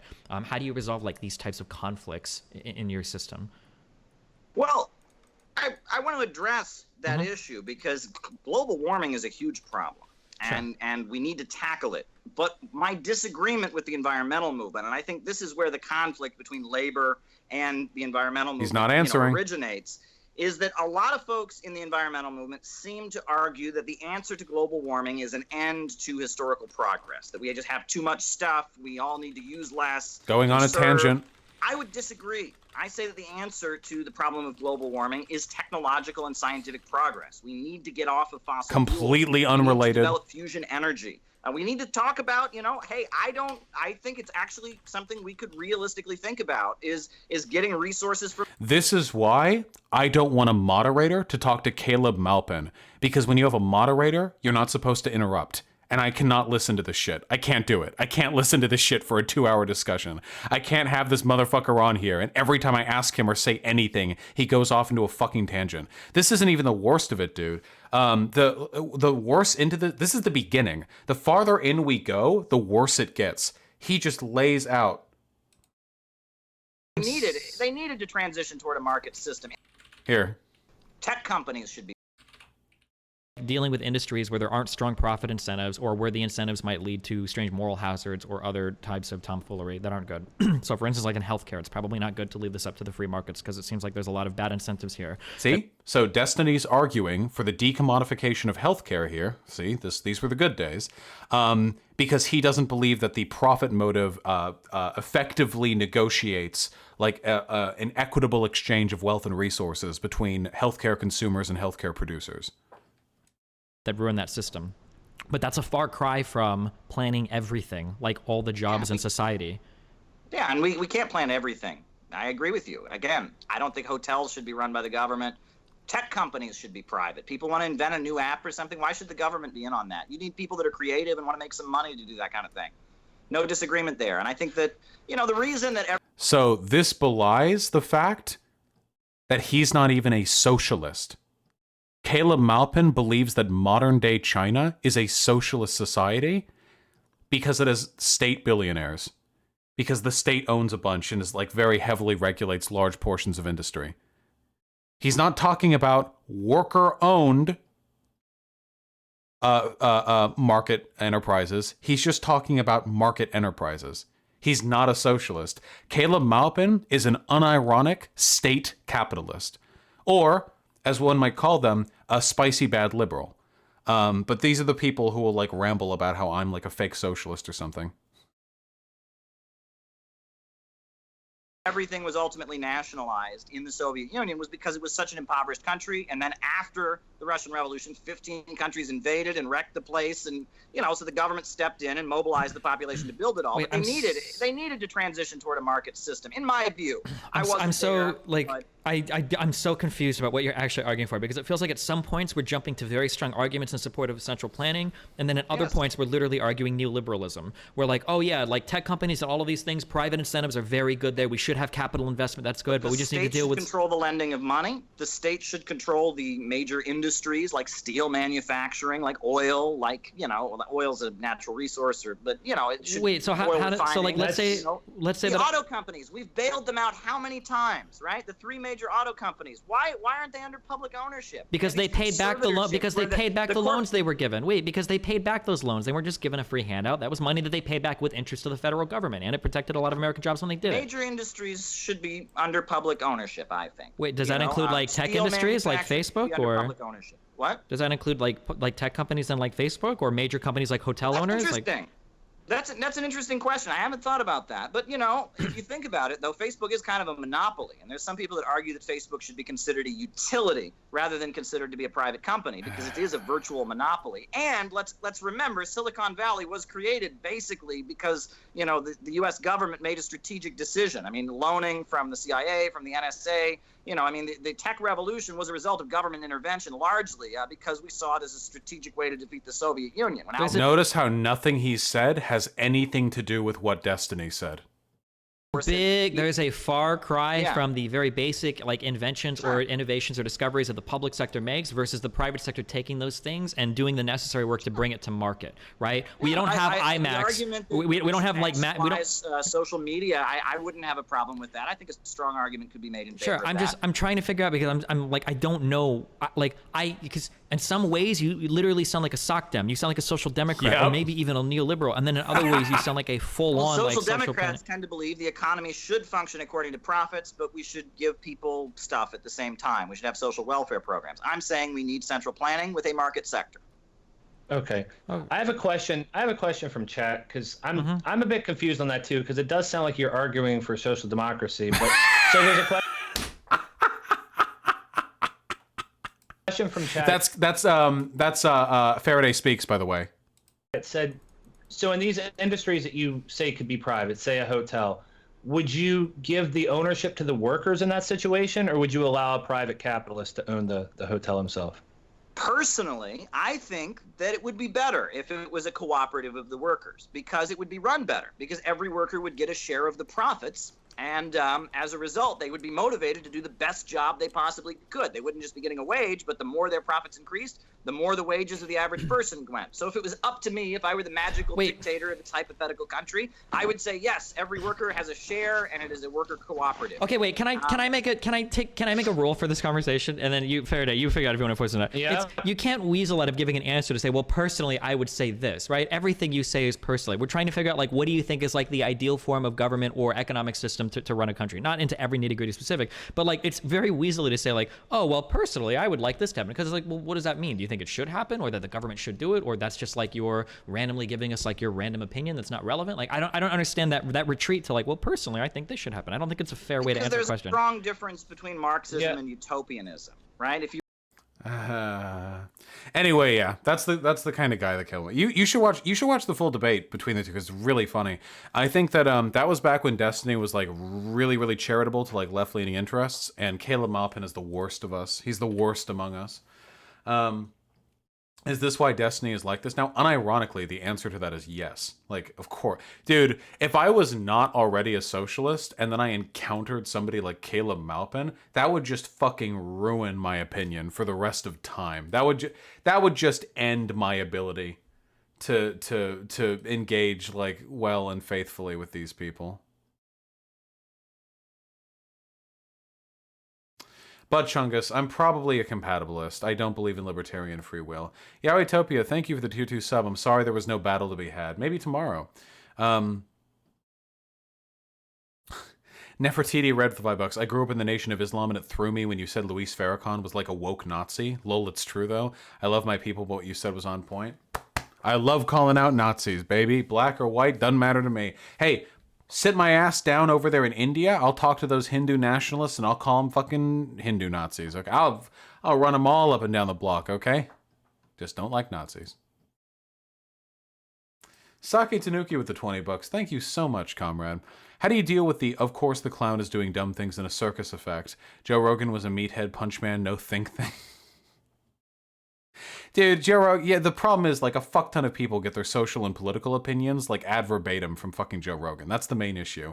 If Joe Rogan just wanted to have, like, the dipshit meathead podcast, then that would be fine and dandy, but that's not what he is, and that's not what he does. He gives a lot of people a lot of fucking language and thought, you know? Would I support a decentralized planned economy or a market economy? I am in favor of whatever gives every individual human being the greatest amount of control over their lives and their environments. That, to me, is the best possible outcome. If a decentralized planned economy would fulfill that better than a market economy, then I would be in favor of that. You must know? What?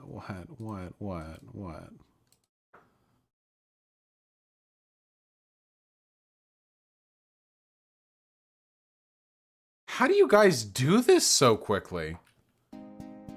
Jesus Christ, that's bad.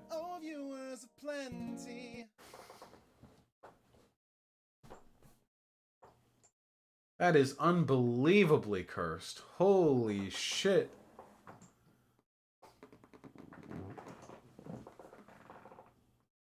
New emote? No, that's not a new emote. I forbid it. When you say immigration benefits the economy, does that include illegal immigration? Yes, eccentric heretic. Yes, it does.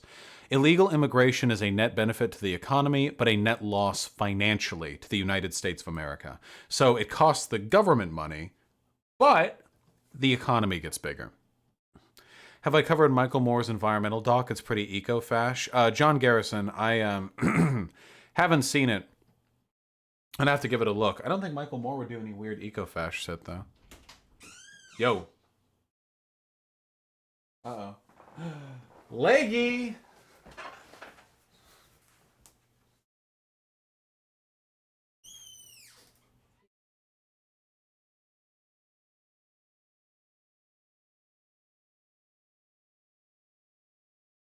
I just bonked his head on the door frame. Oh, no, he's sleepy.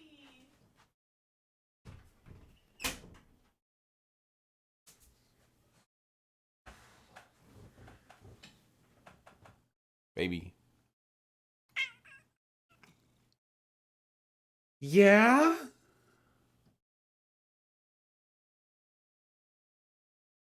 You can't say that on YouTube.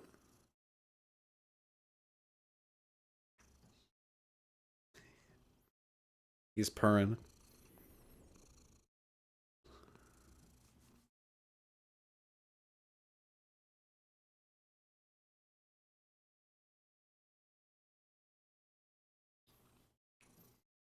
What a beautiful little baby. Leg.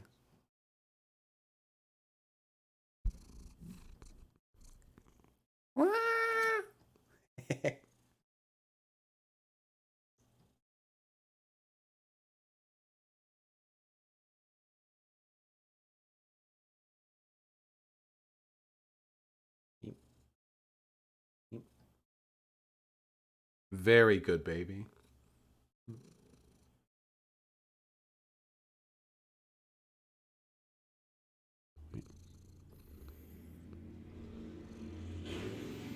Ooh, loud car. All right, be free.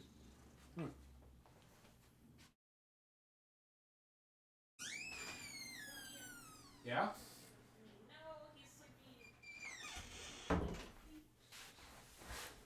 An excellent baby. Mo Freedom Foundation wants to have a discussion with you. Who is that? Thank you, Fafo. Mo Freedom Foundation, huh? Well, it'll have to be next time. True Markinator, criticizing the USSR is basically like being a member of the CIA. Pete Seeger literally did a documentary on the Internationale where he criticized the Soviets for associating the song with militarism.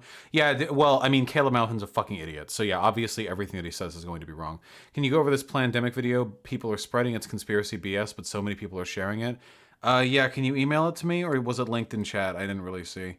Mode server the tier 1 sub. Thank you, comrade. I really appreciate it. Happy to be on this side. Sake at the $5. You already have the beard of a mountain guru who tells people to who have claimed the 468 steps of enlightenment to use the elevator. True! Very true, comrade. Any shortcuts to enlightenment? This is that video? This. Doctors in Black. Plandemic. Global plan to take control of our lives, liberty. Sure, I'll go over it. I have a feeling I'm not going to be able to debunk a lot of the claims, though, because they're just going to, like, reference and cite a fuck ton of statistics I'm not familiar with. DeGero with a very generous $25. Thank you, comrade. I miss Charitable Destiny. That's okay. We're going to get him going again. At the end of the day, as much fun as it would be to maintain some kind of perpetual gripe with Destiny, and I am legitimately frustrated with Destiny in a lot of ways, I think that I can do a greater material good to the world by trying to appeal positively to him, get unbanned from Twitch, speak with him more amicably. So hopefully that's something that I can do. I would have to get him to stop hating me first, though. I'm pretty sure that dude hates me now. 21st Century Socialist with a very fucking generous tier 4 sub. You have officially become a true comrade, but playing dwarfs. This action does not have my consent. Summon the elector counts. Whoa! 21st Century Socialist. After I can beat a dwarf campaign on normal, I think I'm going to try, I want to try the Tomb Lords. The Tomb Lords sound really fucking fun. That's my next.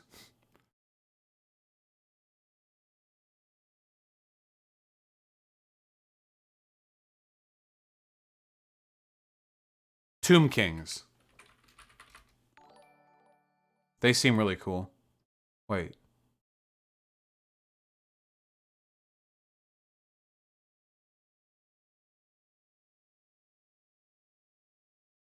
Oh yeah, wait.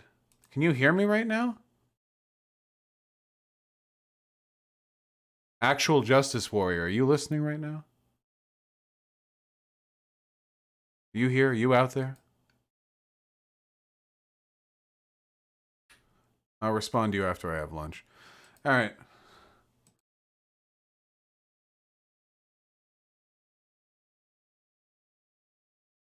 True, Roxale. I am that guy to Destiny. I am the Nazis that do it to me. All the other Nazis you debated are dumb shits. Face me. That's me to Destiny, except with socialism. And thank you, Feardevs Yoldashev, for the $5. I'll keep that in mind. All right, I'm so fucking tired and hungry. I'm mostly hungry. I'm not actually tired at all, but I'm super fucking hungry. I don't know why. I'm so hungry. Love you all very much. All right. Peace out. Stay safe. Be cool. All right. And I'll catch you all tomorrow. Don't know politics or video games? I have no idea, but peace out. Ooh.